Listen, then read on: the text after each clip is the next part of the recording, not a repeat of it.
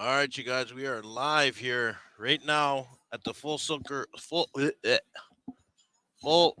Conference here at TCU Place. Med Lake Tribal Council is putting this conference on for all the northern teachers within their tribal council and the admin as well. We'll scan the room here real quick and welcome you. So we got a full slate today. I'm going to tell you what's going on. Go to camera 2. There's the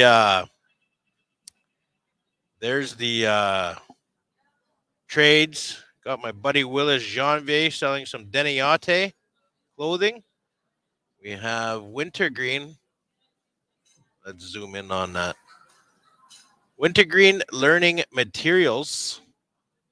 And we're going to check these guys out. We're going to interview everybody in the back here in the trade booths.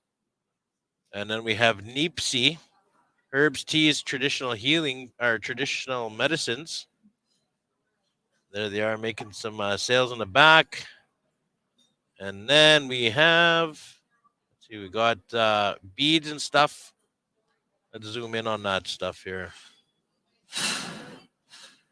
Let's see. Well, that's some cool earrings there. I forget what her clothing company is called, but we'll check it out anyway. So there you guys go. That's the trade show right there. We also have some people in the background. We have SIEC. And then we have this guy here, BSF, Buy, Sell, Find is his company, and he does a lot of commercial things. Then you have myself, the lovely Candace Poorman here. She's doing the IOPS clothing there. We have Tap now. We have one of those little square readers. So we're good to go. Just got her shy. She was on camera. And then you have myself, Nathan Ayers from IOPS. So, yeah, you guys stay tuned. We're going to be going live all day here. We are going to get all the breakouts as well. Not all of them. We're going to be doing one from the 4 on each session. And one of the facilitators will tell me which one I have to do. So we're going to go to right here. We're going to put it on the people. But yeah, we're going to be doing 9:15 start, I think she said, 9:15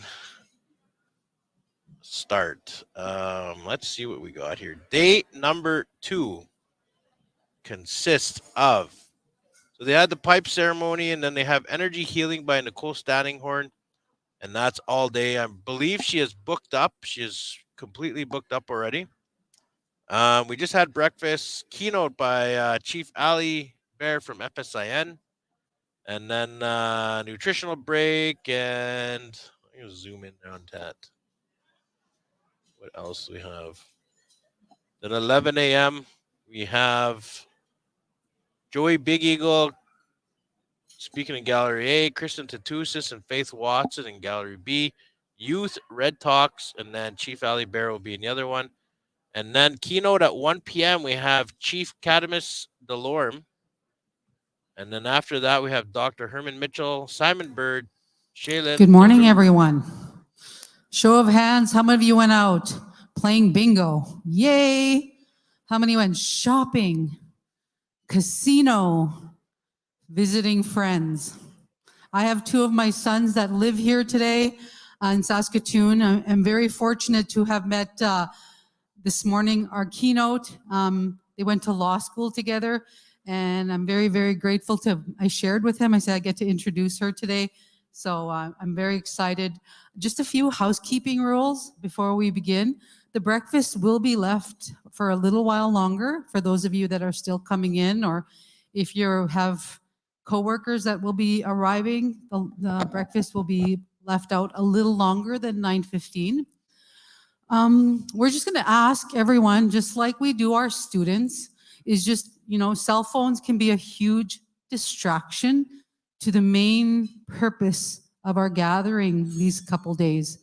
And the purpose is to open our hearts and minds to these wonderful people and the message that they give us. So I'm really asking very respectfully and with a good heart and good attention to make sure your cell phones are turned, the buzzer, the ringer is turned off.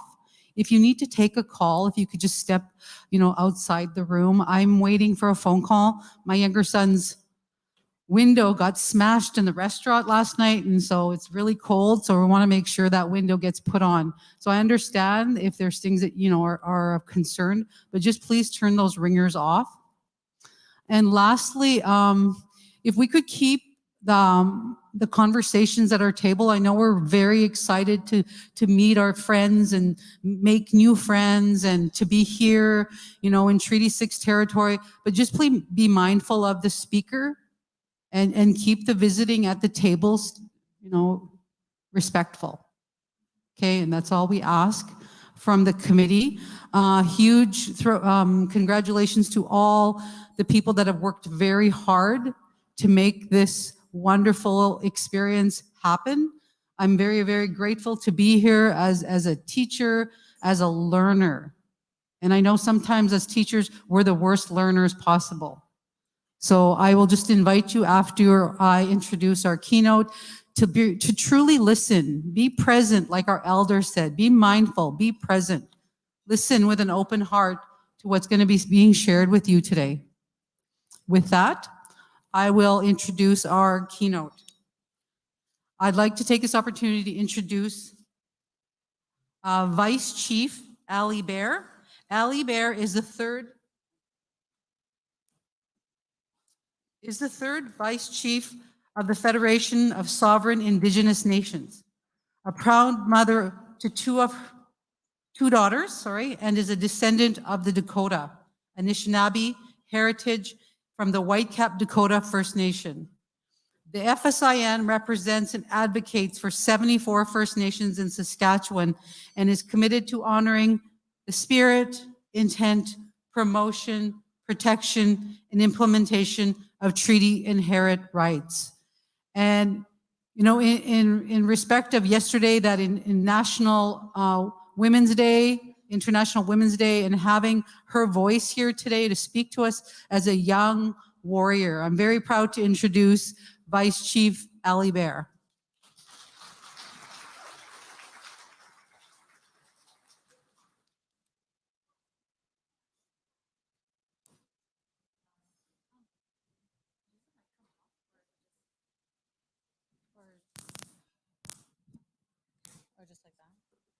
Does the mic come off? Does anybody know? It's okay. I'm more of a pacer. I like to kind of move when I talk, and it kind of keeps me, focused in some way, I guess, because as we're talking about healing, and I'm a person who lives with anxiety, and so moving and talking is kind of like easier for me, and I talk with my hands a lot, but it's okay. I can stand. But anyways, I'm going to introduce myself. So, Hahana Mashte, good morning. Tue Iohana, Achiyapi, Tatankaskawi, Amakia Peye, Wapahaska Oyate, Tahawahi. Good day. My name is Tatankaskawi. That's my spirit name. I am from Wapahaska Oyate, which is Whitecap Dakota First Nation. But my mother is from Cody First Nation. She is a Badger. So I'm an Anishinaabe on my mother's side. And then my grandma Ruth is from Cowsas First Nation. She's actually originally a Lara. And so I am definitely a Plains First Nation mixed, and very proud of who I am and where I come from. And that pride is something that has made me into who I am today. And that pride is something that a lot of people don't have due to colonialism, due to residential schools. There was a lot of being forced to be ashamed of who we are. Oh, you got one for me. Hello. Oh, thank you. Okay. So, as I was saying, and it's still a fight every single day, right? We're healing every single day. I'm going to be healing for the rest of my life. I'm never going to be fully healed. And that's something that we have to work on one day at a time. One day we're going to be feeling like we can conquer the world, like we got this, like we've overcome things. We're here for a reason, and we know that we're here for a reason, because genocide has not won. because we have our little babies who are growing up and they're proud of who they are. When you go to powwows and you see them, when you see them speaking their language, when you see them singing their songs, when you see them in ceremony. I've started bringing my daughters to sweats with me since I was pregnant. Some people question that, but at the time of my pregnancy, I was alone. I was left. You know, the father of my children, he took a separate path in life, a path that was, a path that's also well known in our communities, that partying lifestyle. He wasn't there to support me. And so I made sure to try to make sure I was okay. I made sure to go to the ceremony. I made sure that I was going to be able to take care of my babies and help them, and so my daughters have been going to sweat since they were little. We just actually went to one recently. And I'm just so proud of them because they're 7 and 8 years old. Well, my daughter just turned 9 yesterday, on the 7th. So they're 7 and 9 years old now. And just to see them take part in who they are and be proud of who they are. They go to a school in the city here in Saskatoon, and I get their teachers calling me all the time, telling me that, they're wearing their ribbon skirts today, and they're telling the whole class about what ribbon skirts mean and where they wear them to. And, so it's about that pride. And that's what we need. We need to instill in our little ones, is being proud of who they are so that they can shine. But then we also need to support them. We need to support their journeys, because sometimes we speak about our youth and uplifting our youth, but then once they get to a certain age, it's like all of a sudden everybody wants to compete with them, or you get to a certain level. As I was just, talking about going to law school, there's a lot of lateral violence too when it comes to that, like just people kind of, oh, you think you're better than us now. You're sober, you're educated, you're this and that. And no, that's not even it. I'm just trying really hard to do my best, to be a good role model for my kids and for all my cousins. So on my dad's side alone, I have 35 cousins and I'm one of the oldest ones. And I want to be able to show them that they can overcome things that, when I was pregnant and I had 2 daughters, I wanted them to know that you don't have to quit on your dreams. You can still keep going. So when I went to law school, a lot of people looked at me and they said, oh, she's a single mom. She's Indigenous. Like she can't do this. I had tons of people telling me, a lot of white men tell me, oh, my daughter couldn't get into law school. How can you? And I was just like, well, I did it. And then when I got there, a lot of people were doubting me along the way, and especially because I showed up and I dressed the way I dressed, like I'm always very kind of loud and proud of who I am. And so it's different when you're in those colonial spaces, when you're at university and you hear kids always, or other students that are muttering racist remarks or, saying certain things like, First Nations people are, this one girl, she said that, First Nations people just have kids for money. And I'm the only one in that class with children and alone. There was a couple other parents in law school, but they were much older than me, and they were married, and they had their husbands coming in, supporting them and doing this and that. And so it wasn't the same. I felt very, very alone when I was in law school, when I was in these colonial spaces and facing colonial violence. And then when I went on to graduate law school, and then it was during the pandemic, so I didn't get to celebrate. I didn't really get that feeling like I did this. We didn't get to walk the stage but so I'm like, hey, I did do it. And then at the same time, then you have to go on. After you get your law degree, you still have to go article at a law firm. And not all law firms, it's really hard to find articling because they only pick up a few students. So when I went to article, there was me and 4 men, and they were single white men. And I was still a single mom with my kids, and it was definitely different for me. And that's not taken into consideration. You still have to work twice as hard. You still have to show up as much as they do. So it doesn't matter. No one's gonna say, oh, well, she's a single mom, so we should give her a little bit of, she has to go pick up her kids at the end of the day. She can't live at the office like these other guys do. It doesn't even matter. And then a lot of people don't even like you in those spaces. So like I would try to say hi to people and they would turn their head the other way at the law firm. And I'm like, okay, like my presence in your law firm upsets you that much. And especially as a woman, the other women don't like you either. It's like, oh, how did she do it? On her own with her kids, and she's native and blah, blah, like they don't like that you're actually able to compete with them. But so I actually was like, I liked being able to show that like we're still here. Like, and we're just as good. We're just as brilliant. We have our ways. But a lot of them they didn't understand that either. They didn't understand that Indigenous laws. I was always arguing with them about incorporating Indigenous laws into modern day governance policies and so forth. A lot of the work that I did do when I was working at the law firm was working with First Nations to actually update our policies, because majority of policy that we have in our nations is outdated. It's from the 80s. It's been copy and pasted from a colonial policy, and they needs to be updated, and it needs to have our own traditions, our own laws in those policies, and we need to follow those. So that's a big problem I see today when I'm as a leader now. I see a divide and conquer amongst our people, and that divide and conquer is winning. And I see that because we have certain situations, violence is becoming more prevalent in our communities. And that violence stems from colonial violence. It stems from colonialism. And I see it. And because the band council system comes from the Indian Act. It's not a traditional governance system. And we never consented to the Indian Act.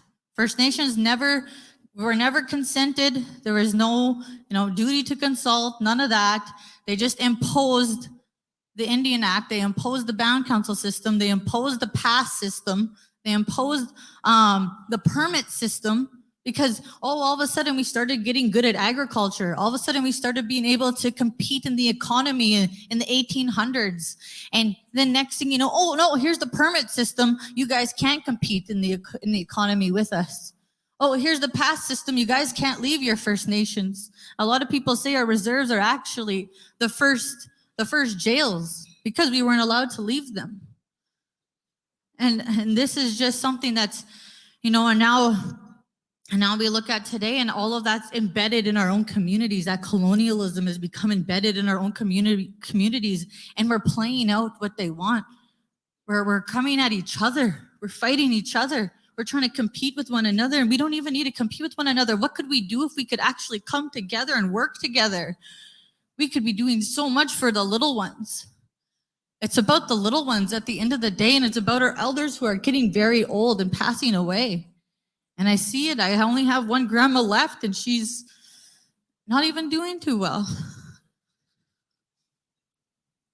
She's a residential school survivor. She went to LeBret. All my grandparents went to LeBret.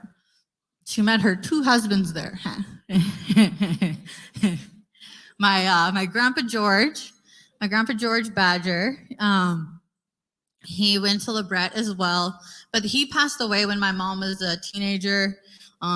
Due to everything, alcoholism, and then she remarried my papa Oliver Cameron, and my papa OC, and then he passed away a few years ago. But him and my other grandparents, like a lot of them passed away early because of diabetes.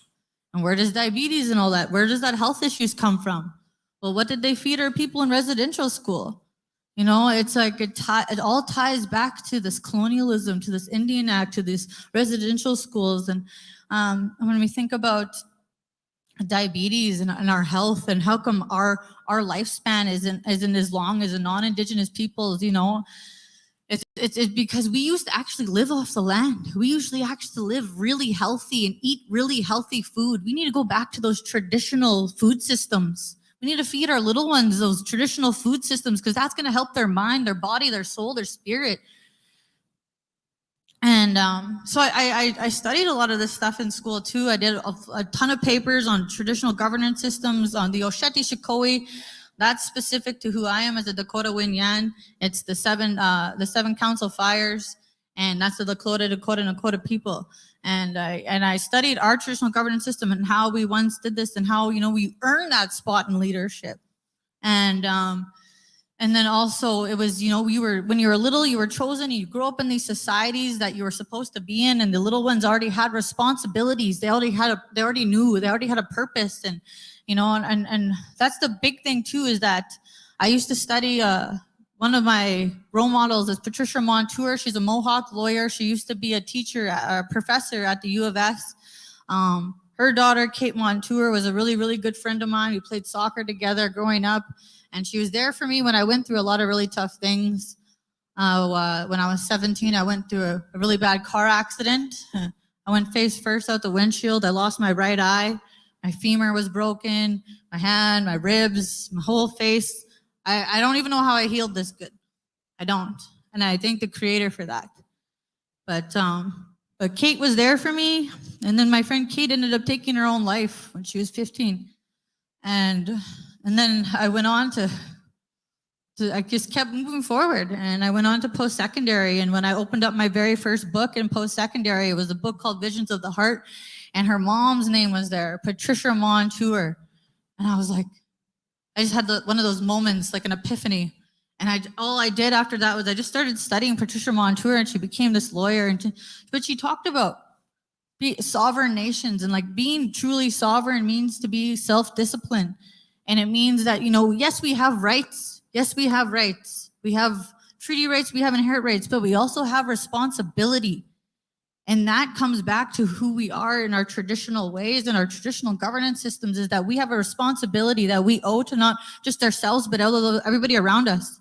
And that's why we had kinship laws, and our kinship laws were about if you were an uncle, an auntie, a niece, a nephew, a cousin, what you called them by their kinship term, that's how you treated them. So you knew right away what your role was, if that was your uncle, if that was your, and I always tell my brothers all the time, you guys are uncles. You guys gotta be second dads to my kids. You guys gotta step up, help me out. But we're also caught up in this cycle, in this intergenerational trauma. And yet, we always have to remember, though, that inside of us is not just trauma, but we're warriors. We have the intergenerational warriors inside of us. And that comes from all of our people. And so when I was coming here today, I was on the phone with my mom, and, I've been having kind of a tough go at it lately. I'm human. Things have been hard. Things have been heavy. Things have been happening in my life too. And, I said, I'm going there alone. And she goes, my girl, you're not going there alone. You're never alone. Your ancestors are always with you. And I was like, okay, thank you, Mom. So, and that's true. It's true. And when I tell my kids, when we smudge, when we pray, I'm like, I tell them to pray to their grandparents or great-grandparents and all the ones that we know that are in the spirit world, because they are watching over you. They are looking out for you. And we have to honor them in ceremony. We have to feed them. We have to make sure we follow those protocols too at the same time, while we're trying to live in a colonial world where, it just continues to, cost of living continues to rise, violence continues to rise, addictions, mental health issues, everything just continues to rise. And, we look at this pandemic and what it's done to a lot of people. And then on top of that, with the unmarked graves, and I don't like calling them unmarked graves because they're crime scenes. Those are crime scenes, and Canada should be held accountable, and it should go to the international court. But that comes with more lobbying, and that's things that we should be bringing to the United Nations. But at the same time, with where I'm at, I'm still not the one who's able to call the shots. I'm at where I'm at, and I can do what I can to say what I can and advocate where I can. But at the end of the day, it's a battle for me too, because of this lateral violence. And I feel as a woman, we talk about protecting our women and uplifting our women and protecting our children. And as a single mother in leadership, I just hope that people would want to, protect me as well. Just because I'm an elected official doesn't mean that I don't deserve that. Because when I look at my daughters, I think, well, what really matters to them is that their mom's okay. And that's what I look when I try and help as many people as I can. you know, and I have the woman's portfolio, and I go to as many court cases as I can for our MMIW G2S plus families, and they're very heavy, and it just continues to happen. And you know, it's very hard to see our people going through these losses, and you know, having family members that are missing and not having closure and not getting justice, because the justice system was never built for us. We know exactly who the justice system was built by. Old white men. It was built for old white men. And if you got the right connections, you can get out of anything these guys want. But when it comes to a First Nations person who gets put up in front of a judge, right away, it's just like, oh no, it's totally different. Or when it comes to a First Nation person looking for justice, no, we'll just give that white guy a slap on the wrist and let him off. He can go on his way. You know, and we see that happening every single day, and it makes us feel defeated. It makes us feel exhausted and drained. But at the same time, that's a whole part of this, you know, waking up from this colonial slumber, decolonizing ourselves and our communities and our families. I tried really hard to do that. You know, when I was in law school, I started a Dakota Winyan Society group in my community in Whitecap, and we gathered every month, and just women because they actually felt like they could actually speak about certain things that they couldn't speak about with men in the room. And it was starting to grow and get bigger, but you know, those are those things I want to try and start on a bigger level. But at the same time, it's I'm spread very thin in my position, and I'm pulled in very many different directions. And then I'm still trying to keep it together for my little ones too. And I still want to be a mommy, and you know, do what I can to give them what they deserve at the same time. And especially when it's just me holding it down for them in our home. But I think that they see that, and that's something that I've learned too. I've seen work ethic. And that's what my dad always told me. My dad always told me that we're not a lazy people. We're hardworking people. And he said that we worked hard, and that's what's in us. And we'll continue to work hard. And so, you know, and I've seen that, you know, my dad is Chief Darcy Bear, and I acknowledge him and acknowledge all the work that he's done. And you know, it's crazy because I never ever once thought as a little girl, I watched him, and it made me very proud of who I am. But at the same time, I never wanted to be a chief. I never set out for this. It wasn't, I set out to be a lawyer. And when I got there, I realized how my hands were tied still. I realized that sitting behind a desk wasn't really for me. And it just so happened that the timing worked out so perfectly that once I got called to the bar and finally admitted as a lawyer, that just so happened these elections were coming up with FSIN. And then I had people kind of asking me if I would run, and I thought about it. And, you know, I thought that was kind of crazy, to be honest with you. And I went to my people, I went to my grandma, I went and spoke with everybody to see like what they thought about it. If I did this, if I put my name forward. And a lot of people thought of, like, you know, I had most people who were saying like, I think you should do this. I think this is the time, you know, we gotta start making that change, and it comes from, you know, our younger generations. And I see that a lot of our younger generations hold a lot of knowledge. They know a lot about what's going on in their own lives. And but at the same time, they're not sitting at the tables. And I find myself being the youngest person in the room a lot of time in these meetings, but yet we're making decisions that are going to dictate their futures, that are going to change their futures. And when it comes to, you know, the older generation as well, like right now, we don't really understand the way social media affects the younger generation. Social media and, you know, access to drugs and access to anything you want nowadays. It's just like that. It's quite crazy. And then even the cost of living, it's really hard for people to make it out there. I can't even imagine, you know, even up north where the costs are even higher to live. You know, I have a lot of friends who live up north, and And one of my friends too, and she just had a baby recently, and every time she had to have a real appointment with the doctor, she had to keep coming down here. After she gave birth to her child, she had to stay in a hotel room, and who wants to do that? If we had our traditional midwifery, we could have be having babies at home. We could be, but that takes a lot of work, and that takes us coming together and doing that work together, because not one person can do all that alone. But if we could work together, we could start doing that. We could start revitalizing, reawakening, and implementing, and and especially when it comes to our language. And I'm just going to be real with you. Right now, there is no real focus on language at the FSIN, and I was kind of disappointed in that. And I said, well, where is the language portfolio? Or so I've been really pushing for that to come back again, because that's a really important area. It's a key to who we are. It's key to our language comes from the land, and it's that makes us who we are. And I don't know my language, and there's a loss in that too. There's a trauma in that too. There's of not being able to know your language. But I love when I sit in ceremony, I know certain words or certain phrases, and it's just a beautiful thing when you can pick that up. But there'll be something else when we have to have full immersion schools, because giving little tidbits of language here and there, it's they'll learn a little bit, but the full immersion stuff, we have to really start implementing and looking at that. But at the same time, as said, that's something that we all got to come together, work on together. And I think it's possible. I definitely do think it's possible. And I think that's something that will definitely benefit the future generations and the younger ones that are coming up.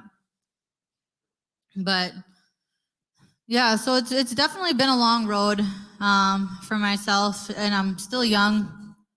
I'm 31 years old, the youngest woman to be elected, and that's pretty cool, because you think about politics. A lot of people don't really think about the younger people being in there, and as I said, when I ran, I didn't think I wasn't even too sure if I was going to get in. I ran against two really strong men, and I was like, okay, we'll see what happens. And yeah, and then it turned out I got in, and I was like, oh my goodness, this is crazy.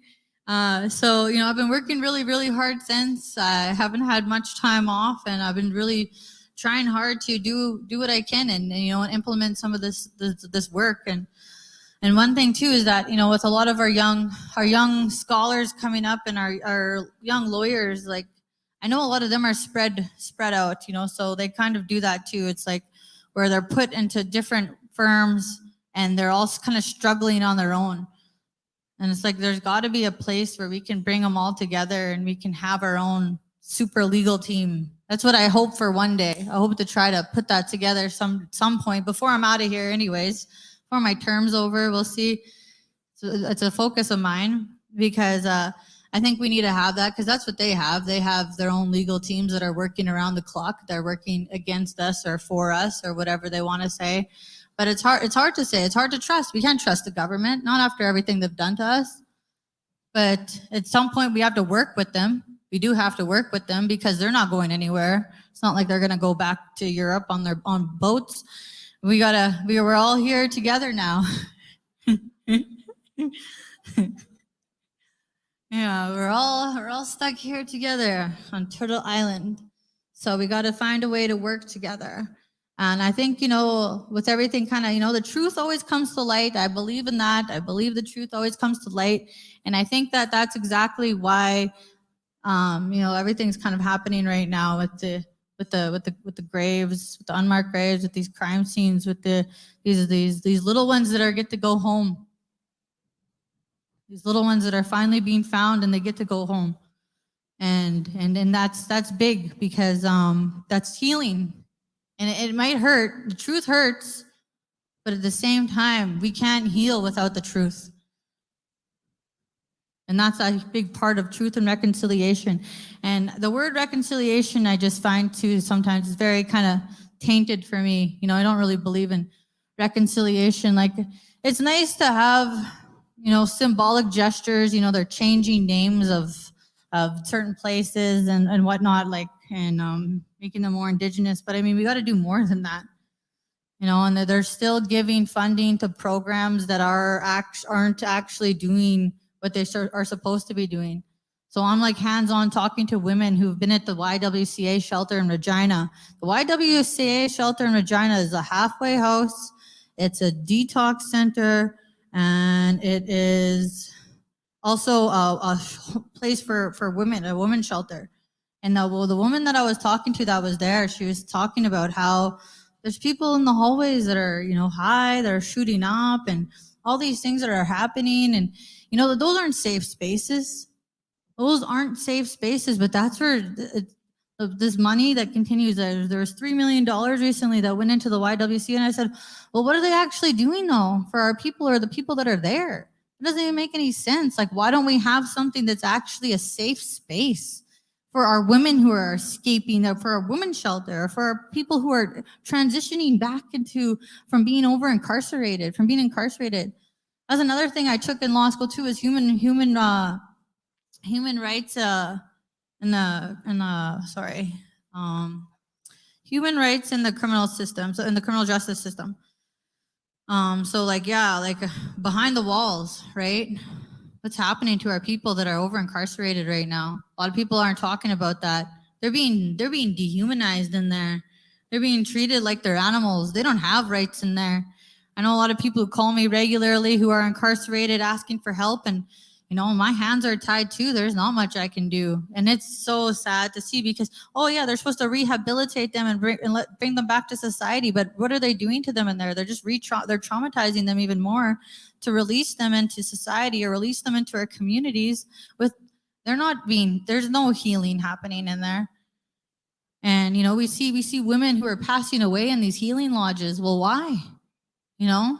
But it's happening so rampant and so all over the place that we can't even focus on one situation and say, hey, this is wrong and we need to change this, because somebody will pass away here, and the next thing you know, there's another emergency happening here and another emergency happening here, and we're just being very reactive rather than proactive. And where's the prevention? But the prevention comes from focusing on the little ones and trying to make sure that they don't fall into that side of the tracks. But at the same time, it's not easy because of the way things are set up right now, and the way that there's so much access to different drugs, the way that meth costs next to nothing. And people are trying to cope with their trauma, and so they're leaning on things that are not healthy. I'll tell you, access to culture isn't easy. You know, sometimes it's hard just for even myself to find a sweat, to find somewhere to pray. But that's what we need more of, is that access to culture. How do we find that? How can we implement that? Where do we implement safe spaces? How do we implement access to culture? How do we get more full immersion schools rolling out? You know, and focusing on the little ones. And it's, you know, we have FSIN has next month, we have the Winter Games. We have the FSIN Youth Hockey Tournament coming up. We also have NIHC, so I'm also the head of sports, and I think sports is great too. I know sports has done a lot for me in my life. I grew up playing hockey. I was on the National Aboriginal Hockey Championship team myself, you know, and you're just very proud to represent. You know, I was with STC, played soccer, hockey, track and field, and those are positive outlets for our youth too. And you know, so we have to make sure that we're doing what we can to get them there, that we're doing what we can to support them. And I give thanks to all of those parents and grandparents who are out there doing that for their kids, because I know if it wasn't for my papa OC, I wouldn't have been at all my tryouts. You know, it was my old papa who would pick me up and take me there and make sure that I was there trying out early in the morning in Beardies. And, you know, and you never forget those times either. You know, as a little kid, you know who was there for you, and you know who picked you up, and you know who brought you to do positive things. And, you know, and sometimes they might not want to do it, or they might not want to go to ceremony, might not want to go to their sports, might not want to go do something that's positive. But, you know, sometimes you just got to give them that extra push, and you got to give them a little tough love. Because I think, you know, sometimes it was tough love for me that always kind of pushed me a little bit further. When I was in my third year of law school, I was on the verge of quitting. I was just done. Everyone says the third year is the easiest, but I guess I was just like burnt out and tired. And I went to thank God, my last term I had a class called Indigenous Legal Processes, and it was with Maria Campbell. And if it wasn't for that class, I don't think I wouldn't have graduated. I would not have graduated, would not have become a lawyer, would not have been here today. So anyways, I went to her and I went to her office and I was crying and I was like, I can't do this anymore. And she was like, she gave me that tough cookum love. And she goes, you wipe those tears. She goes, and you get back out there and you go get that piece of paper because you're going to open up doors and you're going to bring in knowledge to those spaces that nobody else was able to bring knowledge into those spaces. And you're going to open up doors for other people to come through. She goes, so you quit your crying. You're a warrior. You're a rebel. And I was like, oh my God, okay. I'm a warrior, I'm a rebel. And so I was like, and after that, I went on. I finished, I graduated, and that's all it takes sometimes is having that conversation with somebody who's going to set you straight, tell you straight. When you look for support, go to your elders.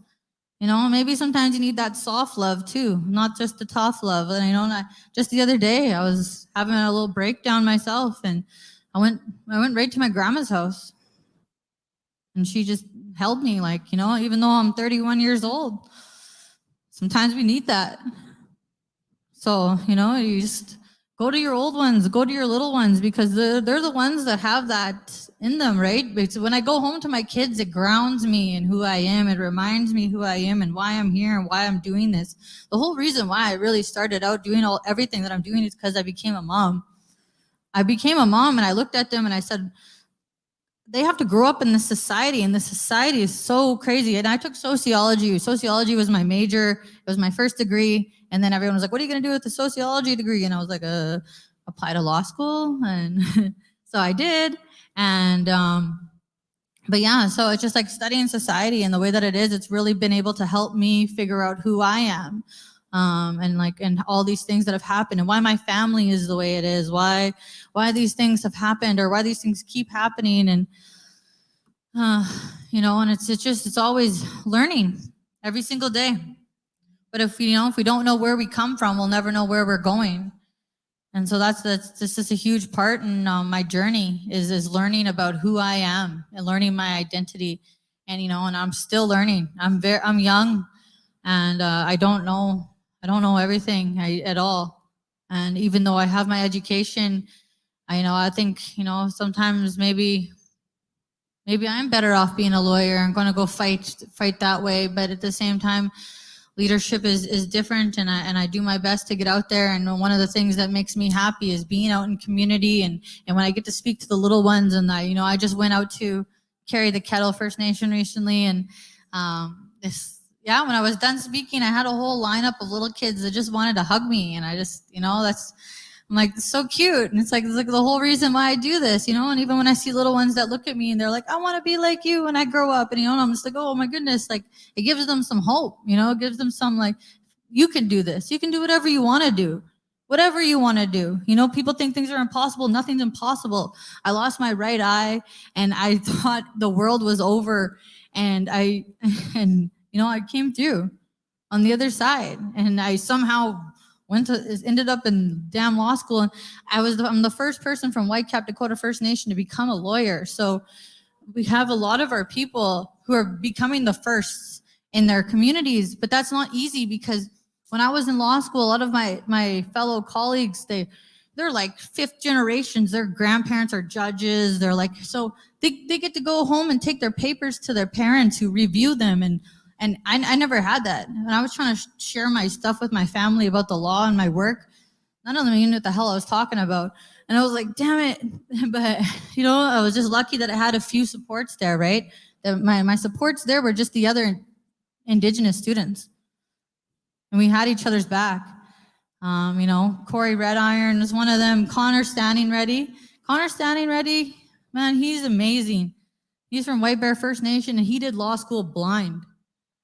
And me and him together, so I have one eye, and we used to hang out. I was like, together we only have one eye, man. And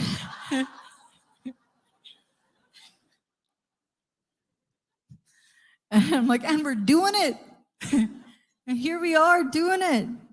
And so yeah, he graduated too recently. And it took him an extra year, and that's fine, and that's fine. We don't need to be embarrassed or ashamed if things take a little bit of extra time. It's just everything's gonna happen when it's meant to happen. And I believe that. I believe everything happens for a reason. I don't think the Creator would give us something that we can't handle.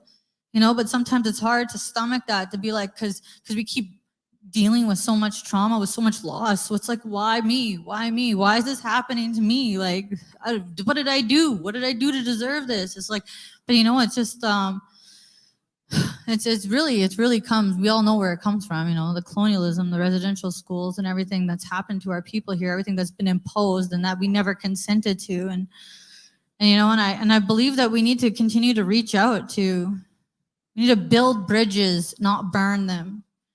We need, I talked to a lot of people, they have issues in their departments and their First Nations. They got issues, there's so much politics, and it doesn't need to be that way, because that's not getting our little ones anywhere, because they're just seeing that. They're just seeing that. And then we're wondering why are our little ones acting like that? Well, it's because they see it.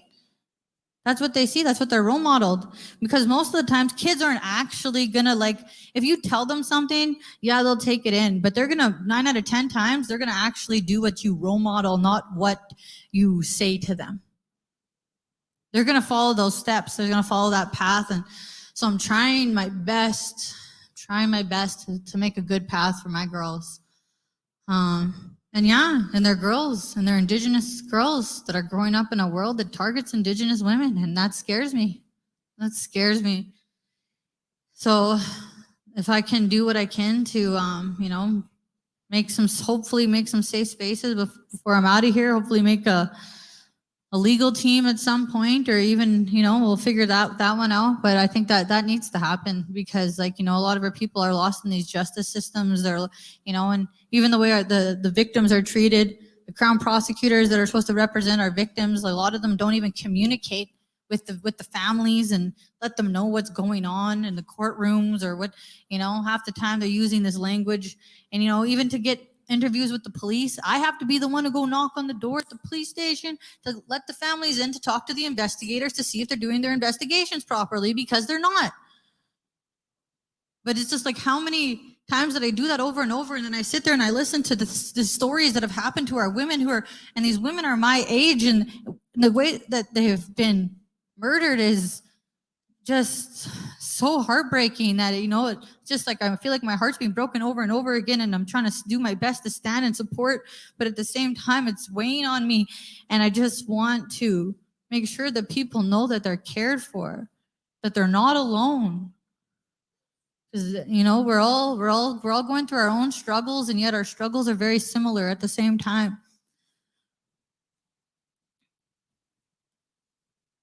But if we focus on, the good, we focus on that intergenerational warrior, not that intergenerational trauma. We know that we're here for a reason. We all have a purpose. And we know that we're going to be able to uplift the next generations. They're going to be continuing to break cycles. And if we focus on just, even if we just focus on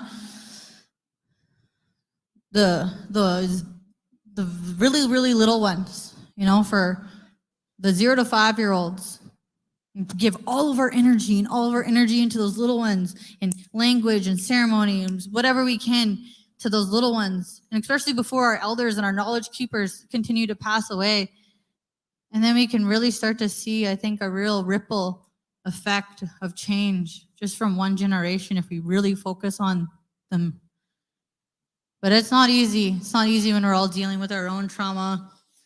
It's not easy when, losses continue to happen every single day.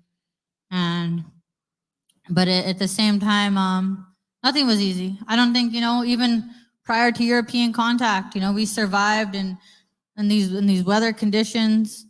We worked really hard to make our communities work together. It wasn't easy. It wasn't about, It wasn't about just saying, oh, hey, somebody else is going to do this for me. No, we got up and we did that for ourselves. And that's what my grandma always taught me too. My great grandma Sarah, she was a Anishinaabe woman. She was solid. She moved to the city. She was, it was instilled a lot of really good traditional ways in me without me even knowing. And I think that's what it comes back to at the end of the day is that's what's going to keep getting us through. What gets us through when we're going through loss, right? We pray, we come together, we smudge. And so that's got me through a lot of my hard times, and as I mentioned, when I was just a youth and I was 17 and I went through that car accident, I'm still healing from that, even though it was 14 years ago. But you still think about things like that happened to you, or you want to think why, or you think, I wonder maybe what I would look like or what things would be like if that never happened to me. But we can't just sit there and ask why all the time. We got to keep moving forward, and and we can think about it now and then and pray about it. But I think that for the most part, it's just that, like I said, like everything happens for a reason, and we're all here for a reason, and we're all in this room for a reason. And I want to give thanks to each and every single one of you here, and I shake each and every one of your hands in a good way with a good heart. And I wish all of you nothing but the best. And, and I hope that the Creator continues to looks over you, looks over your people, looks over your families. And then that, and that at the end of the day, everything's going to be okay in some way, some shape or form. And that everything that you're doing it's going to make a difference for those little ones that are watching you, because they're watching and they're learning. They're learning from what they see. And so, I'm doing my best in my life, but that's all we can do is our best. We're not perfect. We're humans. We make mistakes, but we can come back from those mistakes. We can learn lessons from those mistakes. Those mistakes aren't the end of the day. It's not going to break you. You can come back from that. When I even, like, for me, when I first applied to law school, I bombed my first LSAT, my law students admission test. I did horrible on it. I thought it was so stupid. I was so mad at myself. It's life, but we need to be able to accept that too. We can't just go on and act like, oh yeah, that didn't happen. If we can admit to some of those mistakes, I think that will be, make us much better in a good way, and say, hey, yeah, no, I did this happened, and I'm gonna learn from it, and I'm gonna do better next time. And that's exactly what I did. I went in there and I actually studied really hard and did better the next time. And I passed, and I got back and I got into law school. And I did what I had to do to study the law so that I can understand what these people did. I can understand how they put these laws on our land, how we can navigate them, so I can understand a little bit more so that I can help people. And that's the only reason why I'm here. I think that the Creator saved me. I was in two really bad car accidents, the one where I lost my eye and the second one where my liver was severed in half. Doctor said I wasn't supposed to be here both times. There's a reason that I'm here. And all I want to do is this: if I can help, then I can help. And as long as I'm doing my best, then that's all we can do. But I think that, how much time I got left? Holy man, I have 20 minutes left. Damn. Well, let's see. I know I kind of dress chill today. Sometimes I wear suits, sometimes I don't. But sometimes I wear ribbon skirts, sometimes I don't. It's hard to figure it out, how to dress, how to be, how to talk. Yeah. But anyways, well, I'll tell you a story then about my car accidents. and how I overcame that. So when I was in high school, I was about to graduate. I was in grade 12, and I was about to go to NAHC again to go play the National Aboriginal Hockey Championships. And I was with my friends, and we were always playing res hockey, going res to res. And we were coming from a tournament. It was really late at night in February, really cold, really icy, and we were passing a semi. I was sleeping in the back.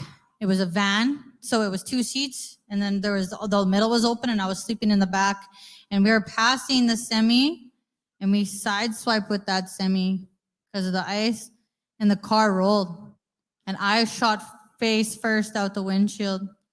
And they found me 60 feet away from the vehicle, and they found me glued to the pavement by my own blood. And I had over 100 stitches in my face alone, and my whole scalp was scalped off, ripped right off. They had to stitch me back together, and my whole body was mangled, and my femur was broken, my hand was broken, my ribs were broken. This whole right side, I have like a big dent in my body just from the impact. And yeah, you're 17, you're just becoming a woman. Like, to have your whole that happen to you, that's pretty heavy. And then they rushed me to the hospital, RUH, and my whole family was there. My whole like hockey team was there. Everybody was there.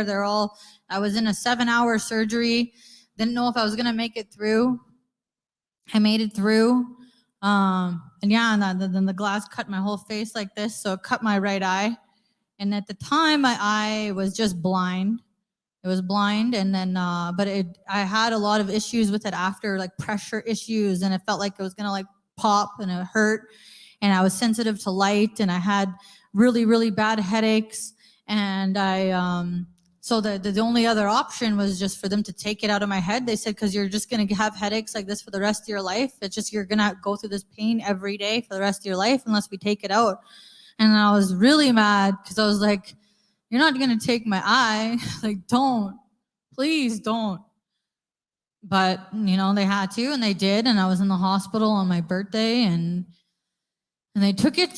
And then, and I was really depressed. And at that time, when they take your eye out of your head like that, you can't get a prosthetic for a whole month. They have to let your socket heal. So for an entire month, I had to look at myself in the mirror, and I couldn't recognize the person looking back at me. My scars at the time were really thick and raised and red. My hair, they had to cut it. They had to shave it off due to surgery. And then I didn't have an eye, and I swear, and I looked at myself and I felt like a damn monster. I felt like I hated myself.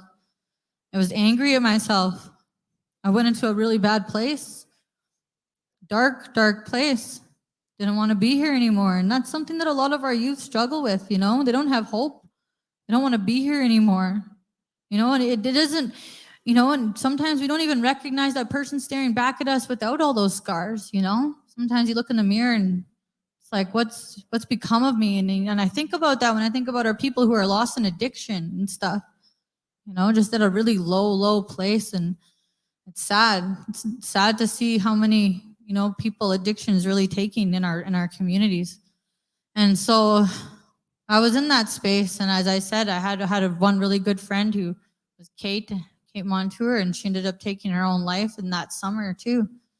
And and she was a beautiful young lady who had the whole world ahead of her. She was a writer. A lot of her poems were in her mom's books, Patricia Montour. If you don't know Patricia Montour, look her up, read her books.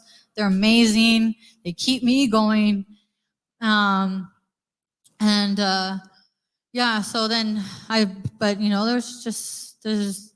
could have gave up, but I decided to keep going forward. Once I finally got my prosthetic eye and I was allowed to get it, I went out to Vancouver. I flew out there, and I had this dream to be in Vancouver. I don't know what I had this dream to live in Vancouver. So I flew out to Vancouver, and I got on a bus, and I went right to UBC. I didn't even look them up on internet, nothing. I just walked right in their school, and I said, how do I get in? I'm like, I want to get in. I want to go to school here. And then due to my car accident stuff, some of my grades, they need a little bit of upgrading. So they said you have to go to Langara College, and then you can get into UBC. And so I went and I busted to Langara College, and I got in. I got in that day. And I called my parents, and they're actually pretty pissed off. They're like, "What? You're moving to Vancouver? You didn't even tell us any of this. You just got your eye." Like, and I'm like, "I'm leaving. I'm out of here." But I was leaving and I was out of here because I was tired of being that girl who got in the car accident. For a long time, that's what everybody's seen me as. And everyone would look at me and they'd gasp and, "Oh my God, are you okay?" And I was so sick of it. It's like, yo, like, I'm fine. Like, let me live my life. And I had a grandma who lived in Vancouver, though. That's why I went out there. My grandma, Edna Brass. So that was my grandpa George's other baby mama. And so I have a bunch of aunties in Vancouver, and they've lived a very tough life. And my grandma Edna, she's from Key First Nation, and she's a little solid warrior. And I have a lot of these beautiful matriarchs in my life, and I know they've helped me make me into who I am. And because back in the day, so there is this march every February 14th that happens, and I've been going to it the past couple of years. Thousands of people, very powerful, marching for our missing and murdered Indigenous peoples with signs. And she took me to this long time ago because at the time my auntie was missing, and my auntie was missing in downtown Eastside, and she's lived a very hard life. She's still alive though. She was found, but she has one leg and she has diabetes, and there's just a lot of pain, a lot of suffering, a lot of trauma in our lives. And but my grandma, yeah, and I remember I was just walking downtown when I moved there, and I was gonna go take the SkyTrain to school, and next thing you know, I seen all these Cookums downtown Vancouver. The Penticton trials were happening. That guy that murdered a bunch of Indigenous women and buried them in his farm. So she was right there with a drumming in the middle of downtown Vancouver. And this is back to, like, I don't know, there wasn't as much awareness as there is today.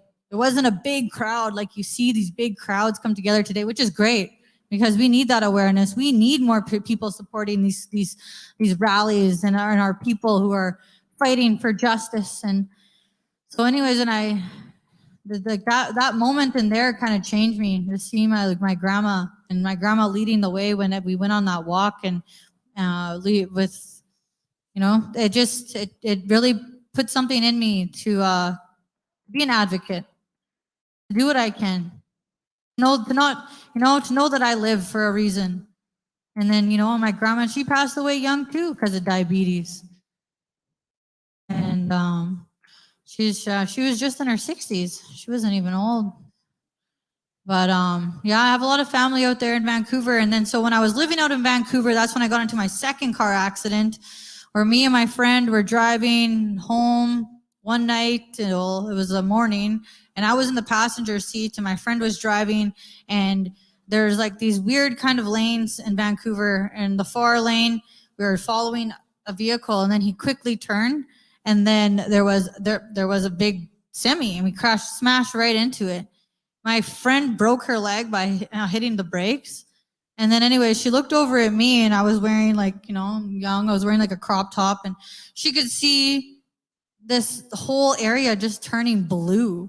And she was like, "What the hell is going on?" So that's when my liver was severed in half. And so my liver, all the toxins from my liver were going into my body, and that was supposed to kill me. But somehow all my toxins from my liver just flew into my gallbladder, and all they had to do was take my gallbladder out. But during that surgery, I also had broken ribs and all this stuff, and I woke up with a bunch of tubes in my body. They didn't want me to sit up. I had a big cone on my head. I had to lay there for 3 days and not drink or eat anything. And what really made me think about this too, though, was the first time I did Sundance, and when I fasted. It brought me back to those times. It brought me back to when I really suffered. And and then I have I'm in my third year of dancing in the Big Lodge, and that's changing my life.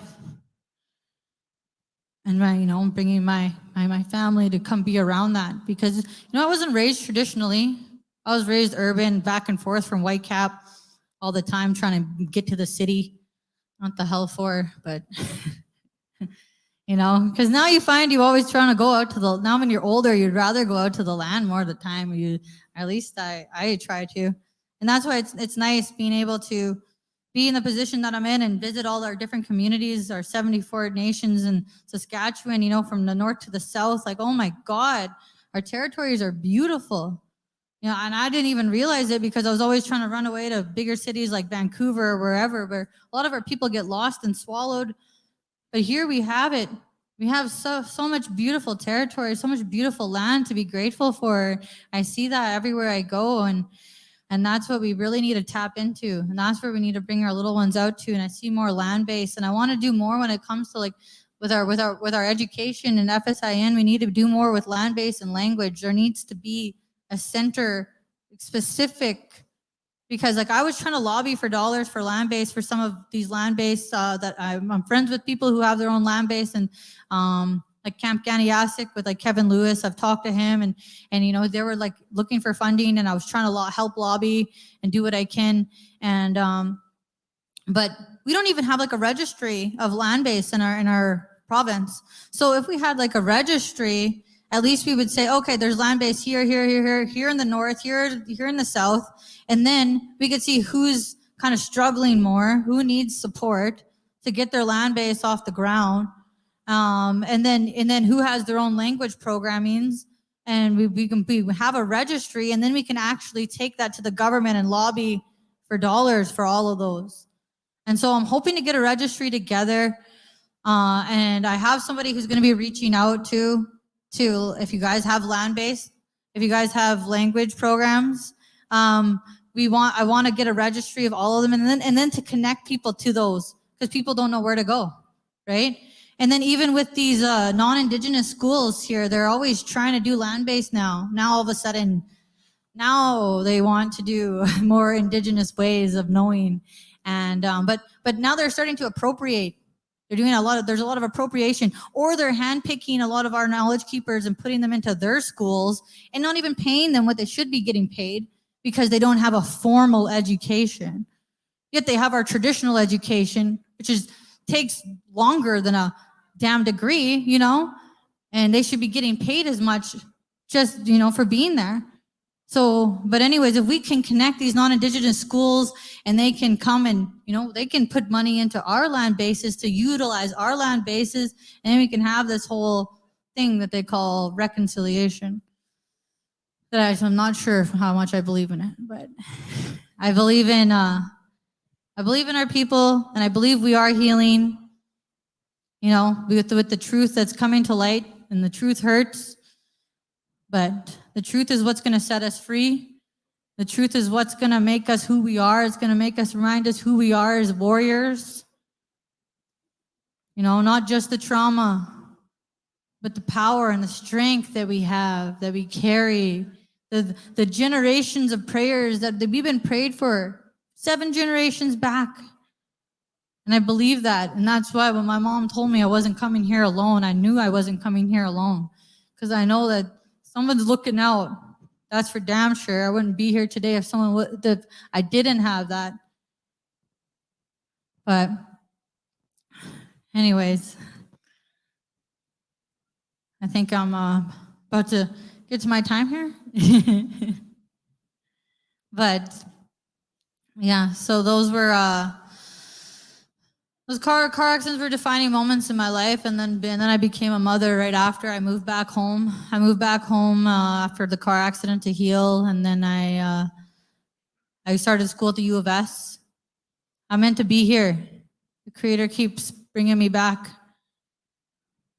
I believe in that. And yeah, and then I got pregnant with my first daughter when I was an undergrad, and it wasn't too long after. My first daughter was only 9 months old, and I got pregnant with my other daughter, and a lot of people thought I was going to quit. A lot of people thought I was going to quit school and leave, and I was just like, no, I'm going to keep working at this, and I just wanted to make sure that I could, prove, I don't know. There's always a part of me that want to prove everybody wrong. I don't know if you guys feel like that, but I'm like, oh, I'll prove them wrong. Everyone's like, especially those like old white men were like that one who told me, he was like, my daughter couldn't get into law school. You can't get into law school. I was like, well, I'm going to prove you wrong. And I'm going to prove, everyone who's going to doubt me. Because at the end of the day, it's just like, it's about, I don't know where it comes from. But I know it comes from somewhere that's, deep within us that we all have. We all have that. And our little ones have that. And we got to remind our little ones that they have that they have that warrior inside of them, that warrior spirit that comes from our people, that we were always here since time immemorial. This is our land. Genocide has not won. They're still killing us. And it's hurting us. But that's why we need to come together. That's why we need to come together. That divide and conquer mentality is really breaking us down and wearing us down right now. And we see that in our communities. We see that. And that's why it's all really, really important that we implement those traditional governance systems. We implement our traditional ways. We don't continue to copy and paste their stuff on our land. A lot of people want to copy and paste what they've done into our own communities. And that's what I see when I was in law anyways. A lot of the policy copy and pasted, but it doesn't work for them. It doesn't work in these cities. The justice, the police, that's not working there. We have to do it in our own ways. And we already have those ways. It's just about reawakening them. We already have it. We don't have to reinvent the wheel. It's there, but we have to tap into it. We have to tap into our knowledge keepers, our elders. We have to utilize them while they're still here. As they're getting old. And things like the pandemic comes around. They're getting sick. We got to protect them. And we got to give that to the little ones because it's all about them. Because one day we're not going to be here. And these guys are going to be fighting things like climate change, and they're going to need to know how to live off the land. So we got to bring that back. And I'll do what I can to help in any way. But, we're all only human. And we're all just doing our best. But with that, I wish you all well. I wish you all a beautiful conference. I wish you all a beautiful day. I know it's freezing outside, but the sun's still shining. And I know I'm going to have a little breakout session here soon somewhere, so maybe I'll see you in there. Padame, Matakawas.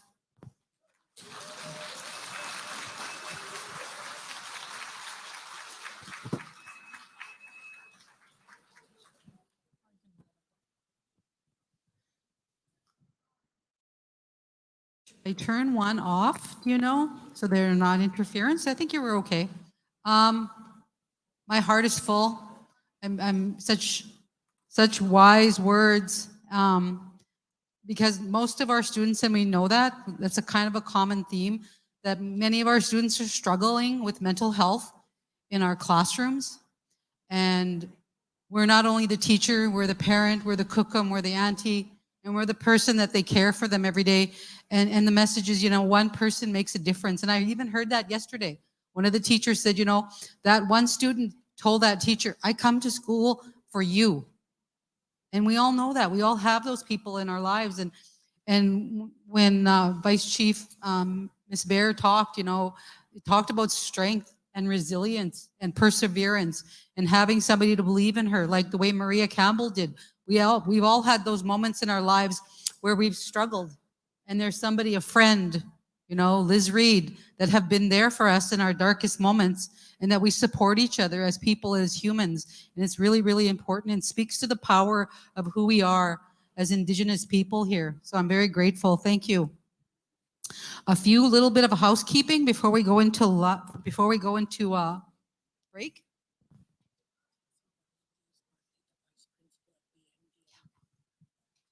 Before I go into my housekeeping, the Valendy, the principal from the VP from Birch Narrows Dene Nation. Can I have Birch Narrow Dene Nation staff stand up, please? Birch Narrow Dene Nation, can you please stand? Okay, they would like to sing happy birthday to their staff member. Go ahead, guys, take it.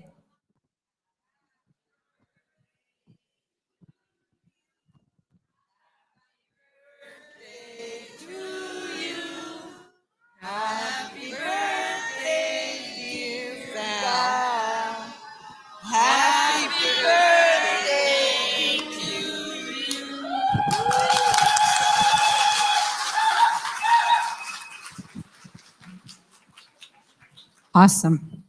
Make sure you go to Montana's for supper. You'll get to wear the horns. Just the other housekeeping notes. It's really important to wear your name tags. We know that many of our people are struggling in the city and they're homeless. And when they see a bunch of Indigenous people, I'm going to go look for my relatives, see if their cousin can give me a couple dollars. But they're coming into spaces. My son's car got broken into last night. His bag got stolen, looking for whatever they need. So just be mindful to keep your name tags on. Please don't leave any bags visible in your vehicle where you're parking, just to keep safe. Just so the security has already had to turn away one person this morning. So just to be respectful, and the security are only doing their job, right? My son is security at Dakota Dunes, and I hear some of the stuff that he has to deal with because it's not personal. It's really important. Their job is to keep everybody safe, right? And it's not to offend anybody. All right. Again, a shout out to Nikki Standinghorn. I know the sign up is down there. They're 15 minutes. There's today as well as tomorrow morning as well till noon. So make sure you sign up for that. So we're going to have some draws at lunchtime for the sessions from yesterday with Mika Lafon. Need my glasses. Dene Cheecham and Kevin Peace. So, and they were very, very grateful for the number of responses that you all had completed. So well done. Kudos to you. Clap for you. So they're really grateful. Keep them coming. It just helps plan for future. So they read them all, they look at them, and they take your opinion into consideration. There's going to be excellent prizes. They're going to be on display during lunch. And they've got a lot of vendor donations as well. And the prizes are going to be on the back table. And there we go. Look at the prize up there. There we go. So you have to be, and those are filling out those forms, remember. So with our keynote this morning with Vice Chief Ali Bear, if you look at the pillars, there's QR codes. So make sure you put your phone. Now, for many of you that don't have a phone, that's okay. You can still do it. There's these forms. They'll be on the back table. You'll put your name. Make sure you put the session. So if it's keynote, you can just put the name. You fill in your name, what school or community you're from, and in the back it's 4 questions, and you rate from unsatisfactory, did this session meet your expectations? Unsatisfactory, fair, satisfactory, very good, excellent. So just make sure, and if you have any comments that you want. So I encourage you all to do that. So just before we break into our breakout groups, Gallery A, we were going to have Jolie Big Eagle, Kikwatute. I'm relearning my language. Okay. It started when I was young with swear words. Now it's in prayer. I hope the elders forgive me. I'm really relearning prayer. Claire, our Cree teacher from Kinnow Lake, and Linda helped me. Kristen Tutusis and Faith Watson on lateral kindness and intergenerational cycles of Indigenous people is in Gallery B. Gallery C is Youth Red Talks. Just amazing work. Our young people and the voice and the work that has been done with them, where it's wonderful. I think this is the 5th year for it. We have one of our young people from Kinnow Lake that's part of it, Jace Corrigal. So I hope that many of you go and listen to them. And the Fireside Chat with Ali Bear is also Q&A in Gallery D. And if there's anything else from Jan or anyone else, we're good? All right. Have a wonderful break, and then you'll make your way to your sessions before 11. Hi.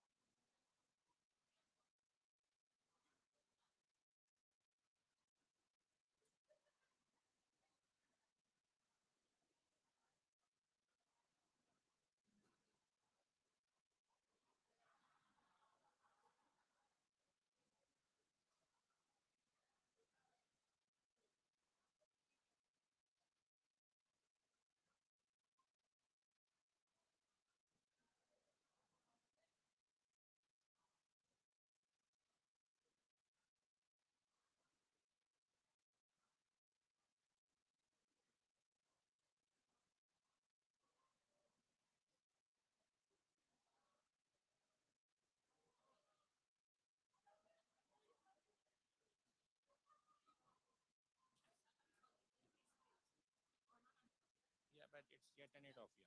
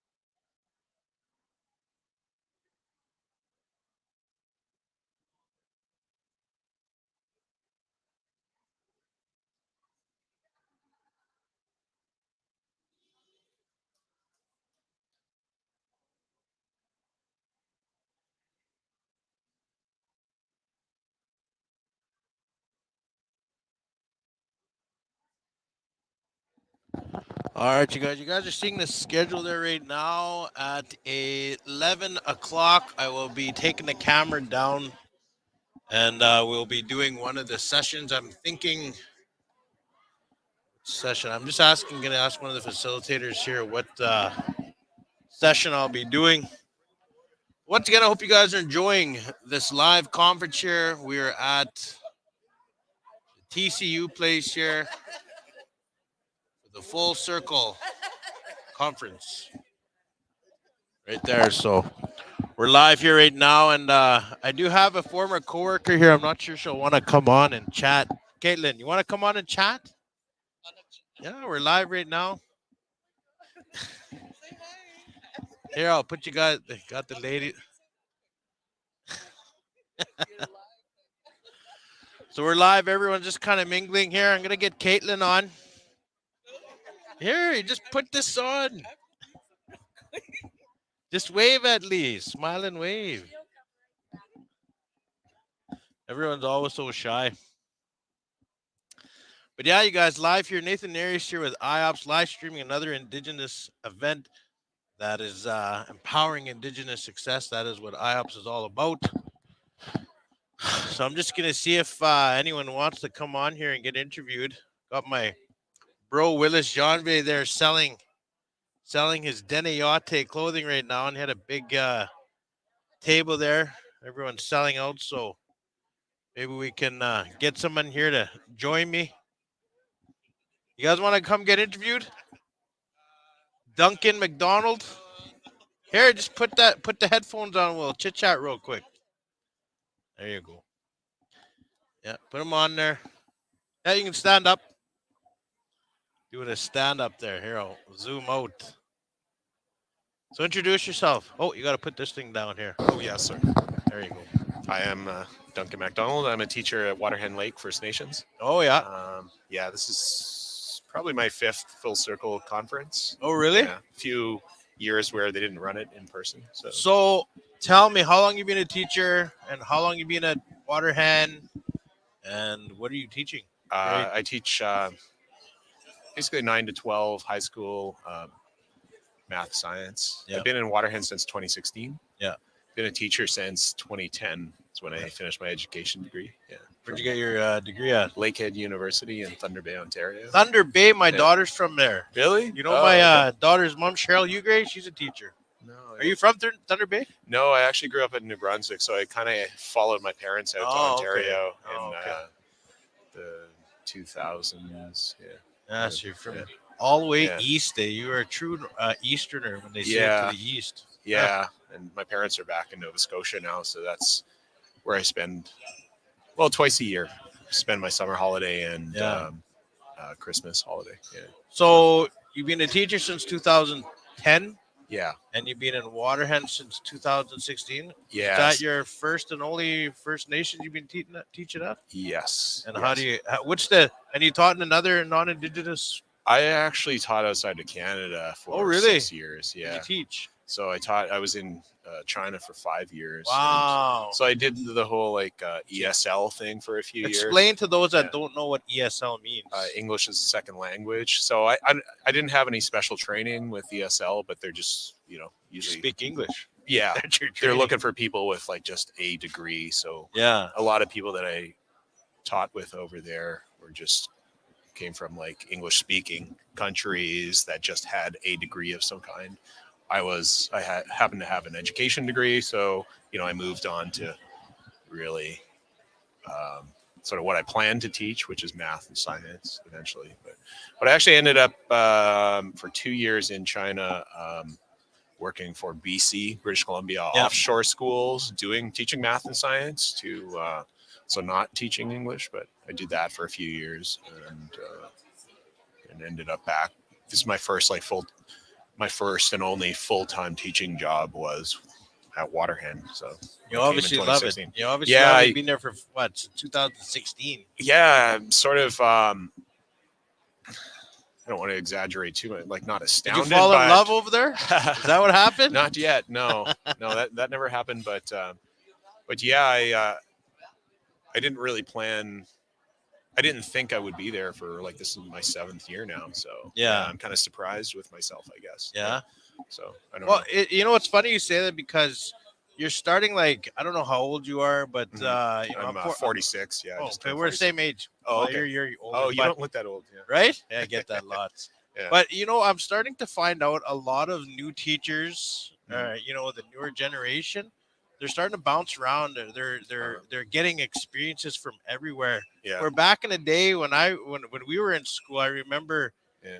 you had a teacher literally from kindergarten. It seemed like they never left, right? Oh, It was yes. always Yeah, the you're same right. bunch of teachers. Yeah. But now these kids are growing, which I think is good because they're getting different perspectives from all these new teachers Yeah. and teachings, and you know.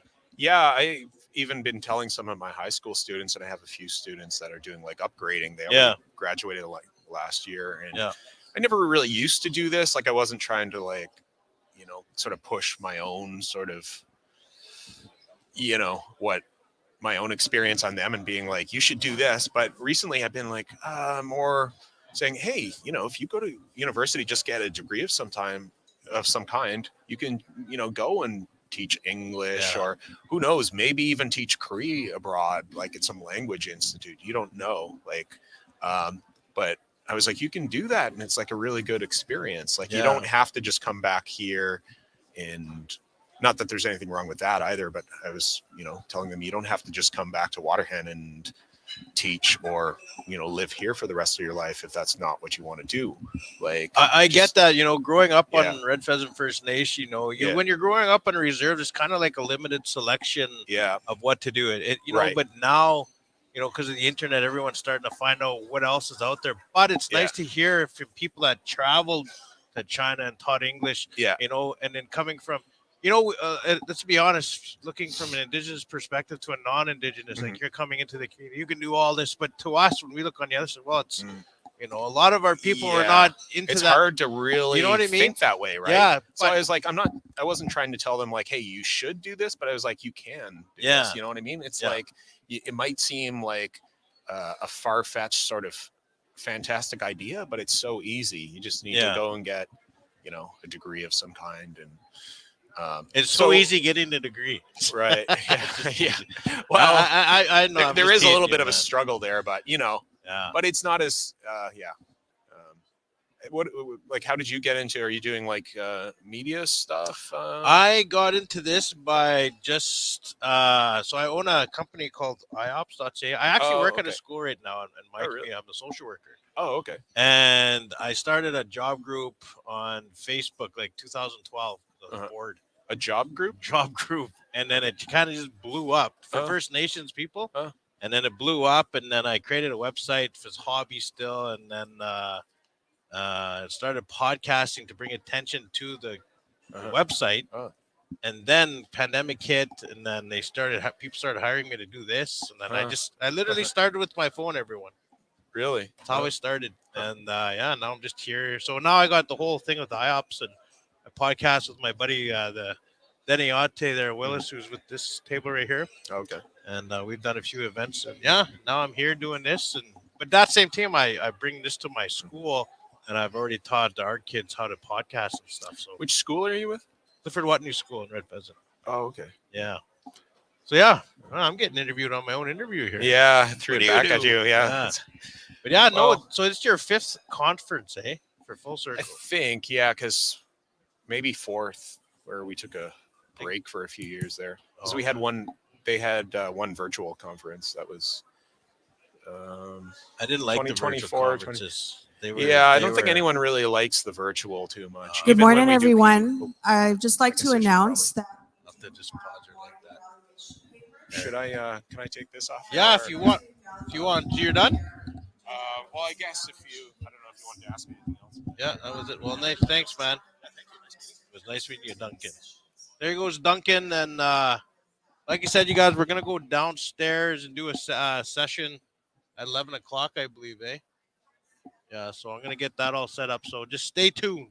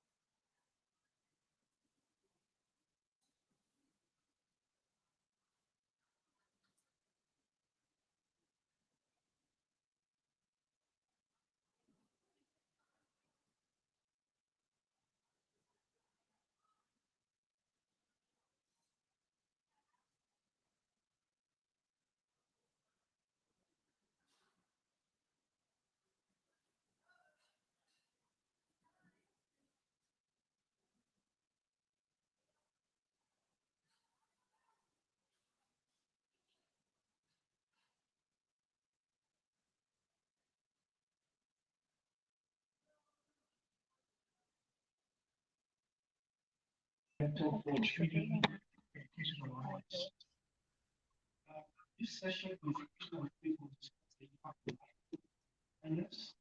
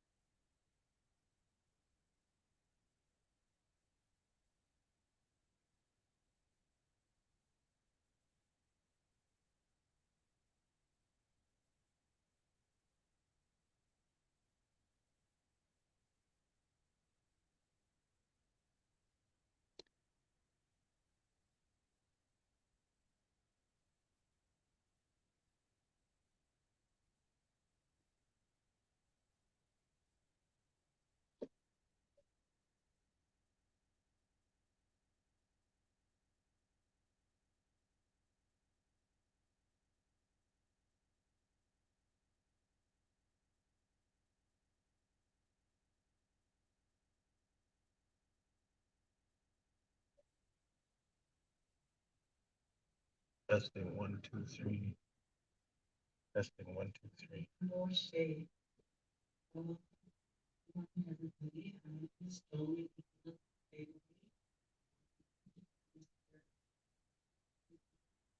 share this also in my heart and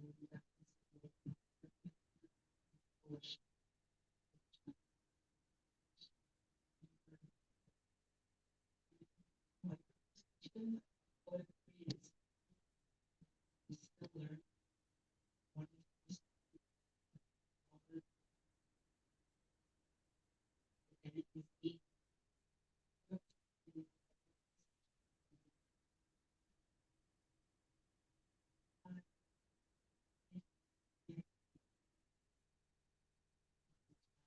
Just off the 33rd. So you know,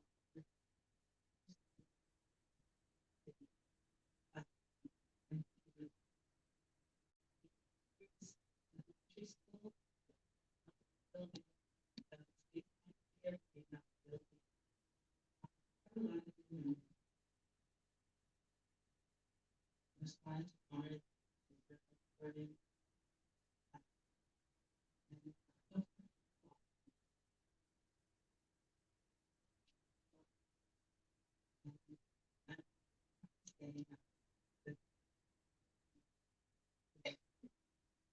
children, that are fine my baby. Well,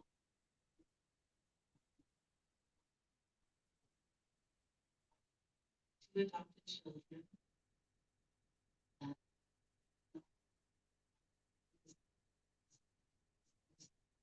They adopted each other.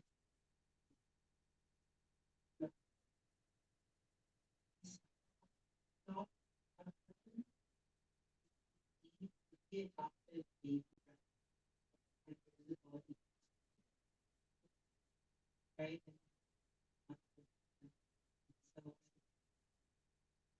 So he adopted me.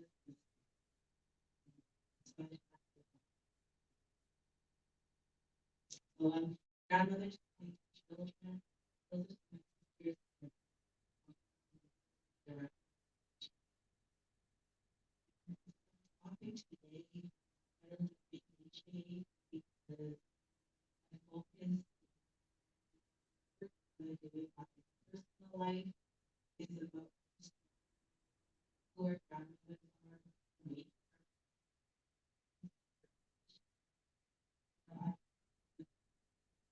The ceremony, beginning to understand pieces of words, say a bunch of words in the quota is conversation, but it's a Greek and so I kind of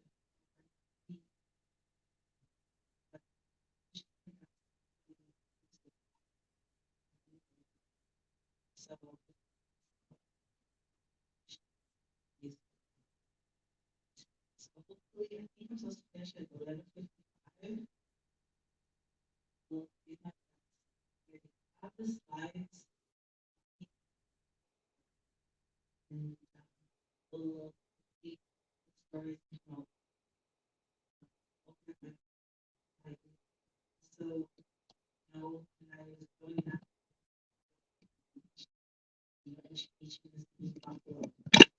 And so I have a degree in mathematics from First Nations University of Canada and a civil engineering degree from the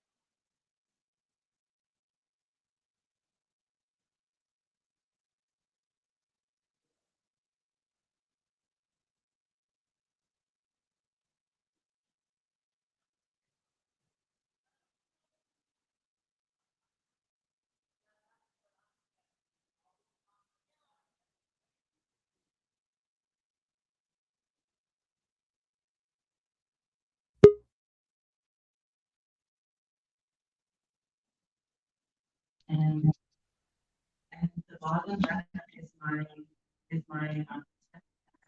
raised these I followed my path. Jeanette Watson. So this is the grandmother who helped to raise me. And then picture on the right, my mom's mom, Ethel passed. Are an older woman in the middle, and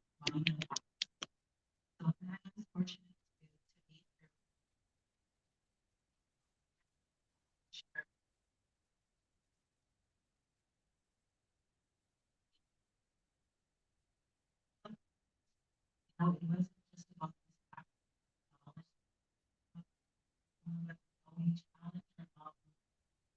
You know, so we had, when I was young, we were challenging them, I told myself, they needed, I wanted to know why things are the way they are.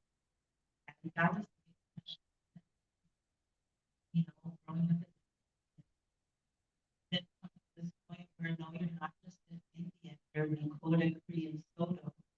Then the question was, well, what does that mean? So we didn't grow up with the language. So I remember challenging my mom saying, you know, when one of these arguments saying, you never taught me anything. I don't know anything about my culture. I don't have my language. So big argument, right? And I felt right. But you know, then she would say, well, no, I taught you. You know, I taught you things about our culture. When somebody would visit, we would feed them. You know, when somebody would visit, you know, we would give them the best bed in the house, right? I taught you about how you respect yourself and how you respect your family. You know, and so it made me think about the things that aren't tangible.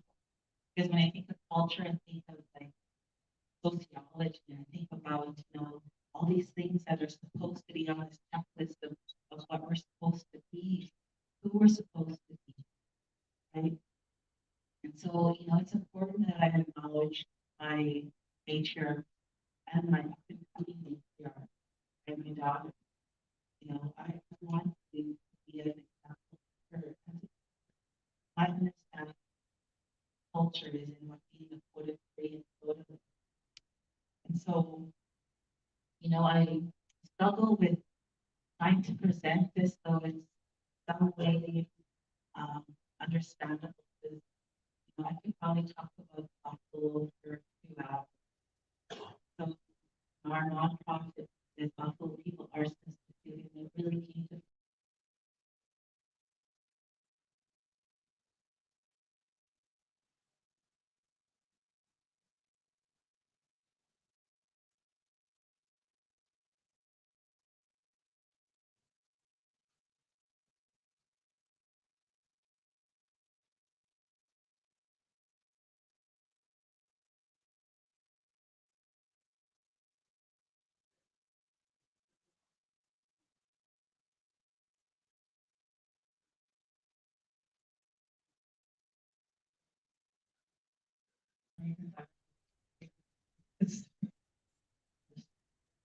that, you know, the question that I ask every day is what happened to the body, right? And if we're to bring them back, or my nonprofit's mission is to bring back the Buffalo mentally, physically, spiritually, and emotionally. Why? Right? I never grew up in Buffalo. I never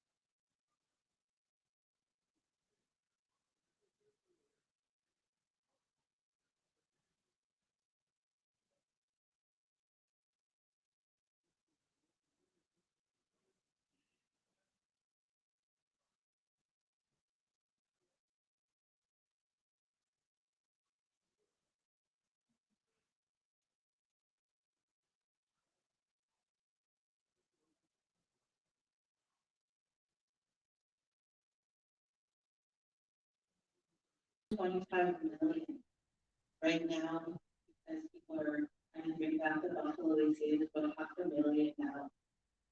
Right, but 120 million buffalo. And in the 1800s, they were killed off, exterminating them to try to kill us. I don't know if everybody knows this history, you know, but it's been over 100 years, we've forgotten this connection because right after the buffalo are killed off, that kill our food source, so that we would die, you know, then the residential schools, we have treaties, we never have time for them. So for a good part of my life, I thought I was crazy because I was depressed. But I had no reason to be depressed, right? Well, of course I probably was depressed. But just not really understanding, and when I was able to access resources to help me with that, right? But you know, there's this unresolved trauma, and this is the health and wellness conflict, right? Healing conflict. And I think if we don't know about this trauma, then we don't know how to deal with it. We don't know how to resolve it. We don't know why we're chronically depressed and why our young people are depressed and suicide, right? And so it's this connection that was ripped out away from us, just like that, within a span of 50 years. And then it led to starvation and a dependency on these US and Canadian governments and the British Crown. Right? Like we talk about residential school, but we need to go back and talk about this genocide that happened on this land. That people don't want to say, oh, it was only a couple million buffalo. No, it was 120 million buffalo. And I say that because right now when you Google how many cattle there are on this land, there's 90 million. In a span of less than 600 years, the cattle have been able to procreate to 90 million. So you can imagine how many buffalo there were, right? If you compare that to how cattle are, like, they need so much help to live on this land, and the buffalo don't. So you can imagine how easy it was for buffalo to have babies and to run and to be free and to procreate. So I challenge you to think about that if you don't already know that, right? And so, you know, I think about my spirit and that hole is trying to fill. And I think it's like, I wouldn't say I'm like completely 100% cured, but definitely I'm filling that hole, wherever that hole is. I don't even know where that hole is. I always say it's in my heart, but I don't know. Unresolved trauma. I don't know where it's residing, but I know that because we lived with buffalo for so long, that DNA is within me, right? The scientific part of me says that trauma resides within me, but also the opportunity to heal myself resides within me, right? That opportunity to access that knowledge, those ceremonies, that language, those songs, that connection to the buffalo, to the land, it's within me. And sometimes I say, maybe it's in my pinky toe. Maybe it's in your pinky toe. But if you live anywhere within this land, as Indigenous people, you have that connection. You're part of the Buffalo Nation. And so that is what led me to ask the next question. Part of my journey has been to talk to individuals and to attend ceremony. And one of the ceremonies that I've been able to participate in is the buffalo ceremony. And you know, and one question I had years ago asking one of my teachers was, where are our women's ceremonies? Because growing up, you know, being on my moon as a young person, I questioned why can't I become, why can't I participate, you know, and why do I stay in the car when it's 35 degrees out? And that's okay for me to stay in the car, but I can't step foot out of the car to participate. But I'm still here. My body's here. My spirit is here, right? A lot of it did make sense. And so that was that butting of heads with my mom. I was questioning why? We're so powerful. Where's our ceremonies? That was the question that came out. So powerful. Where are our ceremonies? Use us. Use us for the betterment of my community. How can I be of help to my community if I'm so powerful? That's the question I had, right? Because we have all this power. Well, you just put us in a teepee in a moon camp where the wild animals will get us? That doesn't make sense. I wouldn't put my daughter over there by herself. Then that means I'd have to go with her. That means, and then we women as a unit, we sing together. All of us, if we live together, our moon cycle will match up. So we're all going to be in that moon camp, and the men are going to be over there. Who's going to protect us? We'll protect ourselves. We're warriors. So where are our ceremonies? I share this image of Escote Escuello, Fire Woman. So some photos were found back home at this Arcola photo studio, and these ones are dated around 1908, 1910. And so this is one of my relatives. And when you look at her, you zoom up, her face is really smooth, she's really young, but if you zoom into her hands, you know, they're really weathered and veiny. She's a hard worker. The question that I ask is, where'd she get her headdress from? How come she has a headdress? Have our women always had headdresses, right? Where are those headdresses? Can we wear them today? Here's another image, and this one was damaged, right? When it was shared within the community and kind of reclaimed. So it kind of has this, you know, when photos get wet or something. But also I want to let you know something I learned, that back then when they were taking photos, they had to sit really still or stand really still. And if you didn't stand really still, anything that was moving wouldn't be captured. So I was told this, that you see those old photos of Paris from over 100 years ago and they're empty streets, it's because all the people were walking. They never stopped being photographed, so it looks empty, but it's all full of people. Just a side note. And so one of the projects I'm working on is a Buffalo dance special at First Nations University, Powwow. One of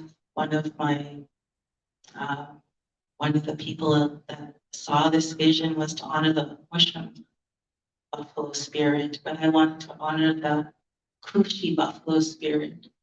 And how does that look for a woman Buffalo dance special? That's my next question. I don't know, but if this is something that was a part of our past over 100 years ago, this lady is my great grandmother, Sitting Stone. And so, she's got these little horns and they're a little thin, and I don't know what they're made out of. And I've been asking people since I found this picture, but to me, they look like buffalo horns. And you can actually put the little thing on the bottom. All these photos are available to anybody. They're saved on the Saskatchewan Historical Society. And if anybody wants me to give them their website, I give you the website. All these photos are available for the public because the person who inherited them gifted them back to our community and said, use them and find out who they are, because some of them don't have names, and so I look at this and like, who is this woman? And why is she wearing this buffalo head dress? What did she do? Right? And again, she's wearing these copper bracelets too, this breastplate. And then there's another photo where she's just wearing her ribbon dress too, without her buffalo headpiece, with her husband, Billy Big Eagle. And so, as I deal with this unresolved or resolved trauma of being, ripped from the breast of the buffalo, right? I'm refinding my way back and asking these questions, but also challenging some of the things that we've been taught, right? And doing my best to be respectful of it, because I know that we're all at different levels of addressing different traumas within our life. I when my mom started to go back to ceremony, we went to South Dakota, Greengrass, South Dakota, to go sit with our Lakota relatives, Teospa. And, Orville Looking Horse is the 19th generation keeper of the White Buffalo calf pipe. Right? The original pipe that was gifted to our people, he looks after it. Right? So he has it wrapped in a big buffalo robe. They built a house for it. He brings it out at least one time a year to a community to have pipe, to have chanupa, right? And that white buffalo calf story, it says that a woman brought the pipe to the people. A woman brought the chanupa to the people, and she told them how it would help them to live, right? Like I let that sit with me, right? Escuello, right? That's powerful. How did suddenly we get disconnected from that story? So, I think of Orville when I'm doing this work. I think of that story that they say 19 generations, right? So that could be when mathematical, could be, well, somebody could live to be 50, could live to be 100, right? So that could be 1900 times 100, that's like 2,000 years ago, right? Could be 2,000 years ago. I'm running out of time. So, some of the work that I'm doing, I like this word repatriate. It's not related to repatriate, right? Where repatriate is bringing back stolen objects from different museums around the world or different places. To me, repatriate is bringing back those matrilineal ceremonies, societies, teachings to our communities, right? We're really going through this process of unbrainwashing. I feel like I was brainwashed, right? Because I remember in the school in King Edward in grade 5, being taught that Indians were dead. Being taught that, and then there was a little picture of an Indian man. He was wearing a loincloth and his hair was all wild. He was running, and our teacher was saying, yeah, Indians are dead. Right? So it made me question, like, so I'm not an Indian? Right? The Indians are dead, but I'm here. So that means that I'm not an Indian? So a part of this is understanding what are those matrilineal societies. And that doesn't just mean that leave women alone. That doesn't just mean that we want to have our ceremonies and exclude the men. That means that, when we go to ceremony, we go. We support the men. We sit and we cook, look after the babies, but we help, we sew, we start blankets, make ribbon skirts, make, skirts for the men to dance. We do whatever we need to do to support, right, the men. So this is about the men supporting the women now. Not excluding them, but asking the men to come support because we need help. We do, we need help. Not typically advice, but we just need your support. I'd like somebody wrote on the sidewalk, if you can't respect my existence, expect my resistance. I don't know who wrote that, but that was at the last July 1st. Because we're challenging this concept of Canada Day and changing it to Buffalo Day. And so, these are, some of the bottom picture, those are two of my matriarchs in my community. And I'm, you know, I do my best to support them in any way. And they're both fluent Cree speakers. And I do my best to ask for advice from them too. And so they've been coming with me on this journey, and then, you know, I support them too on their journey, whatever they need or want. So part of this visioning, part of this imagining a new future was to celebrate the solstice. Like we talk about these origin stories where we came from the stars, right? Different origin stories all across this land. So, like, you know, the solstice, like we have a medicine wheel back home on Pheasant Drum. And there's a medicine wheel over here on Wanuskewin. There's medicine wheels all over this land, right? They say that what's up there is we've tried to reflect down here what's up there. And so there's earth mounds, right? There's rock formations, there's effigies that we've created to you know, we're obsessed with the sky, northern lights, right? And so honoring that connection by having these solstice gatherings, right? June is the summer solstice and December is the winter solstice, and one is the shortest day of the year, one is the longest day of the year. And they say that medicine wheel, when the sun rises in June, that spoke aligns in the east, right? And so some of these ceremonies that are connected to the medicine wheel are lost, or maybe they're hidden. Maybe somebody knows them. So having these solstice ceremonies where we gather 13 matriarchs, 13 kukums, kushis, and ask them to lift their pipe, their chanupa, to pray for the community, to pray for what is bringing back these matrilineal ceremonies need, right? I don't know what it means. So we're praying for them to return. Or even just if it's just that ceremony, just for that day, that's bringing it back. And so this picture on the left is a picture we had a ceremony June 2022 out in Pine Pot. And it's not exclusive, it's open for women and men. And of course, my husband's taking the picture, so he's not there.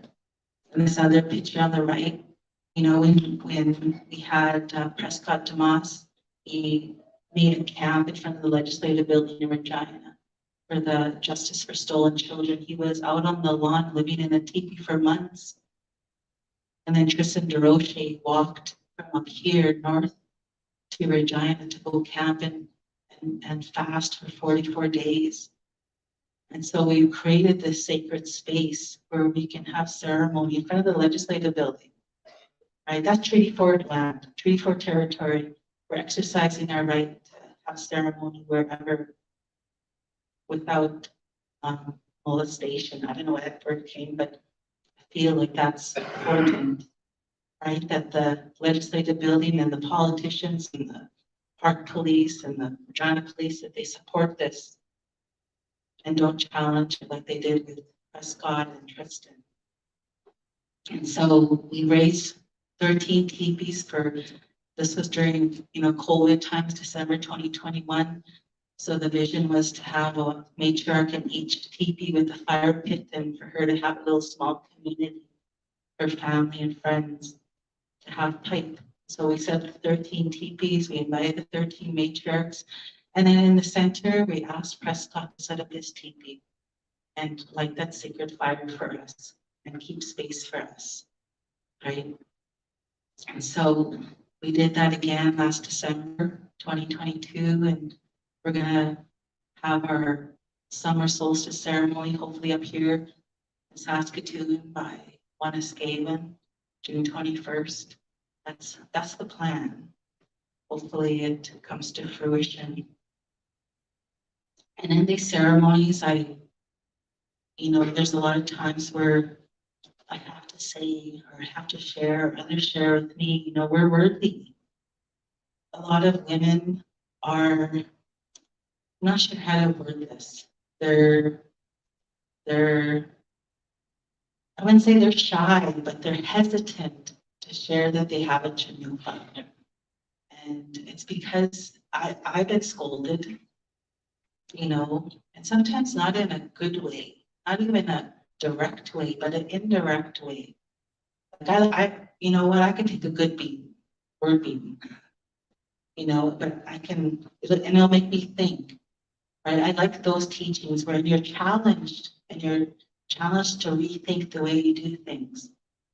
But when our women are challenged in a way that isn't helpful, then it's up to us to share, saying, you're worthy. We're worthy. I share these images because I didn't think I was worthy to go medicine picking. Right? And so finally this past fall, you know, I took my daughter and my granddaughter, we went medicine picking. Right? I'm like, I'm worthy. I'm not saying I'm a medicine woman or a medicine person, but I'm worthy to go pick the medicines that I use and that I could share with anybody else who wants that medicine. It's that simple thought, just saying that we're worthy to pick medicines, right? That so many of us don't think. And this is the basis for the work that I do. Teaching it to the young people. You know, and so part of the work that we do in our community is we do buffalo hides. So we have relationships with farmers and ranchers and different communities that raise buffalo, and we get the hides, and we've been learning how to make brain tan buffalo robes and also to make buffalo rawhide. So my husband has been learning how to make drums. You know, I want to learn how to make a rattle, but it's that worthiness that prevents me. You know, who am I? It's a question, right? Who am I? How do you earn it? Right? That's also the question. At the beginning, I said I grew up indigenous. I grew up urban. You know, so I never grew up with this ways. And I remember when I was 14, my uncle was teaching my brothers how to do beaver pelts and my uncles would snare, right? And my uncles took my brothers to go hunting. And I was like, no, I don't want any of that because I was already set in my ways. And I'm like, you know what? I'm going to move to the city. I won't need any of this, right?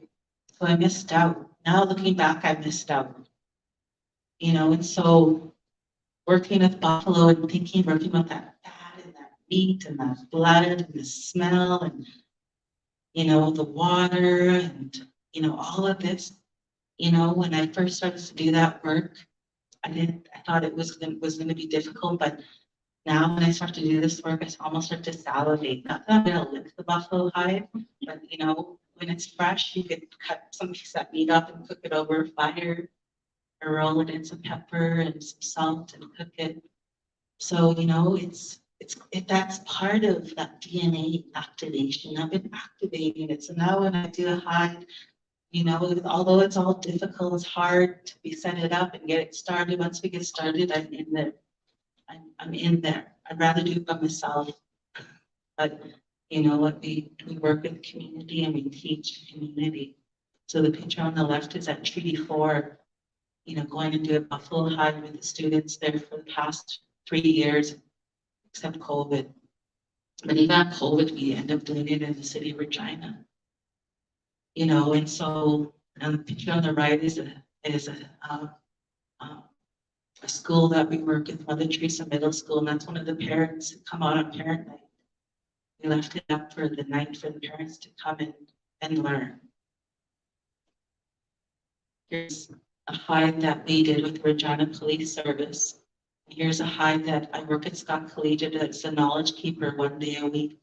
So we got them working on 2 hides, and then one of the teachers took one of the hides and he taught the kids how to make rattles. You know, and so, you know, as I'm learning or relearning or unbrainwashing everything that I've been taught, everything that I knew from from school, mostly from school, from non-Indigenous people, you know, this is filling my heart.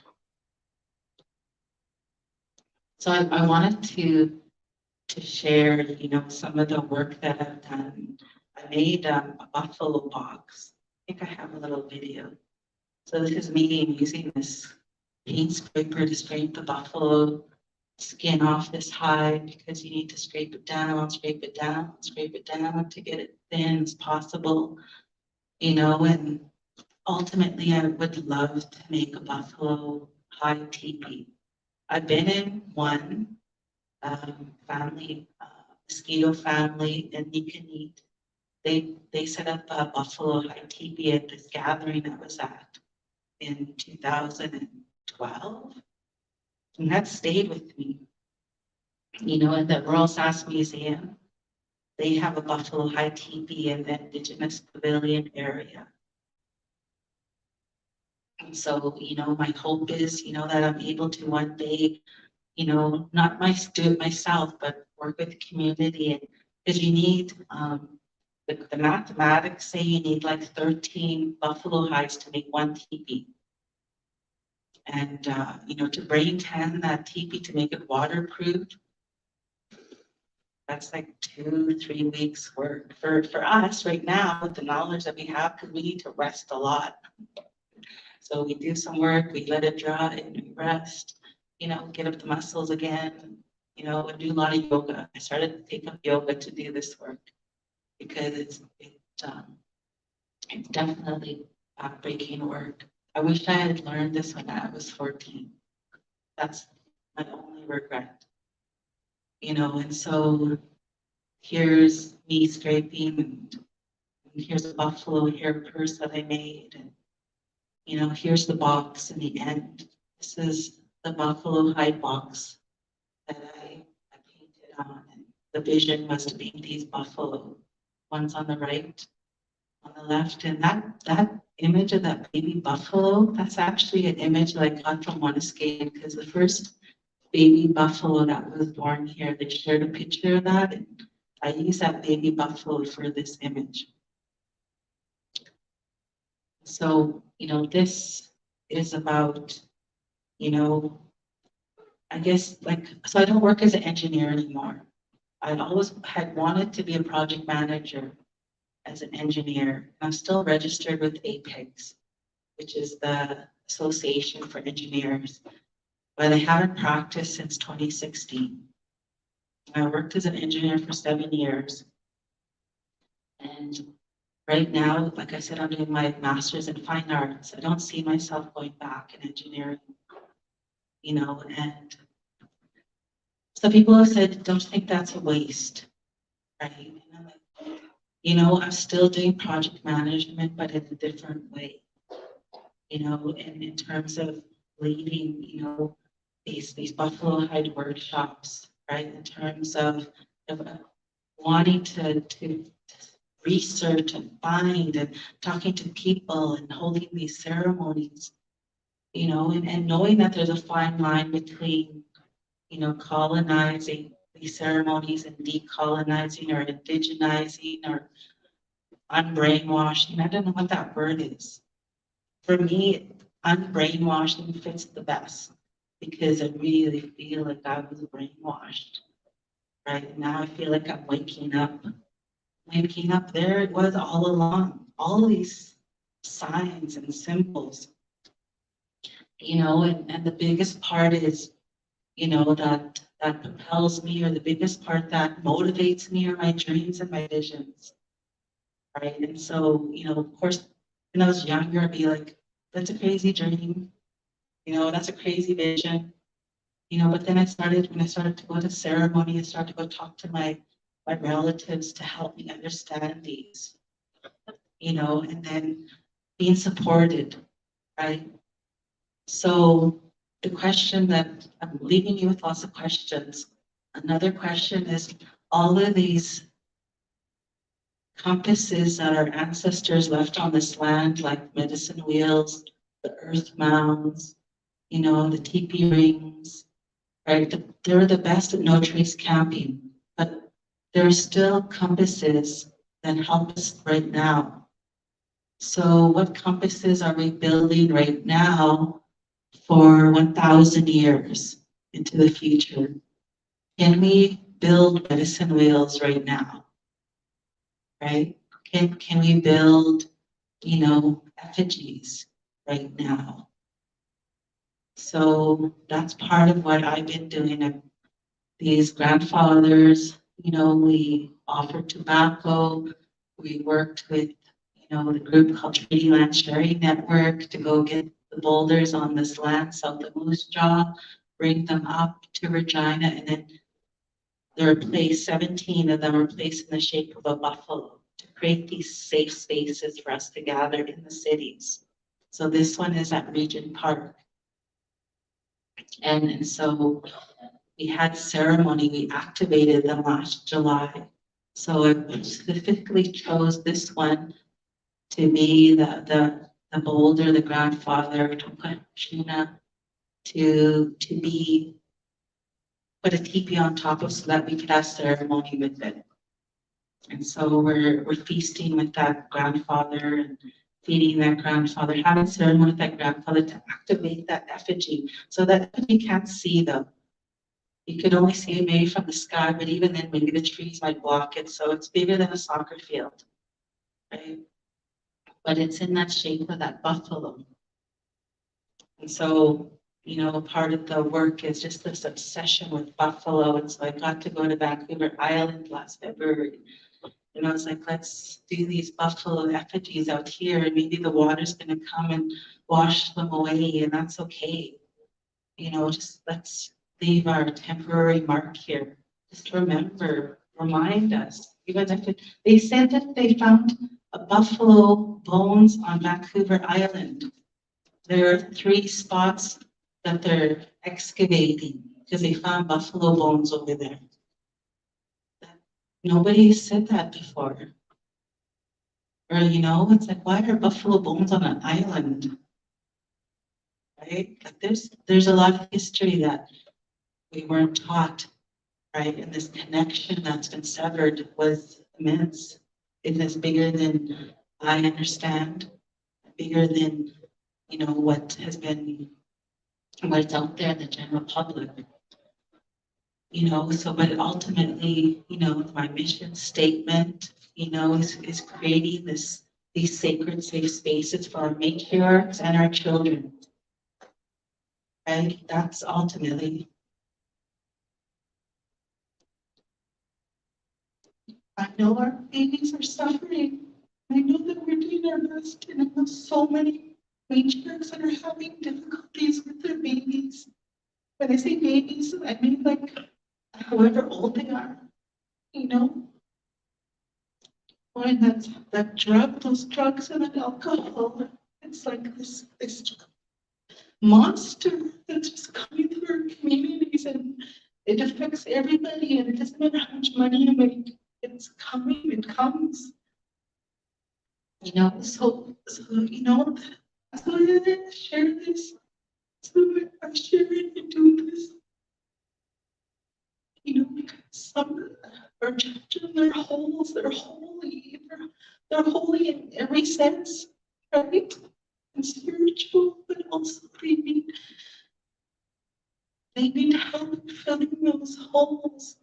They've been brainwashed so much. And it's really, for me, it's a time for the women. It's a time for our matriarchs,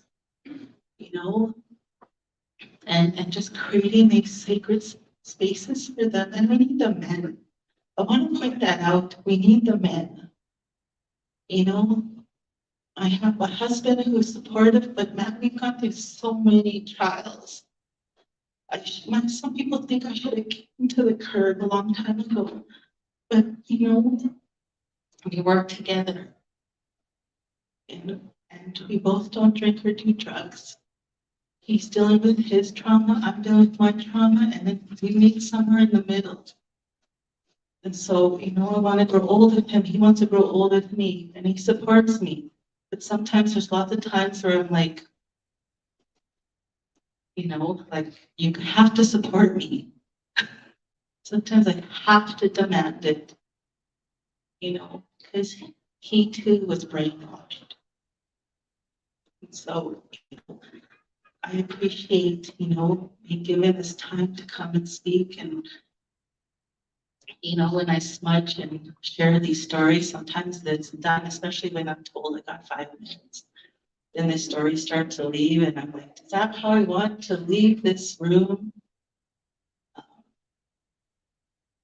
I don't know, but I guess that part had to come out because, I know that when we gather, sometimes, some of these thoughts get put into people's heads that, they're scared when women gather. Well, you should be, because we're strong, we're opinionated, and we're pretty powerful when we get our shit together. And so, yeah, the men should be scared, but now we're just reclaiming what was ours. So the question is, why are the men scared? Right? Why? It's time we're just doing what our grandmothers did and our ancestors, but maybe the men have forgotten.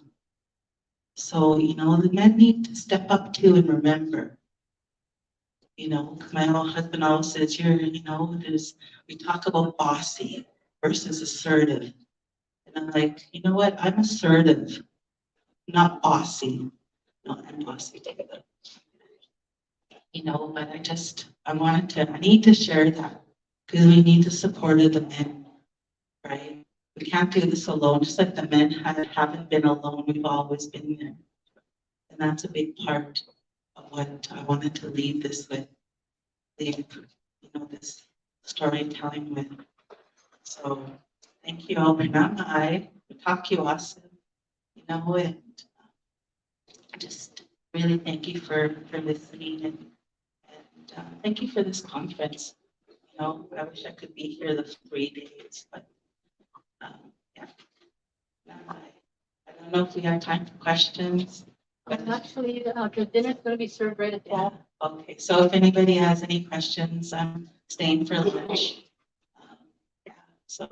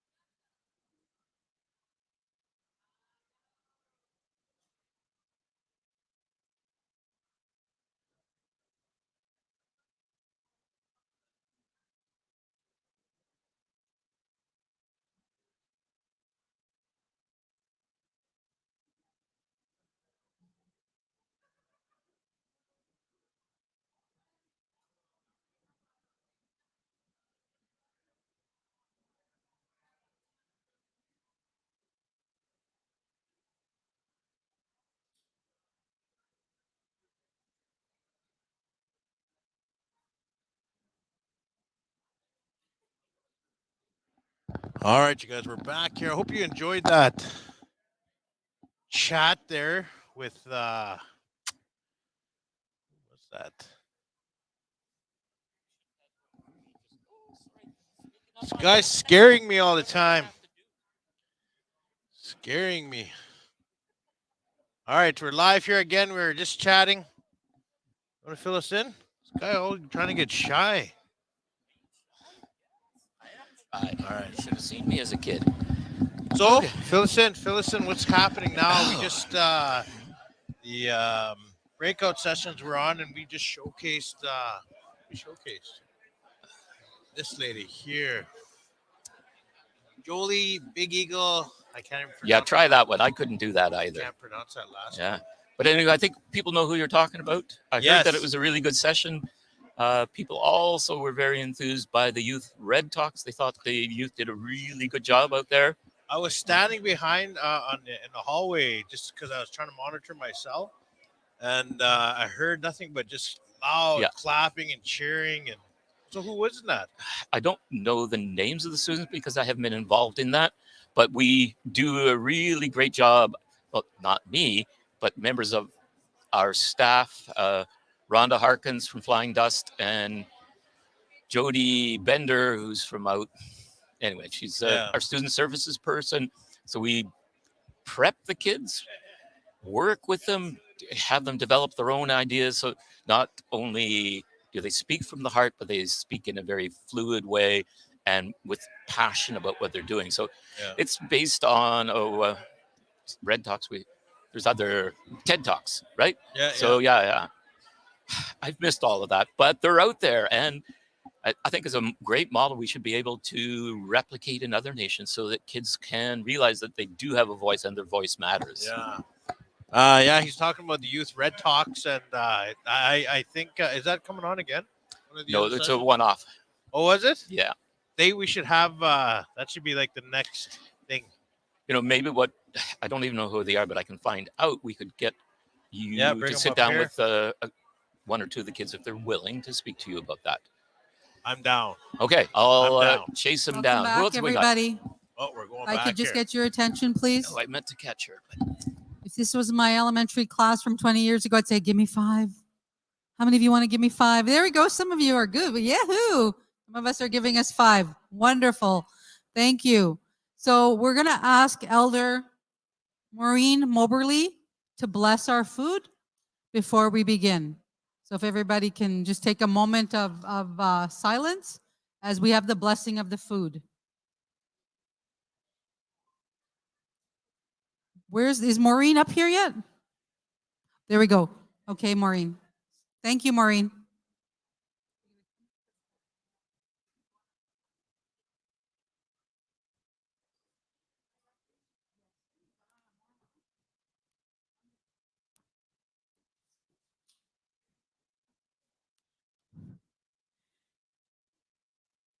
Kuja nini dili no payas tiedana a. Et hoop is two daar zo best artikel ninde. No kijk het in daar ne zie de guides et in de no hak on the no hanoni de jak enini kont ook is niet janemek et in de. Hout arts in don't o en I don't sinik no hanil shoot anu hennik et ada na banonile. Ook is in hosli no hanonile onila artikel ninde. Hoop is two daar zo best artikel.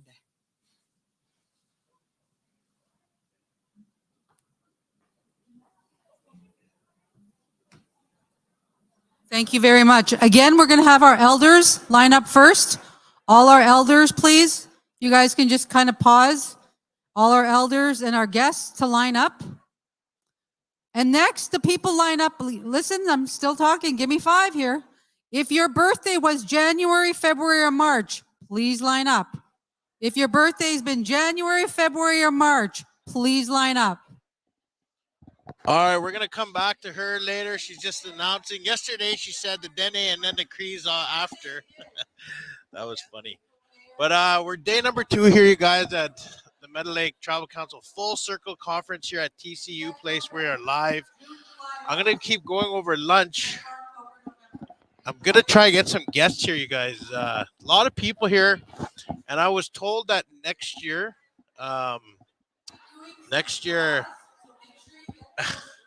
I gotta show that. Curtis Cameron shared a funny introduction bloopers thing yesterday. That's why I kind of moved the camera up. I'll show you guys that live. But anyway, next year I was told that this is going to be open to everybody. Right now, I think there's 500 people in attendance, teachers, all from the north, and administration. And so this thing's going to be pretty big next year. I don't know where they're going to hold it, but yeah, look forward to the Full Circle Conference. Yeah, got everyone lining up here. I'm going to try to get someone here. See if my buddy Willis here will come on. Willis. I gotta get the bro on here to chit chat real quick. He's doing sales right now, but these are part of his people. He's from Clearwater Dene Nation, and he does his own podcast. So hopefully he can come on here. Everyone's kind of shy to come on here. It's hard to get people to come and chat, but once in a while I can. I'll see if anyone wants to come on.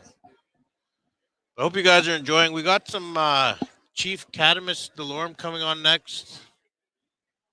I know Simon Bird flew down from Ottawa. He's going to be in one of the breakout sessions. I want to say somebody was saying sessions yesterday, and then I don't know. I'm starting to say that now. Sessions. It's like I say Tuesday, and everyone says I should be saying Tuesday. But I'm just waiting for Willis here. He's making a sale still right now, and very interesting. The last teacher conference I went to was Think Indigenous in Edmonton, and it literally shut down. It was 3 days, and we shut down on the second day. Well, the second day was completed, but the next day in the morning that's when the whole world started shutting down, and that was the last conference I attended. And now we're here, the Full Circle Conference here for teachers and administration. I'm actually going to show everyone standing in line here. They're all standing there. So there's everyone standing in line waiting to eat. We are live here again, you guys, at the TCU place here. Full Circle. Huh? Oh. Oh.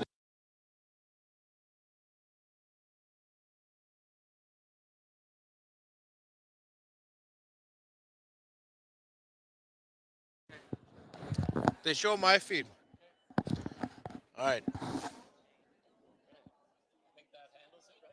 Eh? That handles it? Yeah. I just want to chit chat real quick. All right, we got Willis Janve. We got Willis Janve here from Clearwater Dene Nation. Dan, say hello. And Hello. Lanate. Good. You? Good.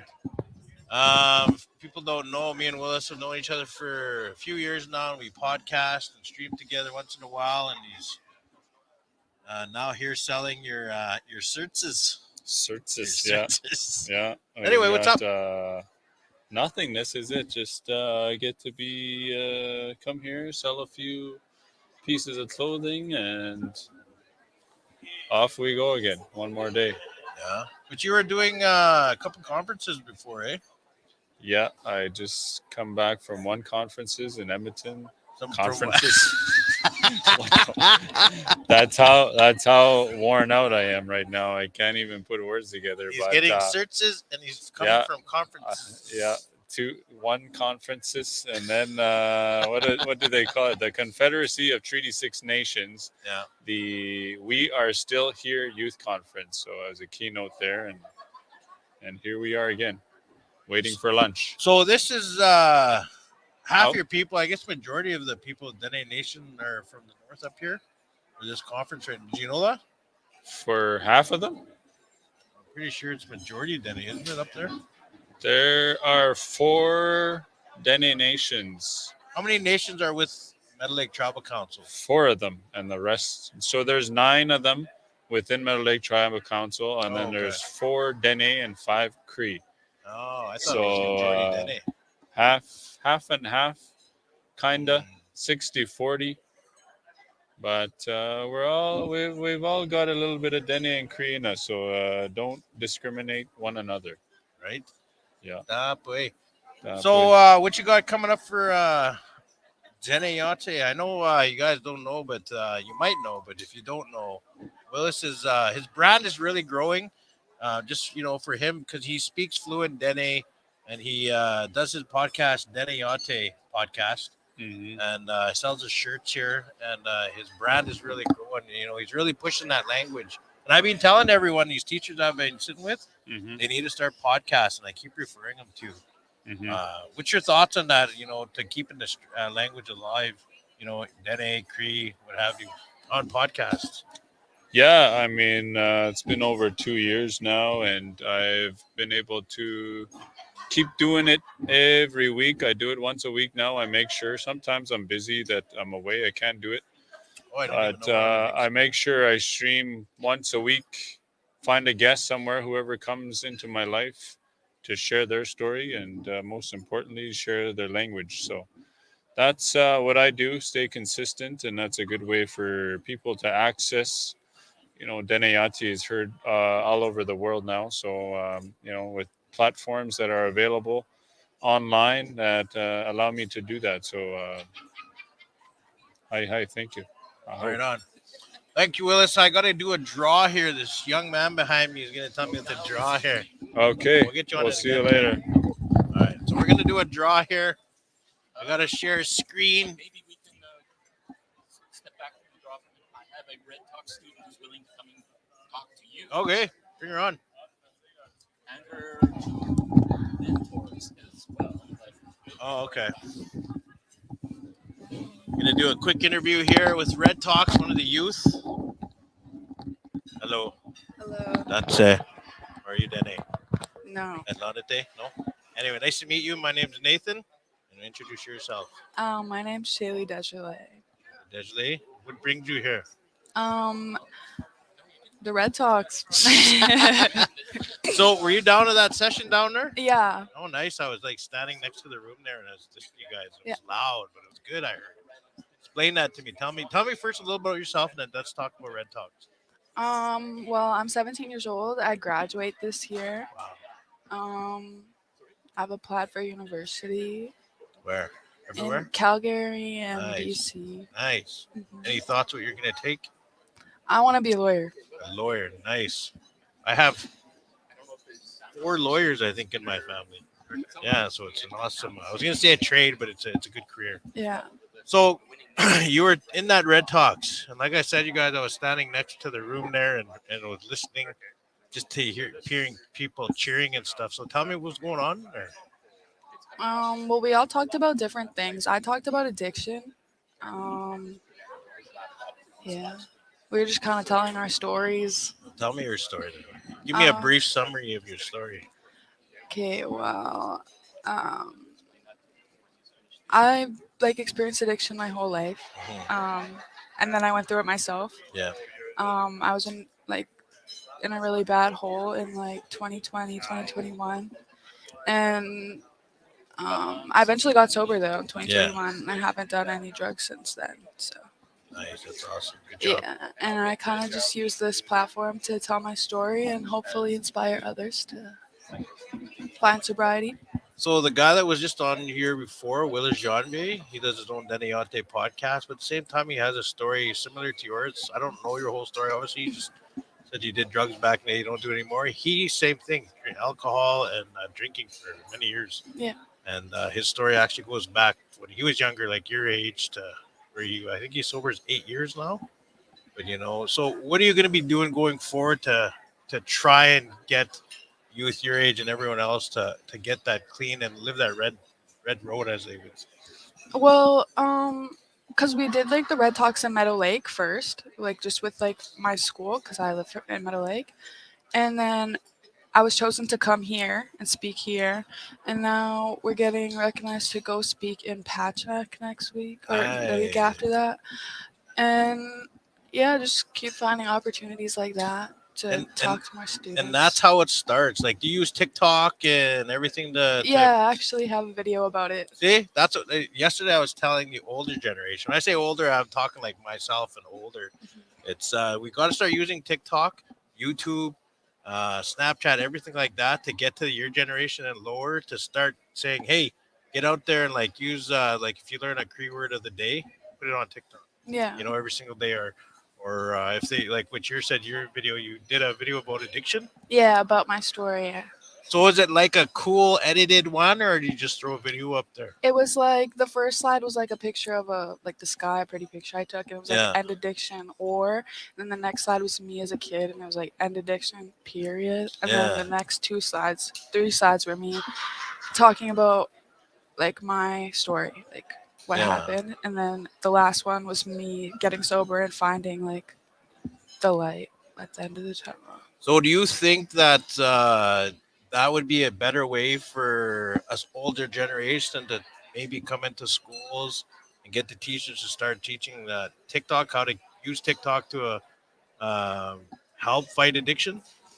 Yeah, or also just talking about addiction. It's not really talked about, and it's really like, especially on social media, it's very glamorized. So like a lot of people don't even realize they have a When problem. you say glamorized, tell me about that. Like now it's a cool thing to smoke weed. Like Is it? yeah. Oh, because it's legal. Yeah. Ah. And like everybody like makes videos of like how much they can smoke and that. Really? Yeah, it's not talked about like how it should be talked about.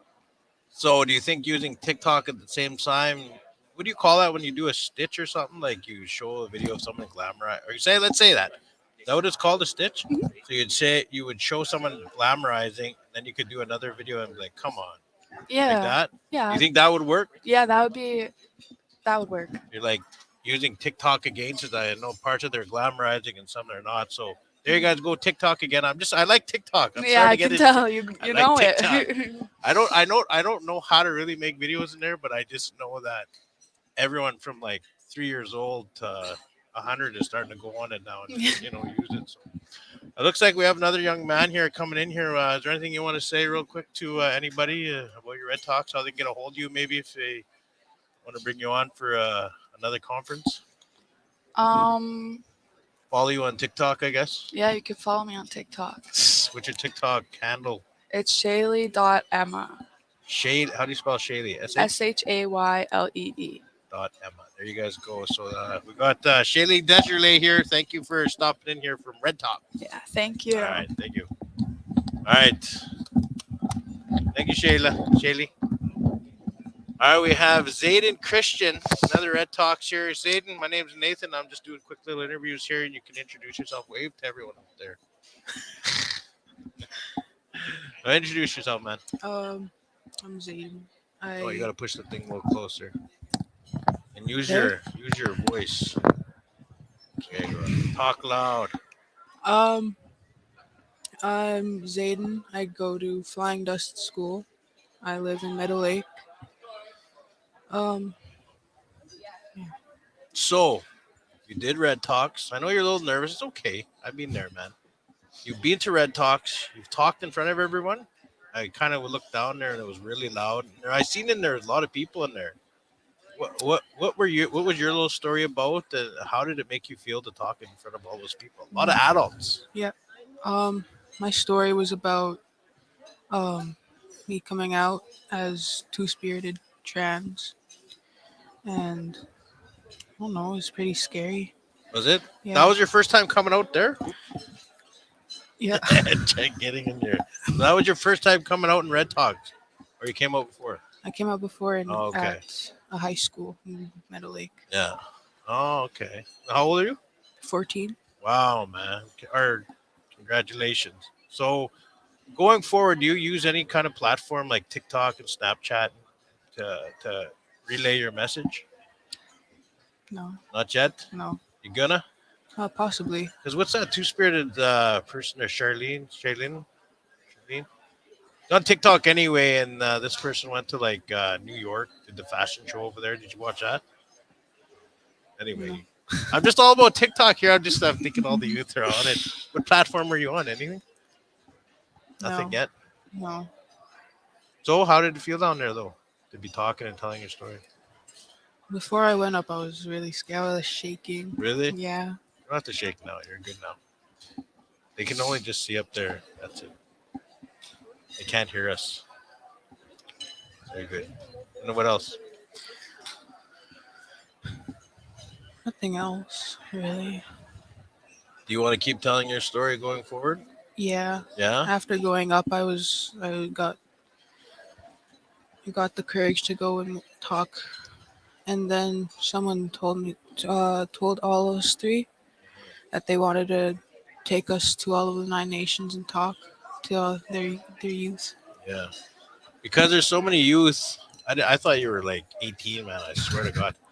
There's so many youth like you, your age, that are in your that are in the closet, I guess you would say, and are scared to come out because they're scared to what everyone else is gonna say, right? But more stories like yours are coming out now. People are actually coming out, and it's making people more comfortable. What made you comfortable to finally say enough's enough? I'm gonna come out. Well, some of my friends came out to me, and I guess that encouraged me to come out to my school and my family and my friends and some people online too. Yeah, did it online. So who told you? Who did you tell first when you came out? My best friend. They've been my best friend since I don't know preschool. Yeah, they felt very comfortable. That's good. Is that what you would tell someone who's listening right now if they haven't come out yet? Is it to go find someone that they feel comfortable around? Yeah. Yeah.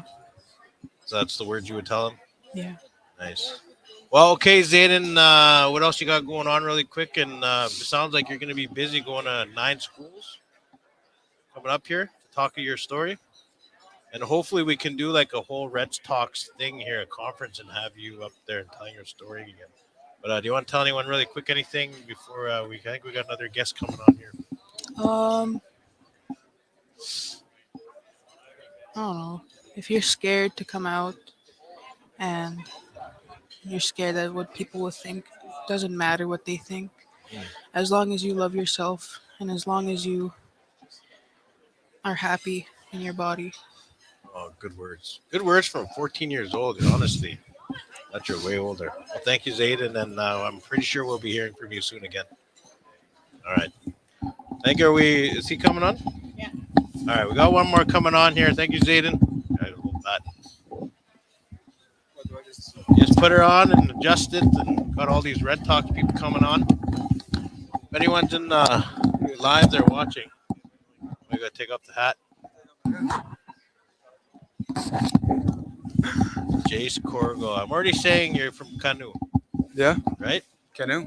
Canoe Lake. Canoe. Anyway, introduce yourself. Name's Nathan. Nice to meet you. My name is Jace. Nice to meet you. No, shake the hand. Do the.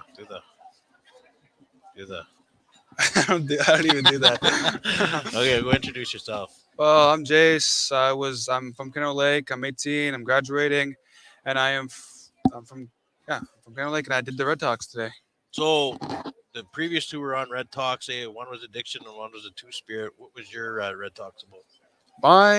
Mine was like more motivation, and like I was trying to motivate the kids because all of them were like they were all talking about their stories.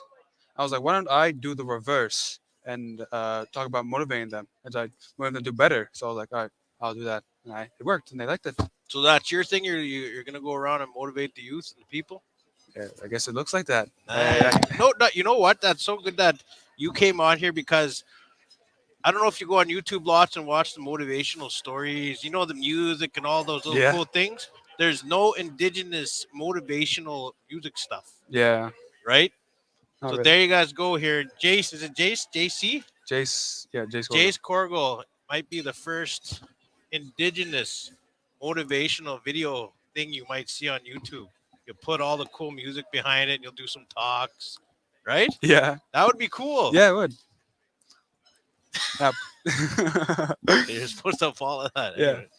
It would be cool. I'd put some Cree warrior in the back or something like that. TPs, all that. Yeah. Dancing. Yeah. Do you dance? I could learn. Break dance or powwow? I would probably learn. I would want to learn powwow. Yeah. Yeah. Nice. Make it better for the motivational. Yeah. See, now you're already thinking about those motivational videos, eh? Yeah. Good like slow mo and stuff. Yeah. So you said you're just graduating. Yep. What's your plans going forward? You doing the school route? What are you doing traveling? I'm gonna. I feel I want to go to the army, and so The army. Yeah, Wow. I want to experience the training, and then from there, if I don't want to do it, I'll quit. If I don't want to do it, I'll go down the motivational pathway, Yeah. like speaking, public speaking, and all that. Be the I first. actually have a buddy, another young Indigenous man there. Well, he's not young; he's the same age as me, but he went to the army, did the same thing. Good. Yeah, his name's Jesse Kinlan, and he's got some great stories. Maybe I'll get you his number and stuff. But just to hear another person, Indigenous person, what they went through with army and stuff. But that's so cool. You never hear young Indigenous people say they want to go to the army. So what makes you want to go to the army? I just want to work out. Have an excuse Yeah? to work out. and That's the every whole day. thing. You want to work out. Yeah, But yeah. yeah. You would get paid for it. Yeah. So And you get to travel the world. yeah, I'm lucky. Have you ever traveled the world? I only went to the U.S. once. What do you mean you only went to the U.S., man? There's some people that haven't even been to Edmonton. Yeah, well, yeah. Right? Yeah, there's just that. But Yeah. yeah, I went to the U.S. I went to Disneyland when I was like 8, and So now you want to see the whole world. yeah, I'm gonna. Work out, see the whole world, and get paid for it. Yeah, that's Nice. what I want to do. Be in the army, I guess. So there you guys go. So there's Jace Corrigal from Kanu, and he's going to be the motivational guy. Yeah. So go ahead, say a few words if you want, and then call it a quick one. Just get after it. Don't be afraid. I was afraid when I went on stage. I was super afraid, actually. I was trembling, but as soon as I started doing it and just going with the flow, it went away instantly. So let's go after it. Awesome, man. Well, thank you like that. We'll go like that, like this, like this, like this, like this, little this. All right, you guys. Thank you, Jason. We're going to do a draw now. I think that's it. You want to say anything? No, you're too shy? Hey. All right, then. Okay, we're going to do a draw. I think we're going to do a draw now.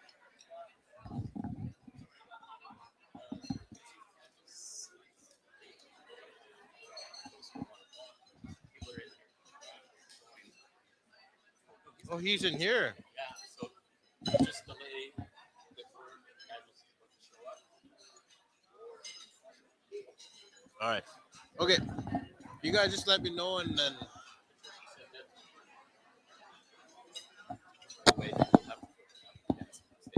Hey, I can feel the gap doing this and dancing on the stage.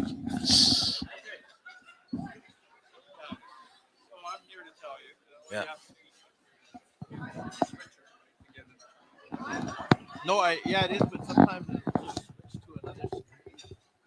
And I can't do that. That's you, right? It's not me, it's Daniel. Yeah, Daniel. That's what I meant. And I'm standing by for lunch. All you have to do is just try switching. Oh, I know. Yeah, I know we're on me now, but I'm saying when you have the day planner or whatever. Yeah. There. That's what I was No, I talking got about. rid of that. Oh, it's just on me? Okay. Yeah, good enough, man. You good with that? Yeah, thank you. Hey? No. We're good. All right. Gonna switch it off me here. Got the whole crew here looking at me.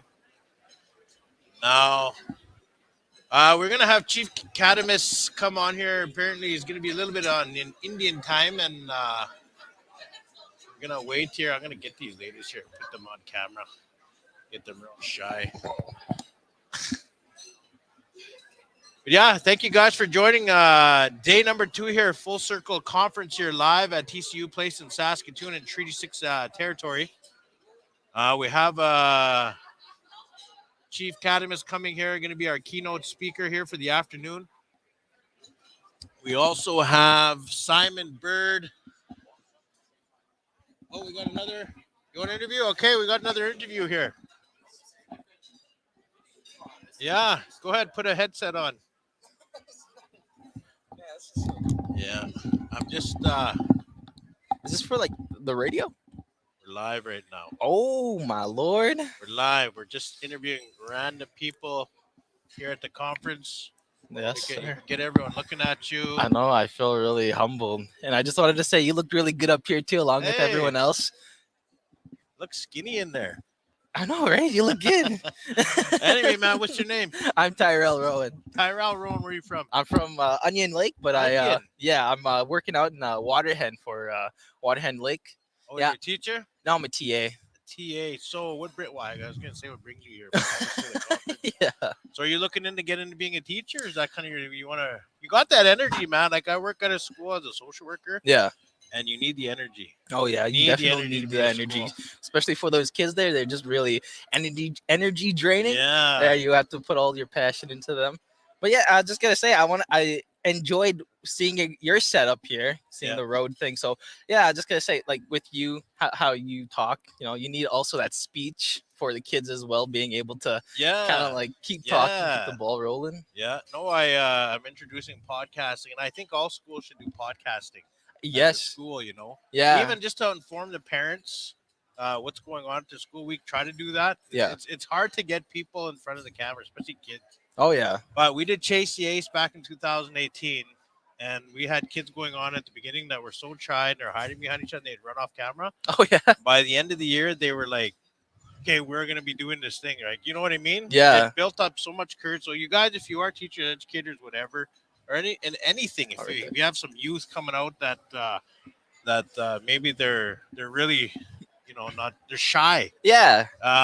Podcasting is a great way to build that confidence. And Yeah, that's actually how I kind of got my energy, kind of, from Oh, really? the youth workers in my res. They'd always have stuff like this, so Yeah. then they wouldn't shy away from us letting us like play around with like the mixer, yeah, for yeah, example. yeah. Yeah, so like we had DJing group, and they'd also try and record us, but my twin and I would always try and like hide behind each other. Yeah, But after a while, after a good week, we got used to it, and then every time, like as you can see, I seen the camera and I wanted to come in front of it. So Yeah. I don't know. No, there's nothing wrong. Like people, see, now we got everyone watching us right now, and while they eat, and but I mean, it takes a lot of courage, like to get up here too, as well at the same time, and Mhm. at the same time, again, it builds that courage, right? Yeah, it does. Who are you looking over there? I was just looking at us. Oh, I was trying to get us to, I don't know, trying to do this, but I couldn't do it. I couldn't do it. So, what's going on with you? With your water hen you're working at, Yeah, and you said you possibly might be looking to become a teacher. possibly. Yeah.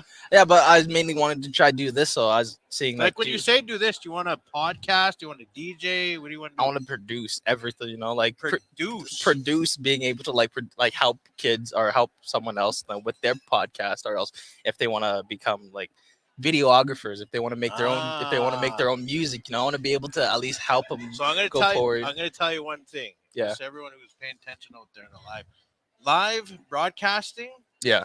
and videography are Yeah, like they're totally different. They're Yeah. two different worlds. Yeah. Because I remember being at conferences and we had the other video people walk around. And you see an event and later you see this real cool montage of the whole event, cool music. Yeah. Like those are two different worlds. Like live stream, man, you kind of got the same equipment, but you don't. Yeah. But you're dealing with live, and anything can happen. You got to try and fill spaces where these guys can just hit pause and then walk around for a while. Or well, they didn't like that. They can edit here. You're kind of just going on a whim all the time. But, Yeah. I love live stream, man. I love it. It's like my passion. Oh, really? So this isn't a podcast. This is for radio. This is no, we're live. Oh, what people are seeing right there. Oh, there's three. Yeah. How are you three people out there? I just Yeah. wanted to say thank you so much for tuning in and listening to us, because this is so informal. This is my first time being here, and as well as on Meadow Lake Tribal Council. So thank you so much for allowing me to come out here, and thank you go, so man. much. Good words, man. Good words. Try. Yeah. That's good. But hey, you can go eat and then come back whenever time you want. It's just come join me when we're Okay, in good. space. When I see that window open, I'm coming in here. When it's kind of like dead like this, come and join in. Yes. Chit chat. Awesome. Thank you so All much, right, man. for sure. Yeah. Right on. There we go. We're getting. Looks like we have another guest. You want to come? Hey. Oh, that would be the audio guys. Yeah. Yeah, that'd be fun. Yeah. So I think we're gonna do a Red River drink, and that's another thing is when you're live broadcasting, everyone thinks you're in charge of the audio, and you're not. You're only in charge of the video. So I'm gonna go back here. Everyone just staring. Actually, but you guys, like I said, we have Chief Cadimus coming on here after. He's on his way. Brilliant young leader, Chief. I'm going to zoom in on people eating now. Maybe get some laughs.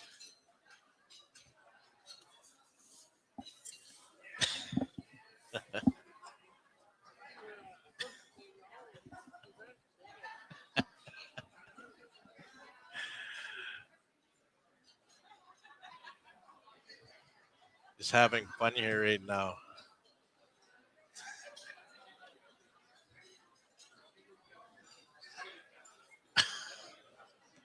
They don't know they're on screen. Oh, there's my bro. My bro Alapon. I'm going to zoom in on him.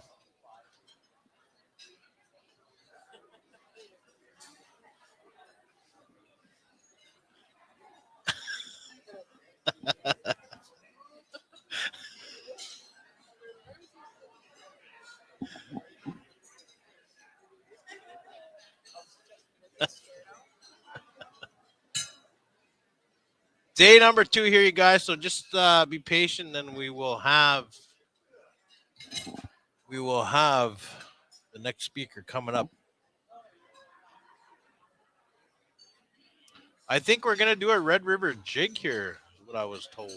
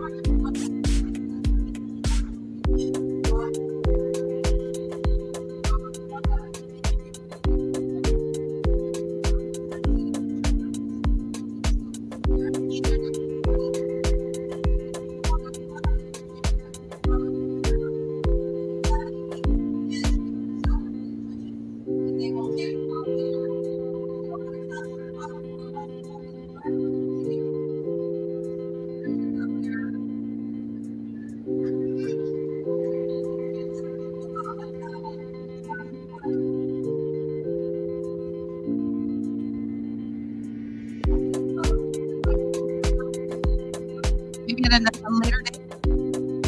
All right. Oh, yes. Here we go. We have some jiggers. Any more? We have any more jiggers? Come on, everyone. Come and join us. We're going to have some fun.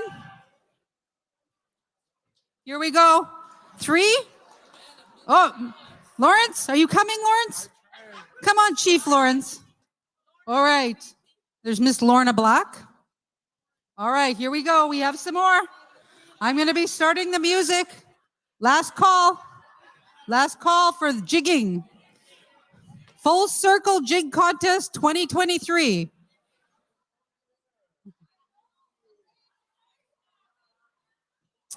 And then after this, we'll do prizes. Yay!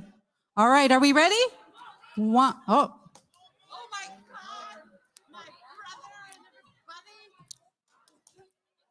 Awesome. Okay. And a 1. Oh, here's some more. Here's some more. Don't be shy. Don't be shy.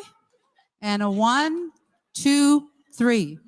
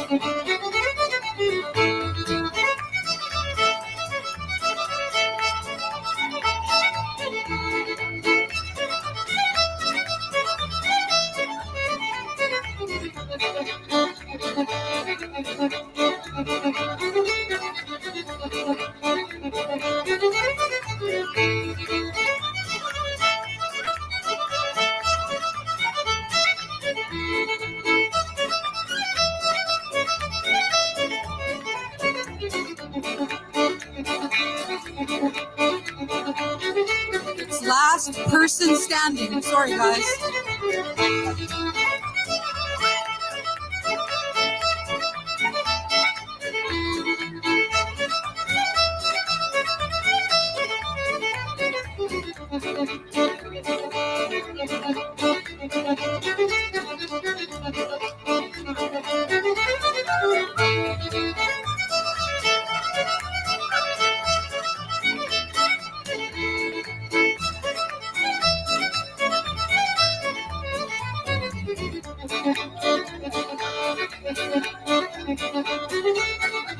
Awesome. Let's give a round of applause for all our dancers.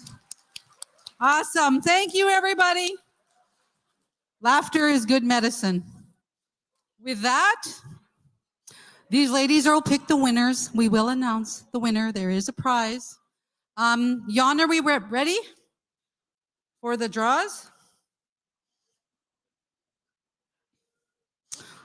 We'll give it a couple more minutes, okay? We're gonna just get ready.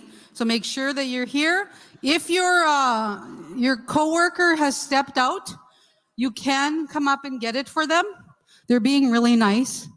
So yeah, if you hear your coworker's name, excuse me, please come up and get their prize. Again, we're doing the prizes for yesterday morning's session with the breakout sessions.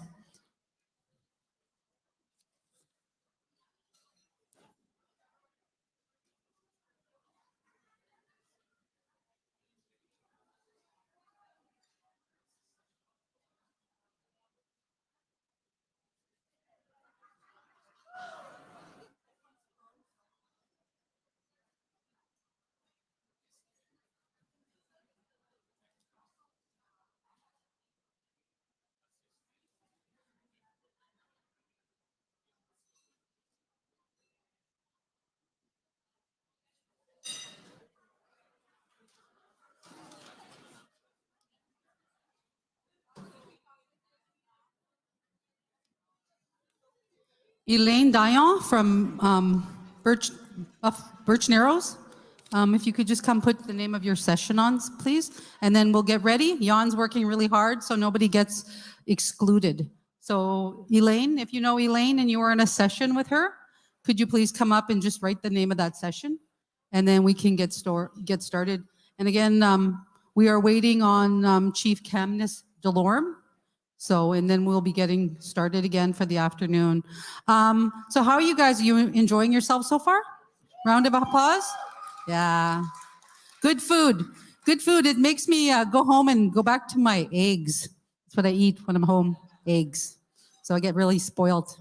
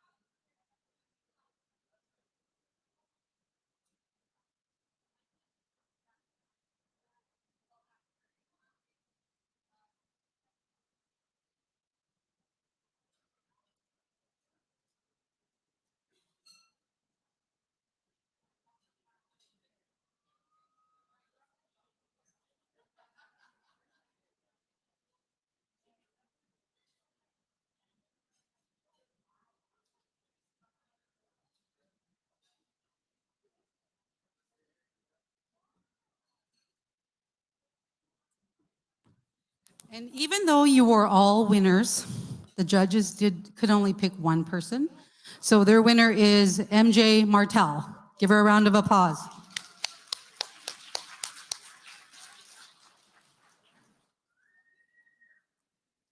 Don't be shy. Hastam.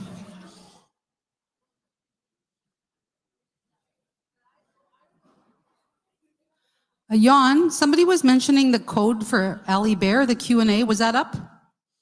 Can we make sure that we have that?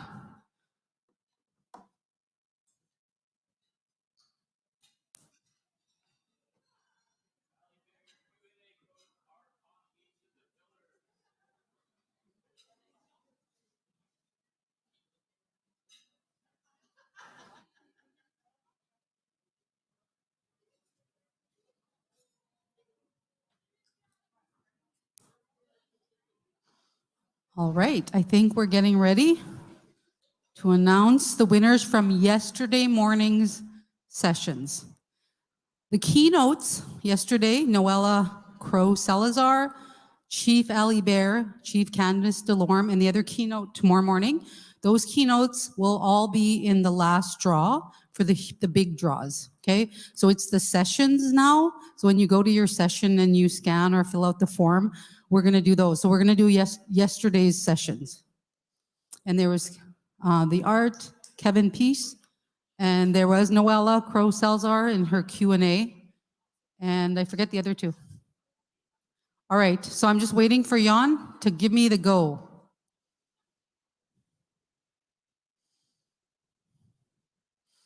The winner is going to be automatically in front of my screen. Very magical.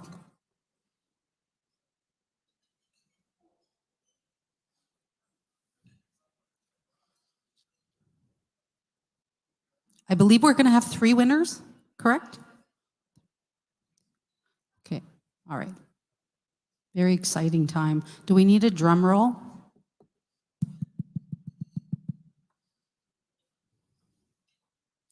Just a shout out, if any of you like to ice fish, Canoe Lake is hosting their annual fish derby on Saturday at Keeley Lake.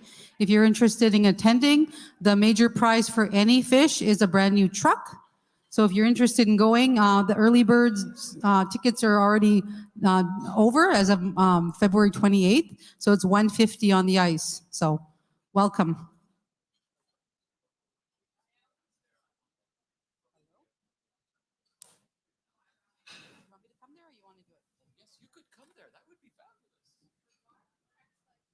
I just need to. I don't think people think I cheat, but.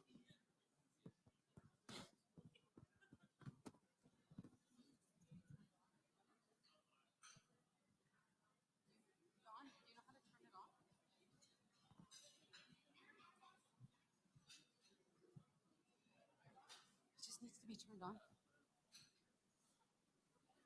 Have Geraldine here. She's going to do that announcement. So you can just talk.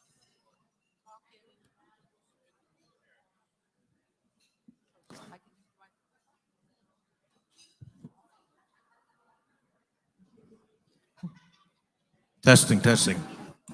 Okay, we're gonna project on the screen. No, oh, I guess we're not.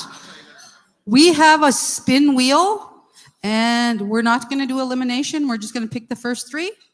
What do you guys think? Elimination, which excludes everyone, or do we just pick three? Pick three, put your hand up. All right, thank you. Democratic. Oh wait, he's gonna do something. Our wizards over here.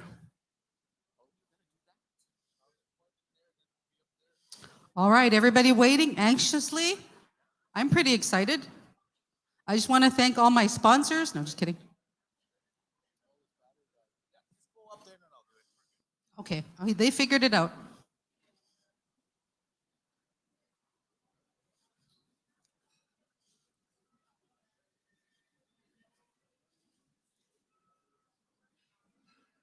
Okay, so we have everybody's names that completed surveys in a spin wheel.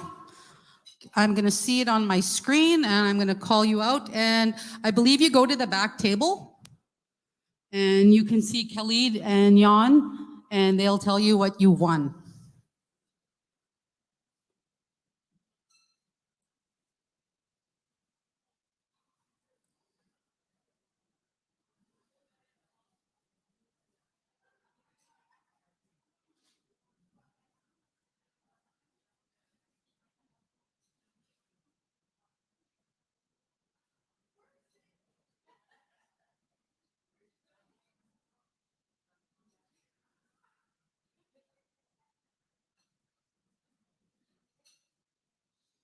Okay, they're getting ready. All right, there we go. You guys all see who the winner is. Our students love this. We do that at the end of every month for good attendance and good marks. And so they sit there and they're all eagerly waiting to see if they've won something. All right, let's spin.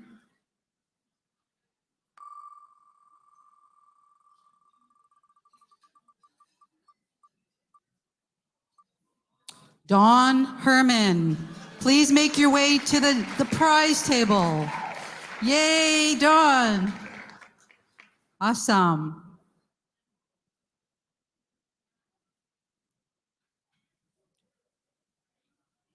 All right, I think, are we ready for another one? All right, we're ready for another spin. I don't know if you guys play Spin Palace online. I don't know. My sister does. She tells me about it all the time. She only tells me about when she wins, never about when she loses. She rarely tells me about when the winning. So what does that mean? All right, are we ready? Are we going to spin? 1, 2, 3, spin.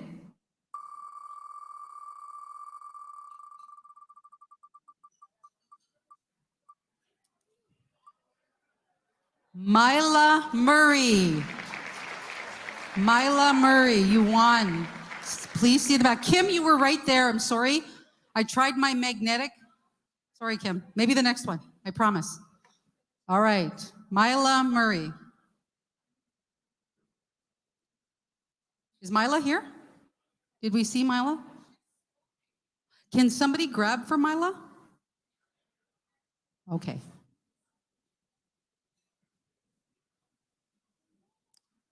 Okay, there she is. Awesome. Yeah, you're looking for Khalid and Jan. All righty. Okay, wonderful, sir, in the beautiful blue hoodie. And I know I should know your name after day 2, so forgive me. I have Alzheimer's a little bit. All right, let's go. Let's spin. 1, 2, 3.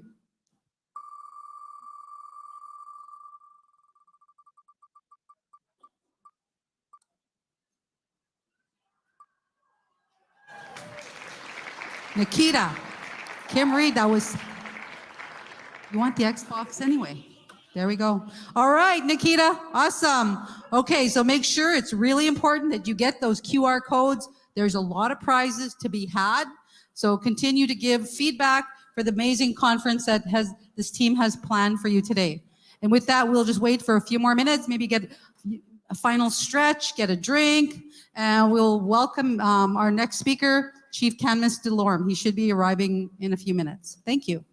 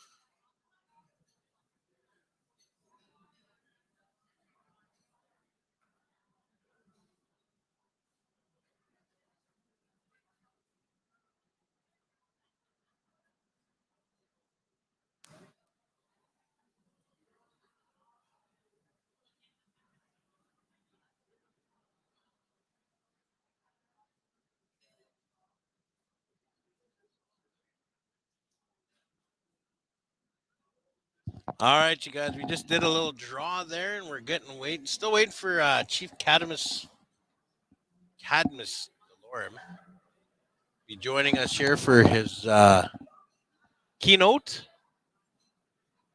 Live here at TCU Place in Saskatoon, the Full Circle Conference 2023. A lot of people here, 400 to 500, I was told. And that's just for the northern communities of Meadow Lake Tribal Council, 9 communities.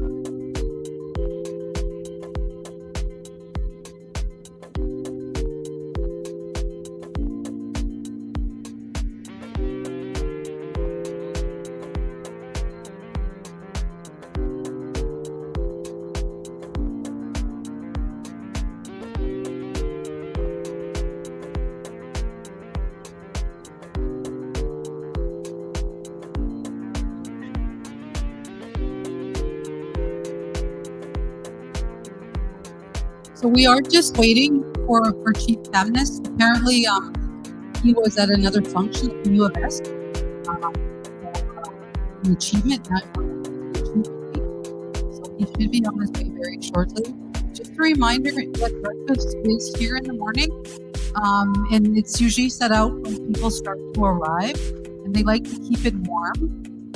So just to remind, and then we'll probably keep it open a little bit longer for everybody. The coffee is really good. The service is going really well. So the invitation for a joke. Unfortunately, I'm not funny. Do anyone want to come and tell a joke? Any takers? Somebody must have put some good jokes.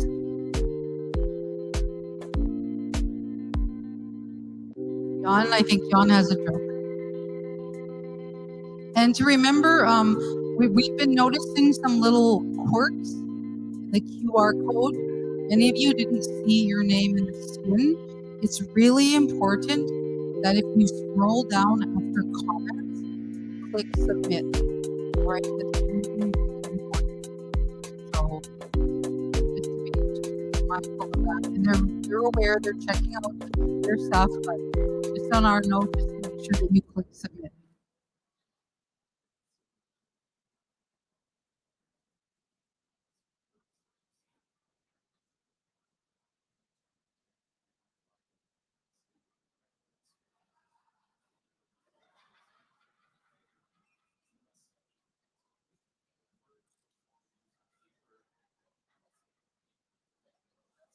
Okay, so Jan was just explaining that there's several schools that have did the proper procedures and did click submit, but they don't have them. It must be some kind of glitch.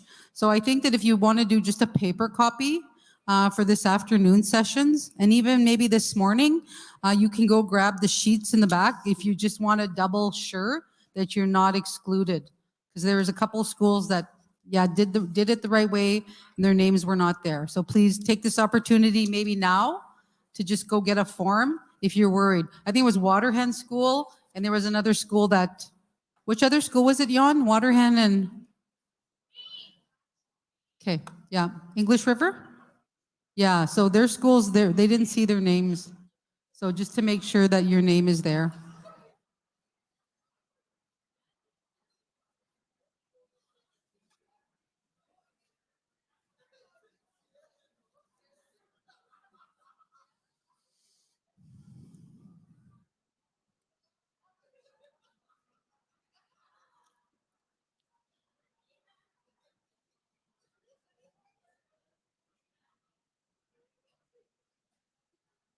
There is the photo booth as well. Making sure that you are uploading or by messenger your photos to the Facebook page, Full Circle. You just have to search for it. But the photo, I see many people going to use the photo booth. So this is a good opportunity to get pictures, lifelong memories with your friends, your coworkers, your Nietzschemus. Robert likes that one. I can be funny, I think, sometimes. Hey, Robert?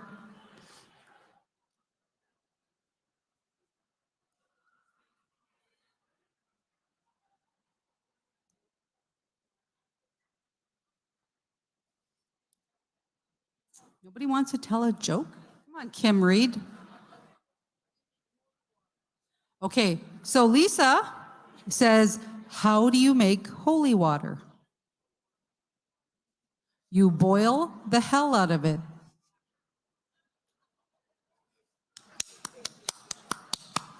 Okay, bring them on. Any more jokes? Have any of you watched the sitcom The Last of Us? Yeah, my son convinced me. I'm not into zombies or anything like that, but there's some jokes, but I don't think I should tell it because we're all just finished eating. It's that kind of joke. Okay, I'll share. They say that having diarrhea is genetic because it runs in your genes. That's all I got. Sorry.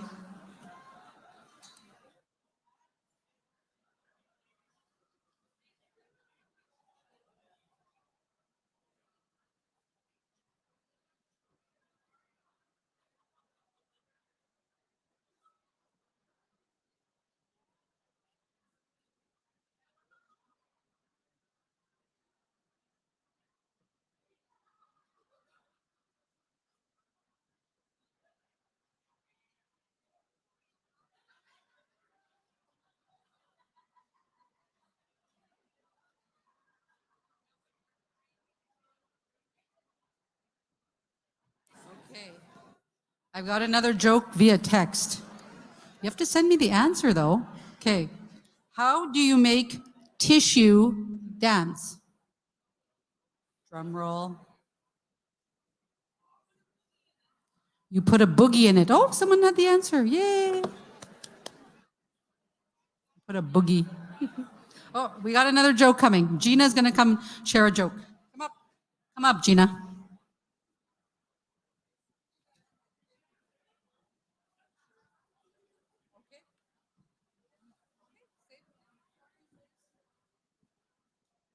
Itlan Itlanete. Good job. Napoleon. Good job. I'll share a little bit of what I had did in Edmonton. I live in Edmonton, but my community is English River. I was asked to do a prayer in Dene at the Sacred Heart Church in Edmonton. No offense to anyone about the prayer, but I thought I knew the words in Dene Songshine about the prayer in Nohaya Tiea, Koyela, Puni Tharlaye, that Iyati. Hail Mary, full of grace, the Lord be with you. That prayer, the Lord be with you.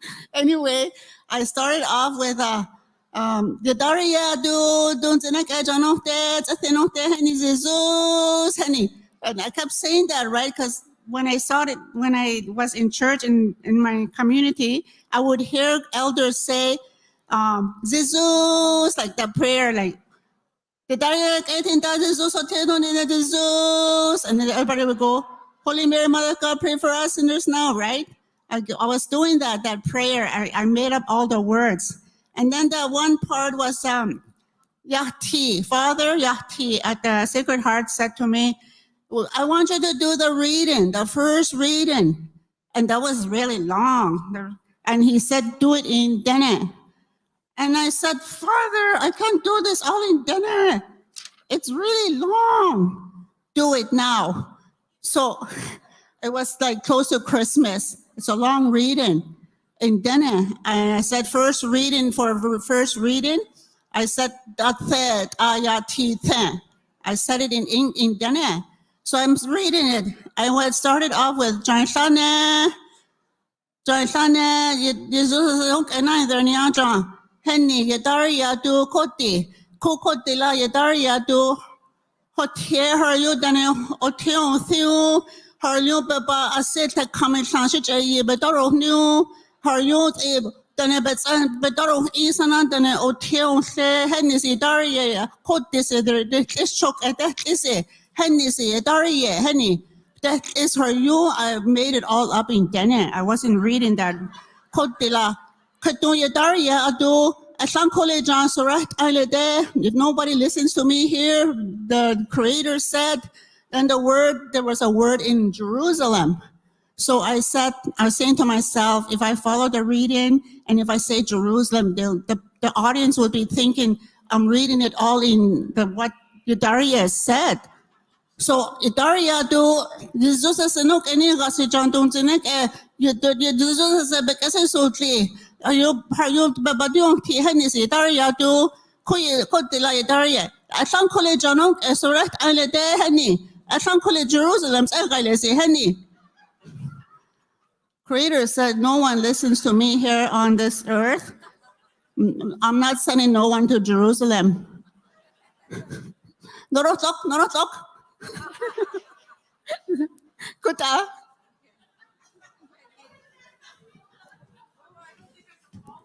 Thank you, Gina. Okay, Katie has a joke. Okay, so this joke is coming from Chief Cataract, Buffalo River Dene Nation. So she says, you go into the bathroom a Canadian, what do you come out as? European. Yeah.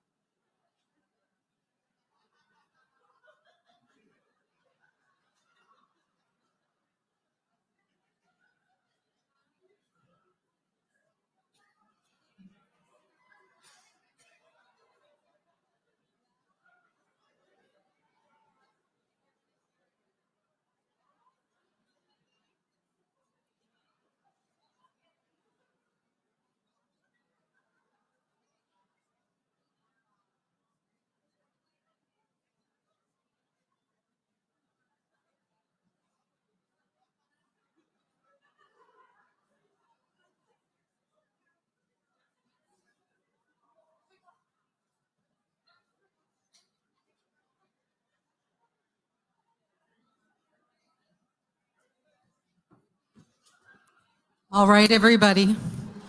Our guest of honor has arrived. If I can just get all of you to just take your places. Remember to turn your phone on vibrate. Remember the table chat. We could just keep it. If you want to visit, maybe take it out so we can just engage with our speaker with our whole mind, our whole heart, and our whole spirit. I'm just going to introduce our keynote today, Chief Cadmus Delorme. And I did have the privilege of meeting him at in Beauval at Mission Hill. He spoke in August, and I asked him, I think we're related. That's where we always start, eh? It's that relationality. It's who we are, because my maiden name is Delorme. Chief Cadmus Delorme is the chief of the Cowessness First Nation, a community education center in 2000. He has a Bachelor of Business Administration and a certificate in hospitality, tourism, and gaming entertainment management, and a Master's of Public. In 2016, Chief Delorme was elected chief under his leadership. Cowessness First Nation has focused on economic self-sustainability for its nation and people, and has moved forward on renewable energy, agriculture, efficiency, and land use initiatives that have created both current and future business opportunities. In 2012, Chief Delorme received the Queen Elizabeth II Diamond Jubilee Medal, and in 2022, the Queen of Elizabeth II Platinum Jubilee Medal. In 2015, he was named one of CBC Saskatchewan's Futures 40, which celebrates the province's new generation of leaders, builders, and change makers under the age of 40. In 2021, Cowessness Cree Nation made headlines with the validation of potentially 751 unmarked graves near the former Marival Indian Residential School. Shortly after, Cowessness signed an agreement with Ottawa and the provinces that returns jurisdiction over children in care to their First Nation. Chief Delorme lives with his wife, Kimberly, brother-in-law, daughter, and two of his sons on Cowessness First Nation. Let's welcome Chief Cadmus Delorme. And I see he's got a special guest with him. I'll let him introduce him.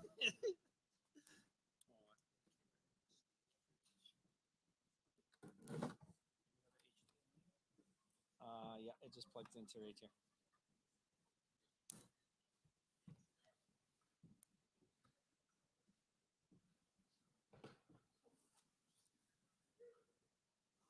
There it is. Okay.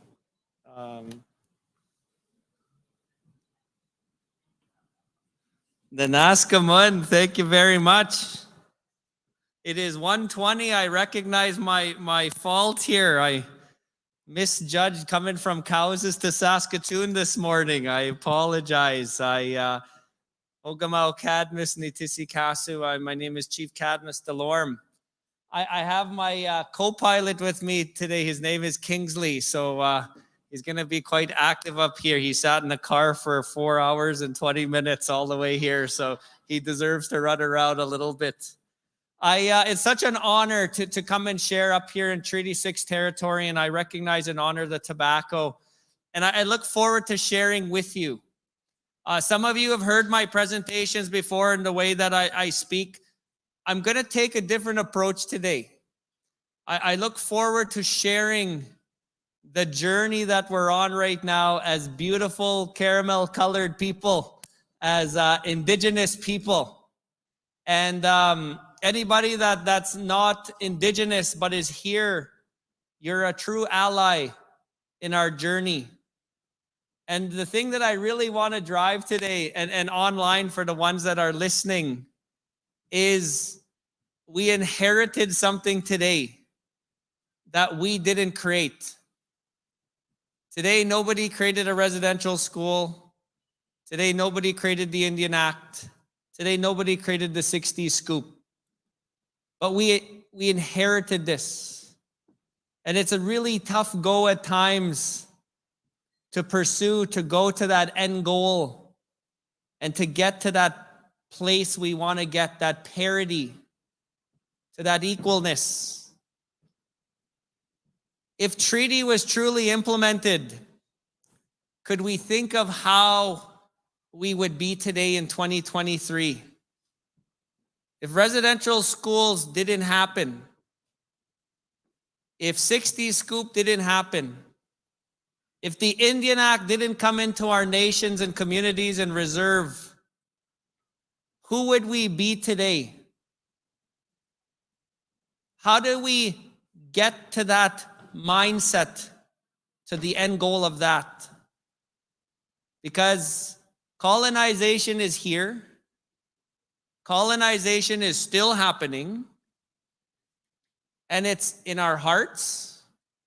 It's in our families. It's in our communities. It's in our nations. It's in our cities. And every day, many of us wake up in the morning, and that outside onion layer where wash our face, put on our makeup, put on our eyebrows, whatever we do, and we're ready to fight for inherent rights and treaty implementation, and to show everybody around us that we could be proud of who we are. Okay, not yet. That's the outside layer. That second layer that each of us walk with is that layer we show only our very close friends, our immediate family. That second layer sees us cry once in a while, sees us frustrated. That layer is real. But that third layer, and that most important layer, is that layer that only we show when we're driving in the car alone and singing that song we think we sound so on tune to. Or sitting at home and just hearing that one song to make ourselves cry. That layer we never want anybody to see. That's the layer that we really have to understand where inherent rights and sovereignty starts. Because that layer is sometimes really sad for some of us. It carries a lot of weight, a lot of burden. It carries a lot of the opposite of hope sometimes in what we see with our own eyes. And we still have to wake up every morning and put that beautiful Indian Act teeth showing out every day in our smiles. But that's the beauty of where we're at today. Is in this room, we're not alone. Nobody's alone on this journey. If we think we're alone on the journey, it's because that inner layer and that inner voice is frustrated and sad and mad. And it's really tough for us to be group, to unite, to understand that healing comes when we're able to have rooms with uncomfortable conversations.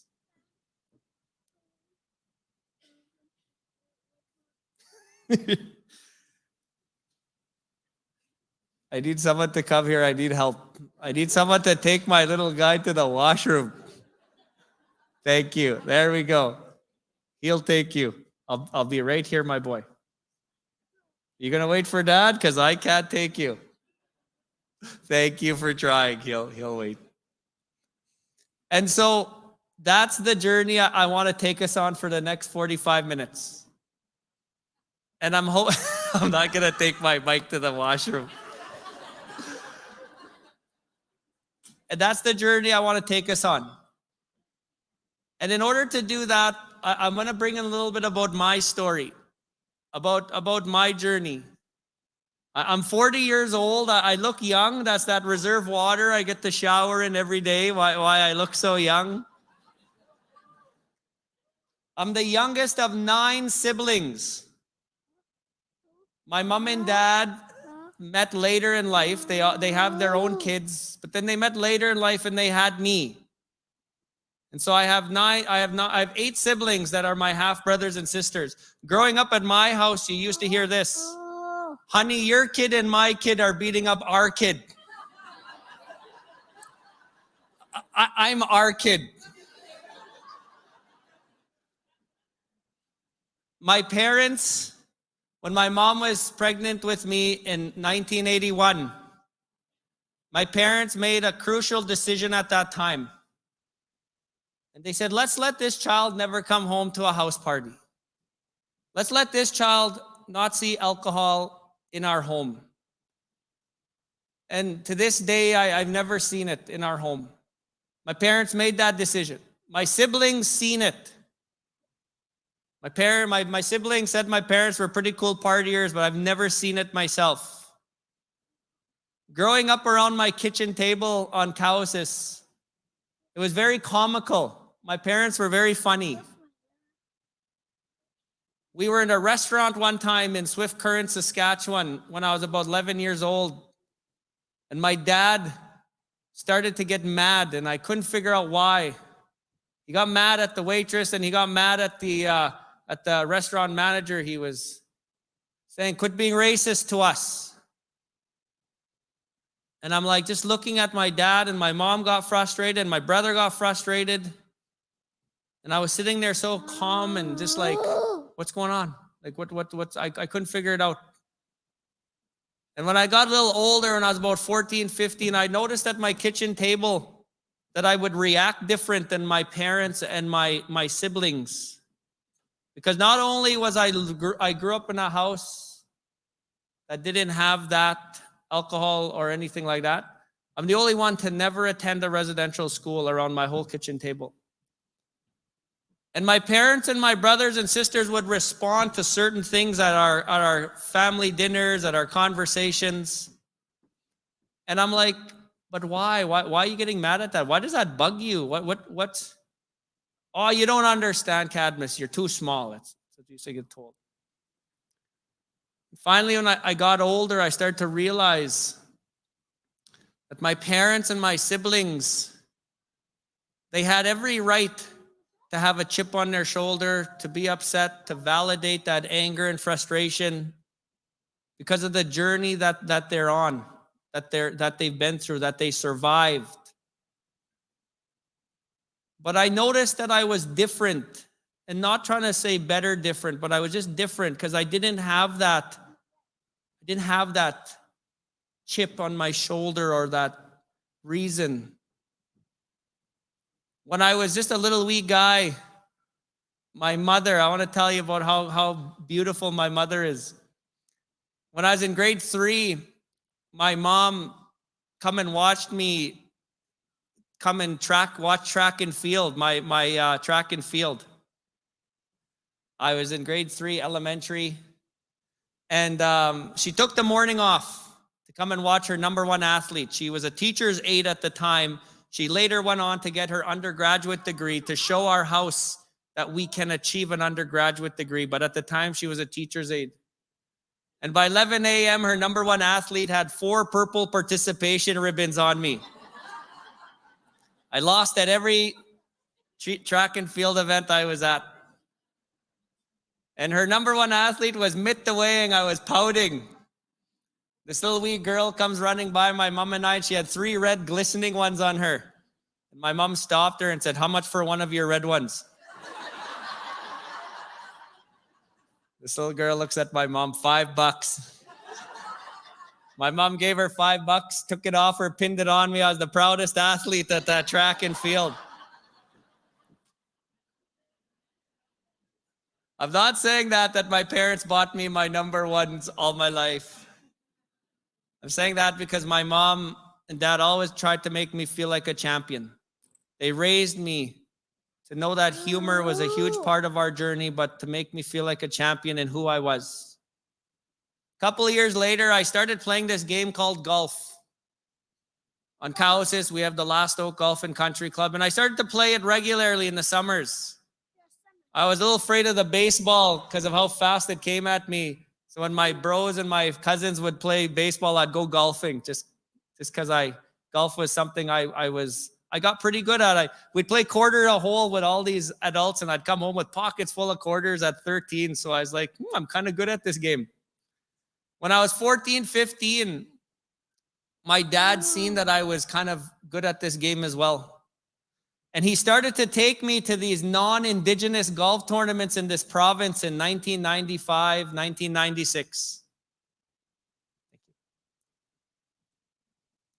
And I didn't want to go because I was the only caramel colored skin person there. All vanilla colored skin. And my dad would make me go. I'd wake up in the morning on a Saturday and my dad would say, let's go to Estevan. There's a amateur golf tournament there. Dad, I don't want to go. Get up, it's not a choice. Mom, tell Dad I don't want to go. Bruce, take it easy on your boy. Get in that car, he'd tell me. I'd go. I lost 19 tournaments. I knew what failure felt like, and I also knew what being the only caramel colored skin and not wanting to be there. I wanted to stay on the res and golf with the res people. Because that's who I was. That was my comfort zone. We pulled into the 20th tournament in Saskatoon here at the Willows. 1996. I won the junior golf tournament there. First time ever. And then we won, and I say we because my dad took me. We won the 23rd one, then the 25th one. On the 26th one, we pulled in to a golf tournament and we kind of had a res car, not Uncle Buck res, but it was pretty res. And we pulled into this tournament. I was the only caramel colored skin person there. And people were looking at us. And I thought they were looking at us because our car looked like Uncle Buck. But my dad said, no, they're looking at us because now they know that you probably will win this tournament. So they're chasing you, he told me. Today, I know exactly what my dad was doing when he was doing this for me. He could have just said, okay, we won't go. But no, he didn't. My dad is a residential school survivor. Born in 1948. My dad was never given a chance to be a golf provincial amateur golfer in 1965. Because Indigenous people at that time, the ones in the room, you spent your energy fighting to remain who we are today. You spent all your time just trying to think of us one day in that pride of who we are. My dad pushed me and pushed me. And in 2011, I won the Saskatchewan Mid-Amateur Golf Championship in Lloydminster. The first First Nation to ever win an amateur championship. I'm not saying that to say that I want to have bragging rights. I say that story because of what my parents were already showing me on what life can be. My dad taught me to walk in any room in this province and country. Doesn't matter if you're the only caramel colored skin person. Doesn't matter if you're the only Indigenous person in that room. You lead with your heart, you walk with your chin up, and you show everybody at how proud you are to be an Indigenous person. Because Indigenous people can succeed at whatever we want to succeed. And that's where we are today in 2023 and what we inherited. Our greatest enemy today as Indigenous people is amongst one another and that voice inside of us. Because that's what colonization's purpose was to do. And right now we're sometimes letting it win. And we become so numb to it that we just think it's normal. For the funerals, and the young people, and the addictions, and the frustrations, and the social media. Every First Nation chief has a First Nation group that chalks them up all day long. I'm no exception. I have one too. I'll text my mom in the morning, stay off the cows' Facebook group. Mom, they're being mean to your baby, I tell her. Oh, I'm going to go on there and I'm going to tell them what the heck I think. No, Mom, just leave them alone, Mom. You taught me to just smile and wave like those penguins on Madagascar. Just smile and wave, boys. And so she does. But that's where we're at today. I want to show you a couple slides.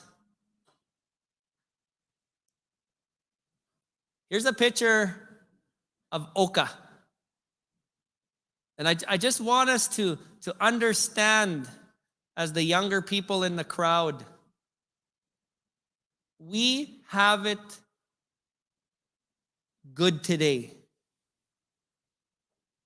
We did not live in the times that our parents and grandparents and great-grandparents lived to fight for what we have today as Indigenous people. As young people, we kind of feel entitled sometimes. And we take advantage of the beautiful gifts we have in life. In the late 1980s, in the town of Oka, in Quebec, this is how come Oka happened. And I learned this in university because I was too young at the time to really understand what Oka was. The town of Oka was about to build a back nine golf course to their front nine golf course. The town of Oka checkmarked the municipal bylaws to build this golf course. They checkmarked the provincial and federal guidelines to build this golf course. And they brought in the bulldozers. The Mohawks, our cousins to the east, said, you can't build here. There's ancestral burial grounds here. You can't build here. The town of Oka said, get off the way. We did all the due diligence that we needed to. Created this standoff in this country that lasted months. Very racially high tension at the time between Indigenous people and Canadians. The only time in our country's history the military were called in to protect a certain people. This didn't have to happen, but it did because Western worldview was very dominant. An Indigenous worldview was not welcomed or really respected to bring in at the time. And as young people, I sure hope that we never have to face something of this level ever today, which I don't think we ever will. But we got to understand that when we do things as young people, our parents are watching us. Our kukums and mushums are watching us. Our great kukums and mushums are watching us. And we're now that hope, that purpose, what they've just been through. That's really, really important to what the actions that we do today. I'm not a horseback rider. This is Treaty 4 parade. They called me and said, Chief, can you ride a horse and wear your headdress and look real stoic for us at the parade? Anybody that knows me, I'm always up for the challenge. I said, yeah, I will. I was really good till a balloon flew under the horse and he bucked. I was done after that. I'll walk the horse in, I told him, yeah. I would have been a berry picker 200 years ago, and I'm not even shy to say that. My mother had this logo all over our house. It was on our kitchen table mats. It was a picture on the wall. My mom had this logo everywhere in our house, the end of the trail. When I was at First Nations University of Canada in the English 100 class, the teacher, her name was Joanna Piskanu, beautiful lady. She said, pick something that you've always seen in your life and write about it. And I didn't know what I wanted to write about. And I went home that week and I'm like, I want to know what this logo means. So I studied this logo. This logo has such an impactful story with it. In 1912, there was this Mushum in an American Indian tribe in the United States. He was almost 90 years old. He drew this picture before he passed away. This Mushum lived at a time when nomadic life was normal. He lived at a time when his parents and grandparents thrived off the nomadic life, never ever knew what reserve life was, never knew what losing the buffalo would mean, lived a pure life of a true indigenous worldview person, a Mushum, a man, a husband, a protector. His warrior horse chased buffalo, roamed the land. But by 1912, he watched an entire generation on his reservation attend a residential school. He watched an entire 20 years of reserve life. And he was very sad before he died. He drew a picture of his image of a warrior on a horseback looking sad, somewhat just upset. His warrior horse hung the head low because this warrior horse only knew to protect and to serve, but it was just pasteurized. But this logo is not defeated. The warrior never threw down his spear. He was just sad. Today in 2023, this photo is motivation. Because that spear today in 2023 resembles what our kids do in sports to lift our heads up high. What our young people do with education. If we don't fulfill grade 12, we're somewhat breaching our own treaty obligation to the treaty. Because that's what our ancestors asked, was the treaty right to education. That's what that spear represents. That spear represents who we are today in 2023. I'm not saying that we have to go back to the hunting society to do our hunting. Today, Kingsley and I do our hunting at Costco. What I'm saying is how do we get to this state again? In the book James Daschuk, Clearing the Plains, there's a book called James Daschuk, Clearing the Plains. He wrote this book, a beautiful book. In one of the chapters, James goes into the archives in Canada. In 1860, there was 3 surveyors that came to Treaty 4 territory, way before Treaty 4, well, before Treaty 4, way before Saskatchewan. These 3 surveyors came from Ottawa all the way to pre-Saskatchewan.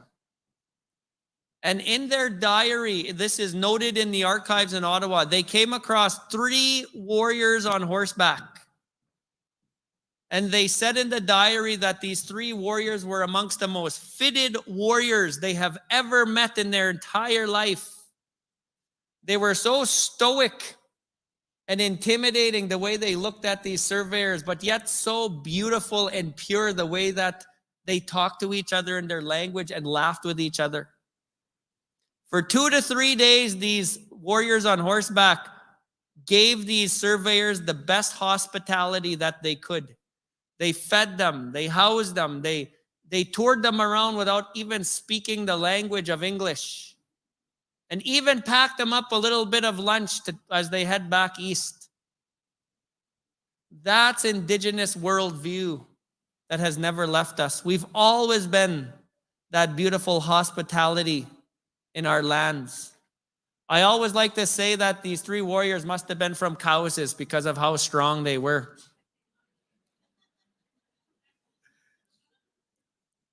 The thing that really stuck out to me is how 5 to 6 generations ago on this land today that we walk, our ancestors were amongst the most fittest. Colonization is here. It has happened. It continues to happen. But what is decolonization? What do we say when we say decolonization? Decolonization to me means that Kingsley, my 4-year-old, should have the same affirmation of love, quality time, physical touch, that duty to serve, as these 3 warriors on horseback had 180 years ago. But today we have adapted. Today we don't go to the hunting society, the medicine society, the warrior society, the women's council as much as we once did. We got to realize we've adapted. Today we got people in medical school that we're going to go to the medicine society for. We got ceremonies with our indigenous medicines. We've adapted. There's nothing wrong with understanding and accepting we adapted. But the thing is how do we bring back that beautiful pureness in us? It starts in our hearts. The beauty in our hearts, and that third layer. The greatest warrior is the one that brings peace. That's an indigenous worldview. Sometimes today when we think of warrior, we think of, I sure hope we don't think of a keyboard warrior, because I don't think that's a warrior. But we think of warriors as how Hollywood has pictured warriors, how movies have pictured warriors. The scalping and the buckskin, and that is not an indigenous worldview. The indigenous worldview is the greatest warrior is the one that brings peace. And that's how we carry ourselves to make ourselves stronger one day at a time. One of the most beautiful things about indigenous worldview is how we structure ourselves. You can tell by my budget, I created this one myself. It's a real cheap chart, but I did it myself, so you could tell Chief's budget isn't that strong, but I did it to the best that I could. Indigenous worldview is so beautiful and so pure. Indigenous worldview, I'm not done yet. Indigenous worldview, sometimes today we think of indigenous worldview for the challenging times that we face, which is real. I'm not trying to say that it's not. You know, the intergenerational trauma that we all carry today is real. But that is just one layer. At the heart of who we are, and as non-indigenous people being beautiful allies, what is indigenous worldview? Indigenous worldview is a missed opportunity in this country that we now will be welcoming in. 160 years ago, our ancestors would set up their tribes like this. If everybody in this room and online, if we were a tribe right now 160 years ago, this is how we would set up our system. In the plains part, I know some of my cousins in the north had different concepts, so please, this is the plains approach. But every one of us would set up our home fires. You would live in your home fire teepee with strong vertical lineage, with mom and grandma and aunties, if you were a female, and dad and uncles and mushum, if you were a male, and everybody was there. You had very strong vertical lineage, very strong. And you voted with your feet, meaning that if you didn't agree with the women's council or the hereditary chief and headman, you would pack up your tent or teepee and go find another tribe. You voted with your feet. Today we can't do that. We got to ask the government for a 6-1 or 6-2 transfer to another reserve. It's a little different. But back then, You voted with your feet. When the little kids were done their chores, when Kingsley was done his chores, he would run to the school in the middle with anticipation, with excitement. Because the schools in this system was the heartbeat to the nation. It was the delayed gratification.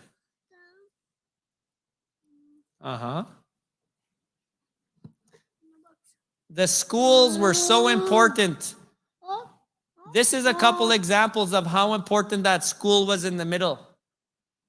If little Kingsley was on recess and the Women's Council, who made the final decision, would watch Kingsley with a stick in his hand chasing the butterflies and running after the gophers, they would say, look at Kingsley's spirit. He's a hunter. Put him in the hunting society. That's the second circle. There were so many societies. There was the navigation society, the hunting society, the medicine society. Everybody belonged to a society from your home fires. There was no children in care or no unemployment. Kingsley would be raised by the time he was 15. He would have his grade 12 in hunting. By 18, he would have his undergraduate degree in hunting. By 21, his master's, and by 25, his PhD. There was no children in care and no unemployment in this system. Everybody had a purpose. But that school was the most important factor because it wasn't a brick school. It wasn't textbooks. It was legendary oral stories. And every story did not tell you the answer. It gave you the purpose of why you're on this journey called life. And that's what an oral story did for us, of a legendary. I'm going to tell you 3 of them, just to give you an understanding of how important these legendary stories are. My boy, you can't stand up here.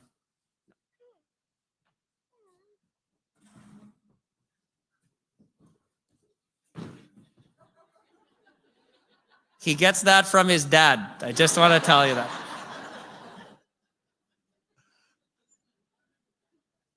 Just about done, my boy.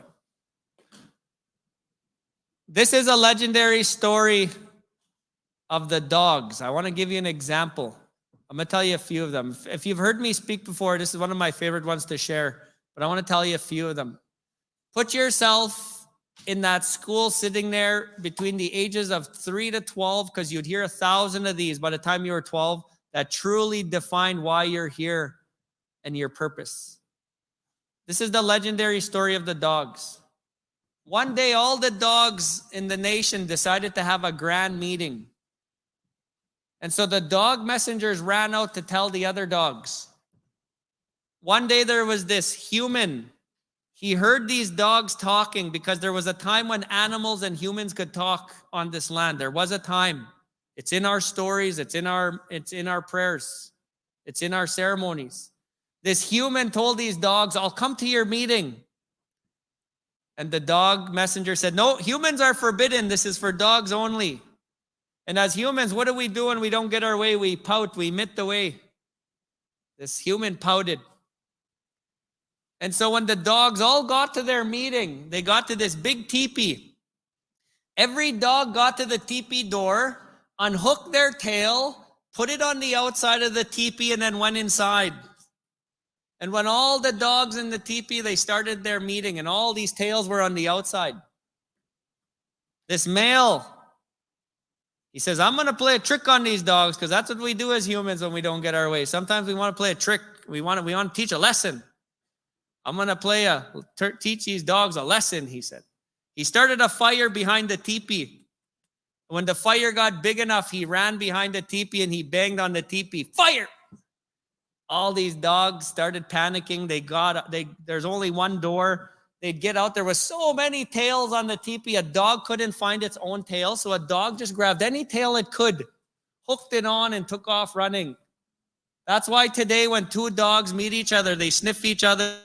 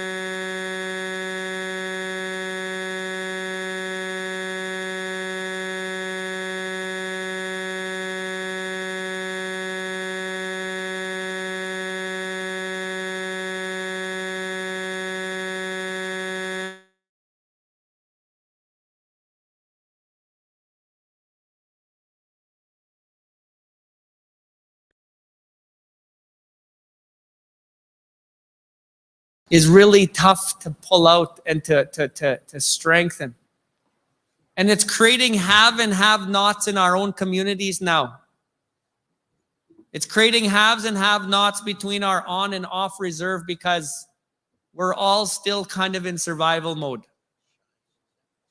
As a chief, 80% of my time with council is managing poverty. 20% is about innovation, economics, and prosperity. How do we succeed when 80% of our time is managing poverty? That's the challenge we face. Loss of control in language. I'm not saying loss of language, loss of control in language. Our indigenous language. I'm going to say something that, please, I'm not trying to sound ignorant, but today I hear people, I lost my language, young people. We can only say that for so long until we start to tell ourselves, well, what am I doing to bring back my language? We can only lay blame for so long because it's there. It's with our elders. It's in these books. It's on our apps. It's transcribed onto I was going to say cassettes, CDs. Real old. No, they're not. They're probably on cassettes, but the younger people don't even know what a cassette is, yeah. All I'm saying is we've kind of become our own worst enemies in our indigenous worldview as indigenous to indigenous. It's now up to us as young people to own this situation and bring our own language back through our aspirations. The first thing many of us do when we wake up is we panic because we can't find our phone on our bed. And when we find it, we spend about average 25 minutes checking up on all our social media networks. Imagine if you dedicated 10 minutes of that time to learn your language a day. In 10 months from now, you will have control of your language again. The second part of language is how we talk to one another. We are getting very ignorant and almost feeling like we're entitled to be mean to one another today. It is not a healthy environment for many.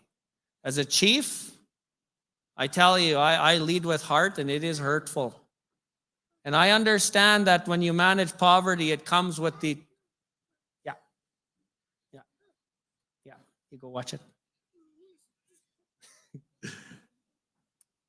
All I'm trying to say is language means the language are indigenous, but even how we speak to one another.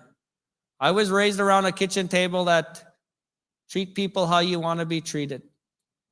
And sometimes people feel a little too entitled on how they can think they can just get away and be really ignorant and mean to others. That's loss of language. Loss of political control. Our chief and councils, I give it up to them. If there's any in the room, I give it up to you. It's not an easy go. Some of you may have heard, I'm taking a break after this term. I just need a little break from politics because I lead with heart, and it gets very heavy on you at times. And I got little kids. I bring it home sometimes to my wife and little kids. I snap at home, and I'm like, that's not me. I'm like, it's just, politics is really tough today. It's not just an indigenous country. It's in all levels. But loss of politics. How do we re-govern ourselves? As Ovid Mercury says, we got to stop Indian act and start acting Indian. How do we re-govern ourselves out of the Indian act, out of the Indian agent mentality that sometimes we think of chief and councils today? Loss of politics is in us. We gotta figure that out. Every nation's different. Social is really important. How are we doing when we come together? Are we having an on versus off reserve challenge? Social means that we come together. 40 years ago, I know some of our kokums and mushrooms in the rooms. During New Year's, you would jump on a horse and sleigh, and you'd go to another house and go feast and celebrate that New Year. That was the social of how you kept together. Today, with our vehicles and off and on reserve, how is our social together? Are we still gathering like that? Are we still coming together and laughing and just showing each other that support?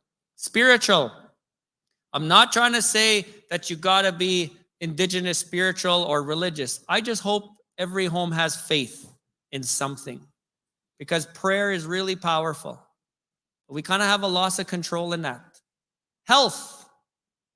Sugar is one of our biggest challenges today. I walk into the Cows's Gas and Grocery on the reserve, and there's pop and chips and chocolate bars all just ready for my kids to grab every time I walk in there. And I'm not trying to say the Cows's Gas and Grocery is the problem for that. But a lot of us use food for comfort today, and we tend to eat sometimes some unhealthy food. And I'm not trying to criticize it, but it leads into our mental health, our emotional health. Our ancestors ate for discipline and medicine. Today, we kind of eat for comfort. There's a couple buffets those chefs don't like when I walk into those buffets. I hear my mom's voice, you get your money's worth when you walk in there, and I do. But all I'm trying to say is check ourselves. Economics. Every child should wake up and watch their parents get ready for work or for training or for school or something. That's how you change an entire generation in reconciliation. Children watch the parents. How do we make sure that we're doing this? And yes, chief and councils, yes, provincial leadership, yes, federal leaders have a duty in this. But as individuals, us too, we have that own motivation to meet halfway, to try to get there. One of the challenging I find today is back in the 1980s, when a student got sent home from school because of actions, the parents would address the child and say, you got to do better. Today in 2023, when that happens, it's the teacher's fault. What are we teaching our kids when we're so protective to the point where we're kind of instilling that you kind of got to put in your own hard work too? And I'm not criticizing, please. I'm just telling you there's a little bit of loss of control. Cultural. And I'm not just talking about the Nehewak and the Anishinaabe, the Dene way. I'm just talking culture. There's two kind of cultures that we live in today. There's our indigenous worldview cultures, which we're very proud of, and we're coming back. We're getting stronger. But there's also a culture that we've created because of the intergenerational trauma that we live in. We think it's normal. We think that that culture is now just something that's normal. It's not normal, that intergenerational culture, trauma culture that we live in. But it's become a norm because our kids see it. We see it. That's just how it is. We got to understand that. And so if we don't address those losses of control, those words on the outside is what weighs us down on a daily and weekly. And it's tough to think innovation. It's tough to think economics. It's tough to think prosperity and that beautiful indigenous worldview. But we're going to get there. Like we truly are. We're getting there right now. Like we're getting there. We're gaining strength. And so we just got to understand that we've just been through kind of a lot. And I'm going to start to sum it up. But I just wanted to really emphasize at how beautiful it is. I'll tell you a second legendary story. I told you I'll tell you three. I'll tell you my second one, then I'm going to wrap it up and I'll tell you one at the end. This is the legendary story of the moose. So this legendary story, and these stories are funnier in the indigenous language. I learned them in English. So I try and make them as how they're supposed to be. And they're not all funny, please. I got some pretty serious ones. I'd make it really tense in here if I told you some of them. They're pretty intense. But they're not all funny. But this one is funny as well. So one day, creator Manitau created Turtles Island. This was after he put the Asiski, the dirt on the turtle's back. That's the legendary story of creation. But after that, this story came soon after.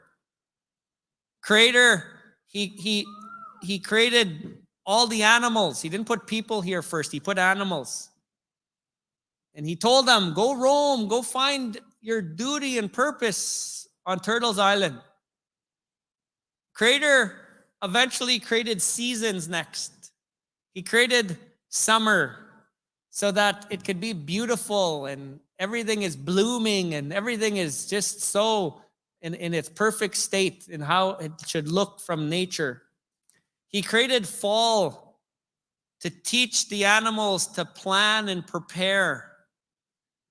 He created winter so that everything could just pause and you can just let things rest and breathe. He created spring to allow to teach rejuvenation, that things come and grow again, and they you got to get ready for that.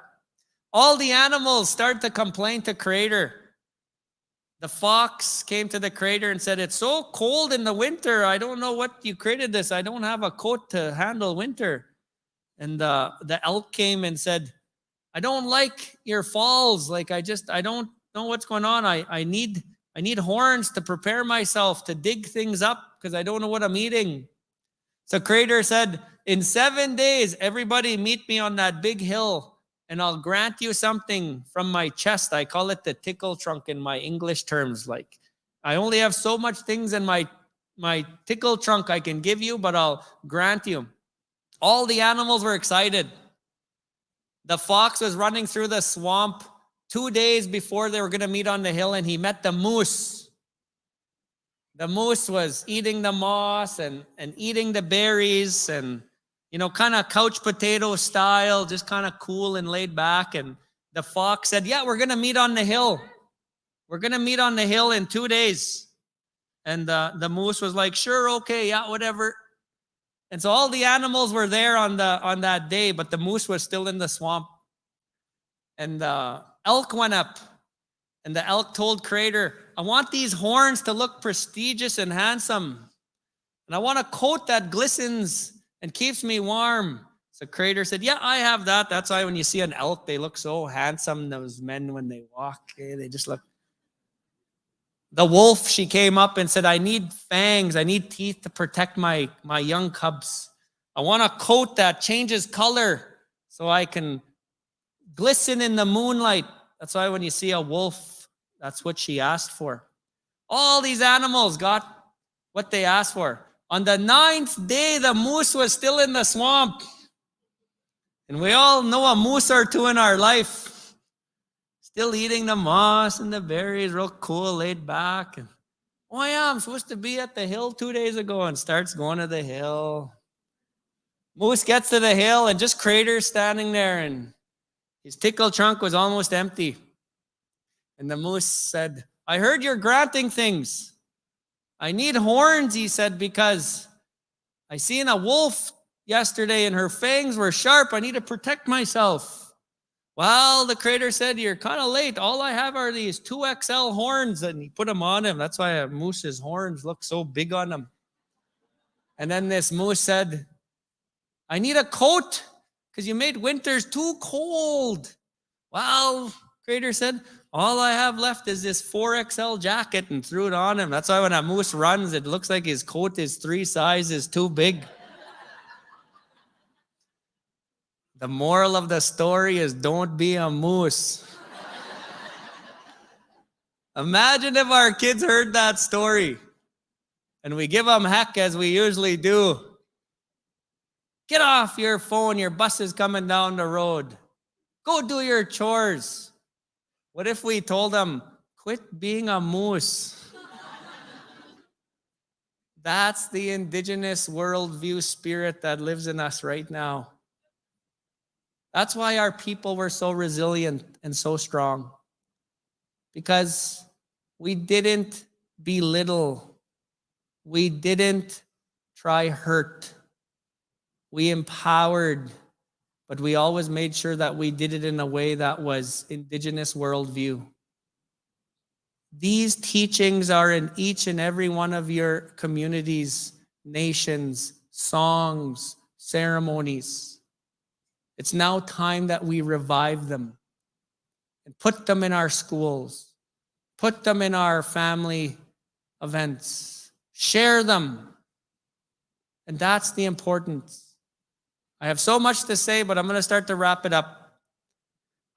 I wanted to show you a couple things. Sorry, I got one more thing I got to tell you. I'm going to be a little over my time, but I just need to get to you one last thing that's really important.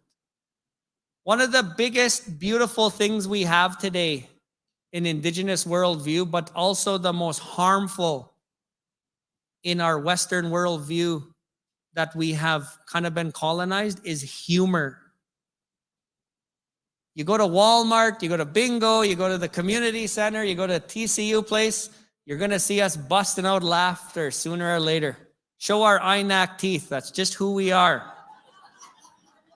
I like saying INAC teeth, especially when INAC people are around. Chief, it's Health Canada that pays for your teeth. Well, it's funnier when I say INAC, I tell them. Yeah?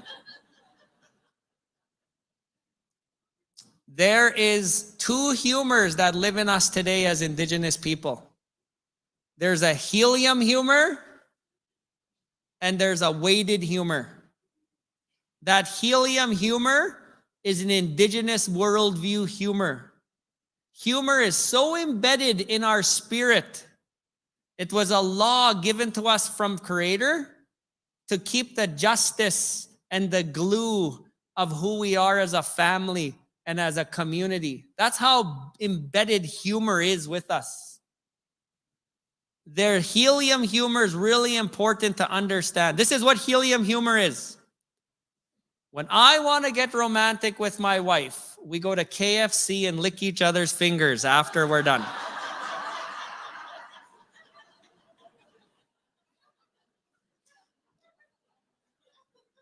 Nobody got hurt in that comment I just made. This whole room just lifted. If my wife was here, she probably would disagree. We don't do that anymore. That feeling just there, that's indigenous worldview humor. That's helium humor. But there's a second humor that we carry today. It's weighted humor. That's the lateral violence humor. That's the teasing each other because of on versus off reserve, because of female and male, because of disposable income. What's that? Okay, I'm just about done. Weighted humor is embedded in us and it's hurtful. I learned a valuable lesson when I was 17 years old about what this means. I'm in a male dressing room, hockey, playing hockey with my friends.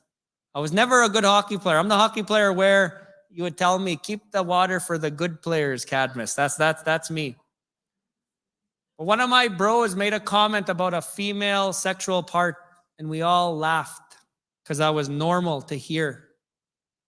And this dad was in the room, and he turned to us and he says, that's not funny. Your moms are women. I tell you, at that moment, I'm like, wow.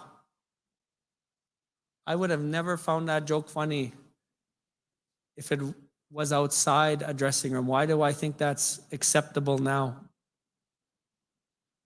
That's weighted humor. We protect and we enhance our women and our children as men. And our women in return, remind us at how beautiful of a spirit we are as men, because it's tough on both sides. But weighted humor is something we got to identify and get it out of our own humor, of our communities, because that humor is very hurtful. But it's here because humor has kept our parents and kukums and mushums grounded through the terrible times that we have endured, and for them to make sure that we have all opportunity as young people to succeed. But humor is the energy, the gasoline to our vehicle to get there.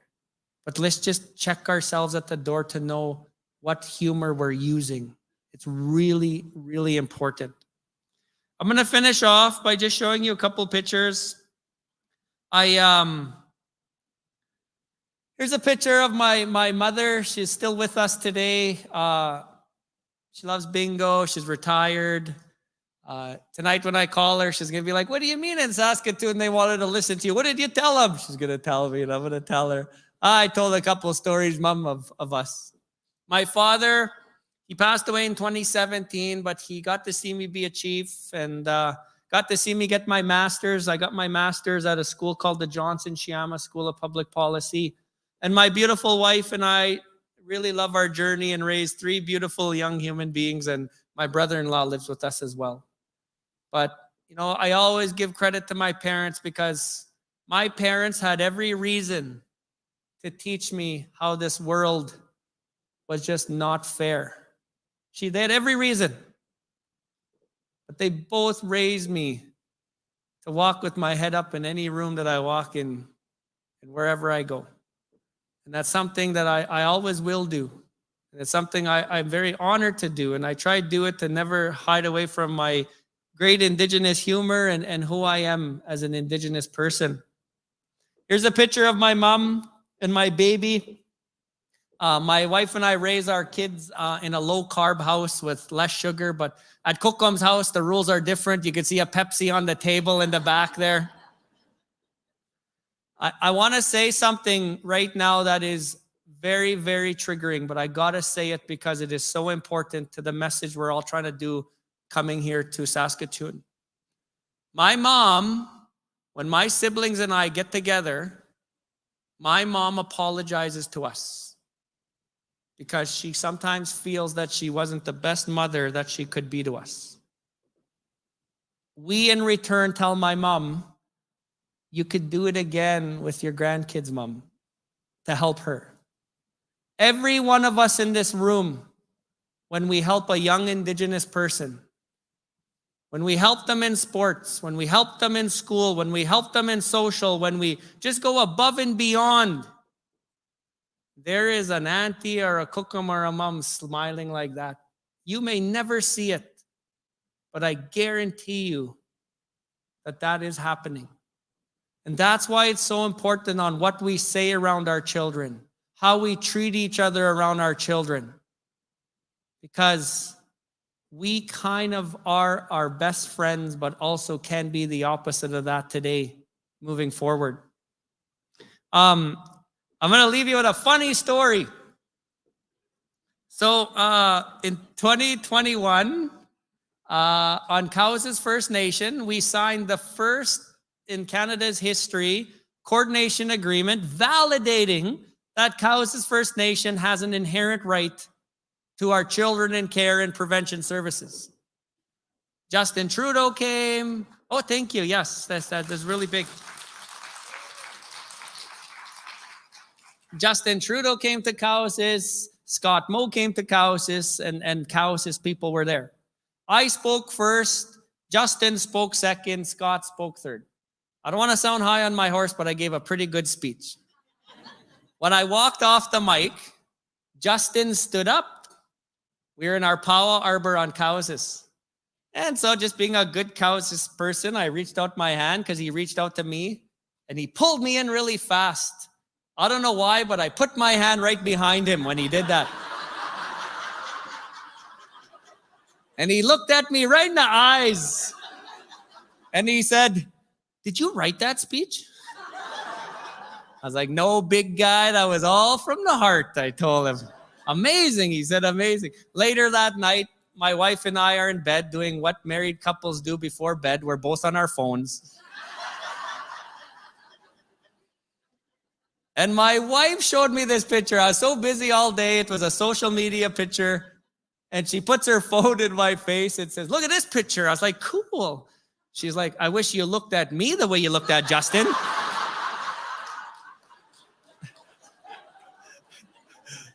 I was like, honey, if someone just invested millions in your nation, you'd be looking at them like that too. In conclusion, everything that I shared is my journey. I'm not saying that I'm here speaking on how all of Cowessess feels, on how all Indigenous people are. This is my personal journey. And I tell you, reconciliation is happening. It's happening, not at the pace we want, but the more that we focus on that Indigenous worldview, I guarantee you our kids one day are going to thank us for all the hard work that we're doing. And I hope that this just gives you that little motivation that we truly are getting there. Nanaskaman, thank you very much.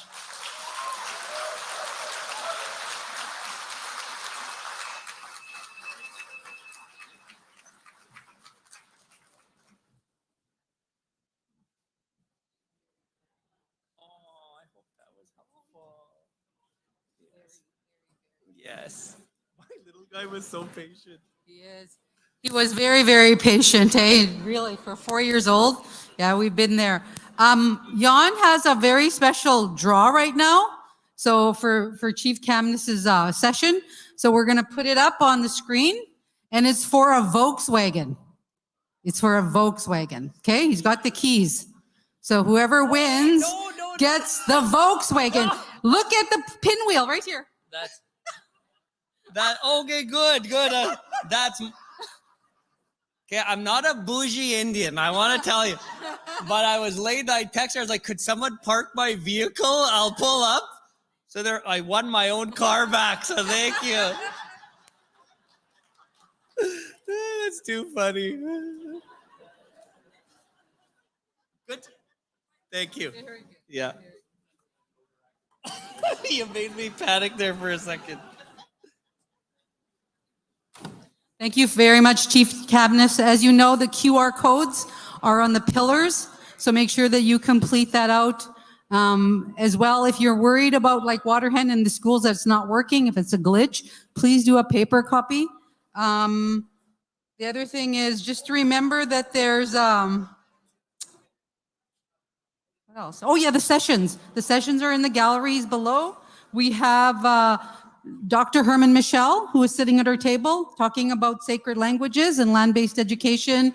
Simon Bird, who's in the back, is going to be talking about social media and Cree language. Chaslyn LaRue, as you know, she was on Canada's Drag. All right, there we go. We just had Chief Cadmus Delorme there speaking, and I always said Cadmus, but I want to introduce bro of mine. Everyone kind of knows him. No, not Simon. everybody. Everybody. The Kokums and the aunties. Yeah. Very there you well. go, there you go. Respectfully. You know what happened was I was at the FSIN. They have a TLE gathering at the Saskatoon Inn. And of course, one of the booths, I always go and I always support. And what happens is one of the Kokums says, "Oh, I got to take a picture." Sitting by two of her granddaughters, and they say, "Who's that?"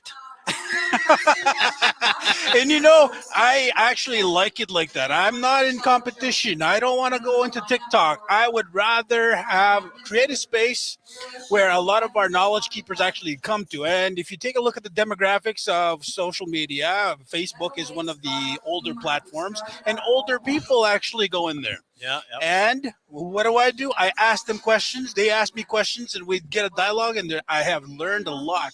Because I live far away today, and I try to make an excuse to make sure that I reach out to the people as much as possible.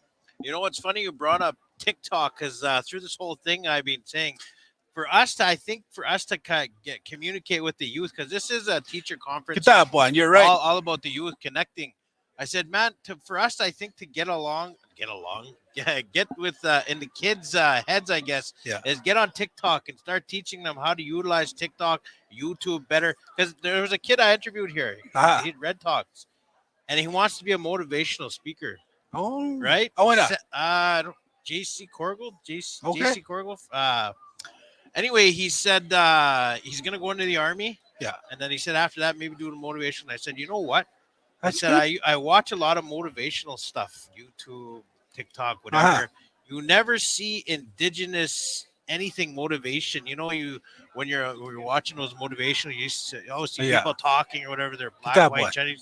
You never see indigenous. I said he could be the first one, and then you could move it on to TikTok to get that younger generation because he wants to tell the younger generation we can do it. Well, it is definitely a form of storytelling, and I would never knock anything down. But the fact is, we only have so much time in a day.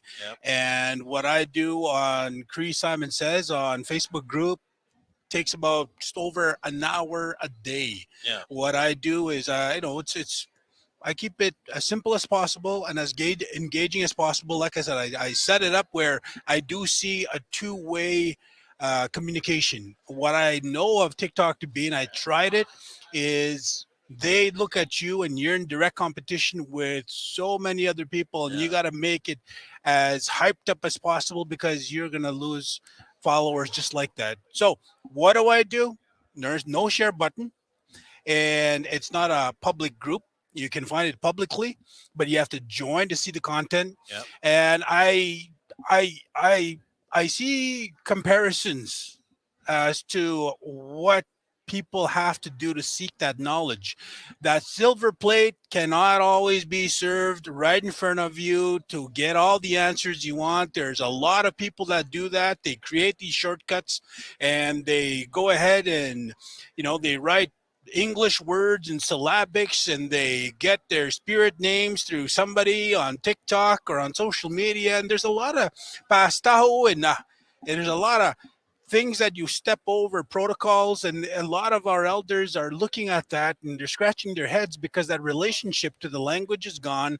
That deep meaning that's there within the language and within our culture is not there. So for me personally, all the power to you if you're on TikTok. For me, I find the most value and the most bang for my buck. When I say buck, it's all about time on Facebook. And there's literally elders there that come and they visit and they say words that I've never really thought about. Just the other day, this morning, somebody from Nelson House in Manitoba says to me, "Did you ever consider the word mahigan?" And I said, "What do you mean?" The word, and this is a random inbox. He said, "Mahigan is if you take a look at oskan, oskan, and then of course the word for mahigan is wolf. Now oskan is bone, and if you take a look at that word, you can see that word can be broken down it's joined. Two words have been combined to make the word big boned, mahigan. So again, that's a two-way street that I see and that I value and I appreciate, and that's what I want. I know our elders are disappearing, and I'm going after the knowledge base where I know it's at. I can't see it on TikTok. Like I said, if you want to go on there, if you're there, go for it. If you're on Snapchat, I used to be all about the selfies. Maybe it's me, being ashamed of what I look like these days, getting older and getting a little bit more, comfortable, fun size. Comfy life. Yeah, that's right. But in all seriousness, it's a balance. Yeah. It's a balance. But I do want to say, Kinanasko, but I'm always a fan of yours in terms of what you do and trying to make sure that you make those connections to, opportunities that are out there, young people, and making sure that those young people are connected to other people, networking and jobs eventually. And I really hope that you land as much of that traffic as you can. But I do have a session to jump to. Napio, thank you very much. We'll be seeing you. Actually, we're going to be streaming his session live. All right. I didn't pay him, and I hope that you do check it out. We will. What time is that at? In about 10 minutes? 2:30. Oh, right away. Okay, I got to go. Okay, we'll be seeing All right, him turn soon. the camera the other way. I Okay, didn't fix boom. my pants. There. All right. All right. So we're going to be going Simon Bird here live, you guys. And I'm just going to kind of go down here to this young man here, Chief Cadmus Delorme. Chief Cadmus Delorme there just did a speech, and then everyone wants a selfie with him to post it. And we just had Simon Bird with us. So you guys stay tuned. We are going to be going live here. We are going to stay live, and we're going to bring on Simon Bird here in the breakout session.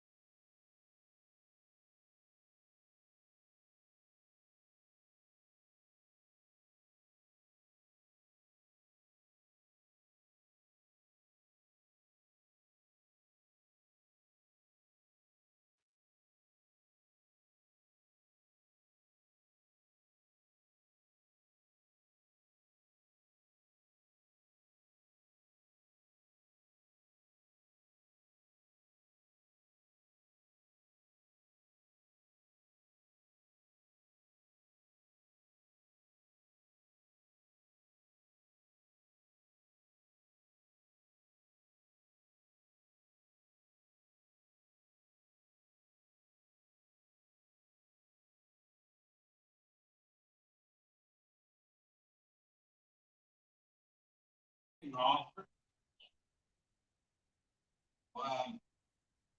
No one's shy. And the last one, Steve, I want to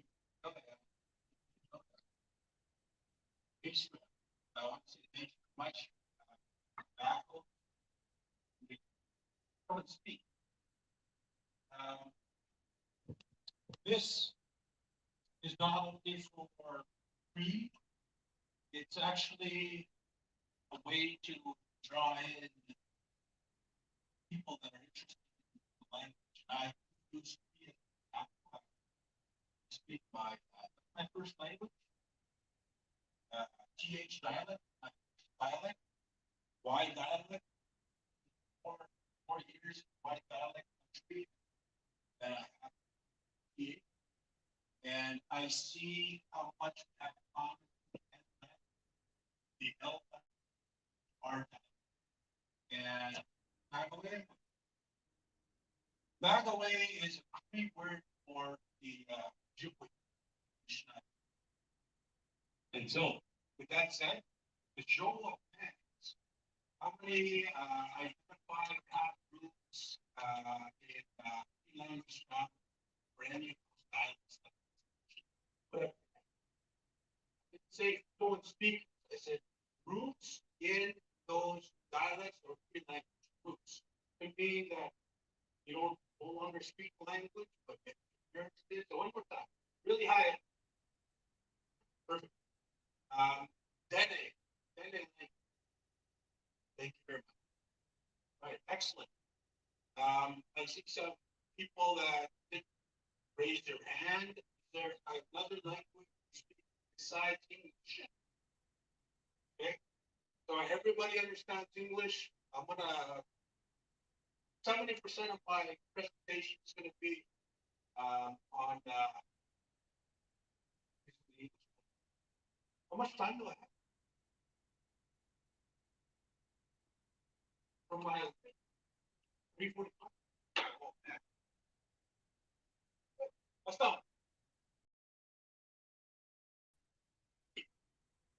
I am always passionate about language. So, ask much. I want to say it's really good. I see people are medicine. I really enjoyed Candace's presentation. That's the first time second or third time I got this book. Something what he said. What I got from it was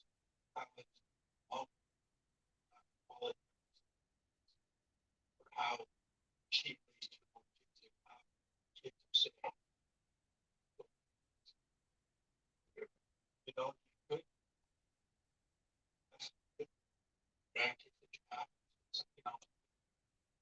Going back one state is going to be reflected in my presentation in terms of how the life cycle goes.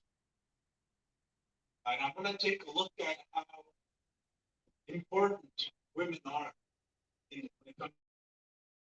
And take a look at how the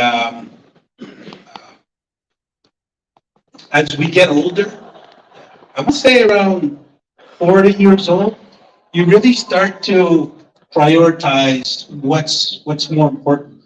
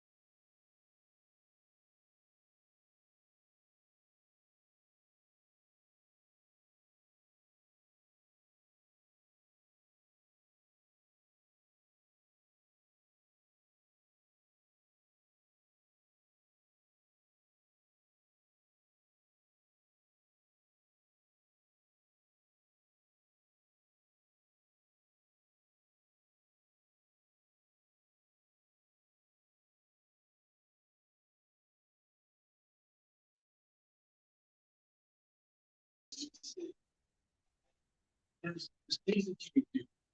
Don't just keep posting everything, and especially when you have. Don't be inboxing random women or men. They're screenshot. You're gonna get yourself. Like, be careful.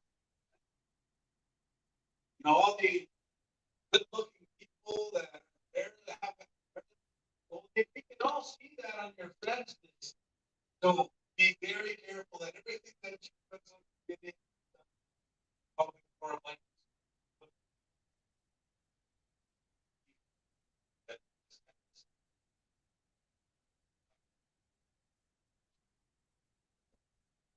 all right. Proper introduction. I don't have.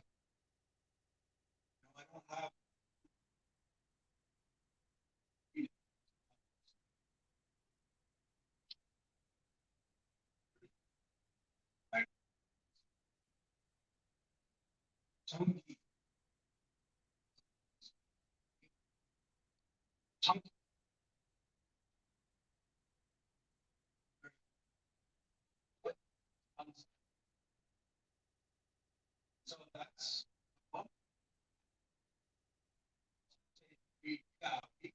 how do you say my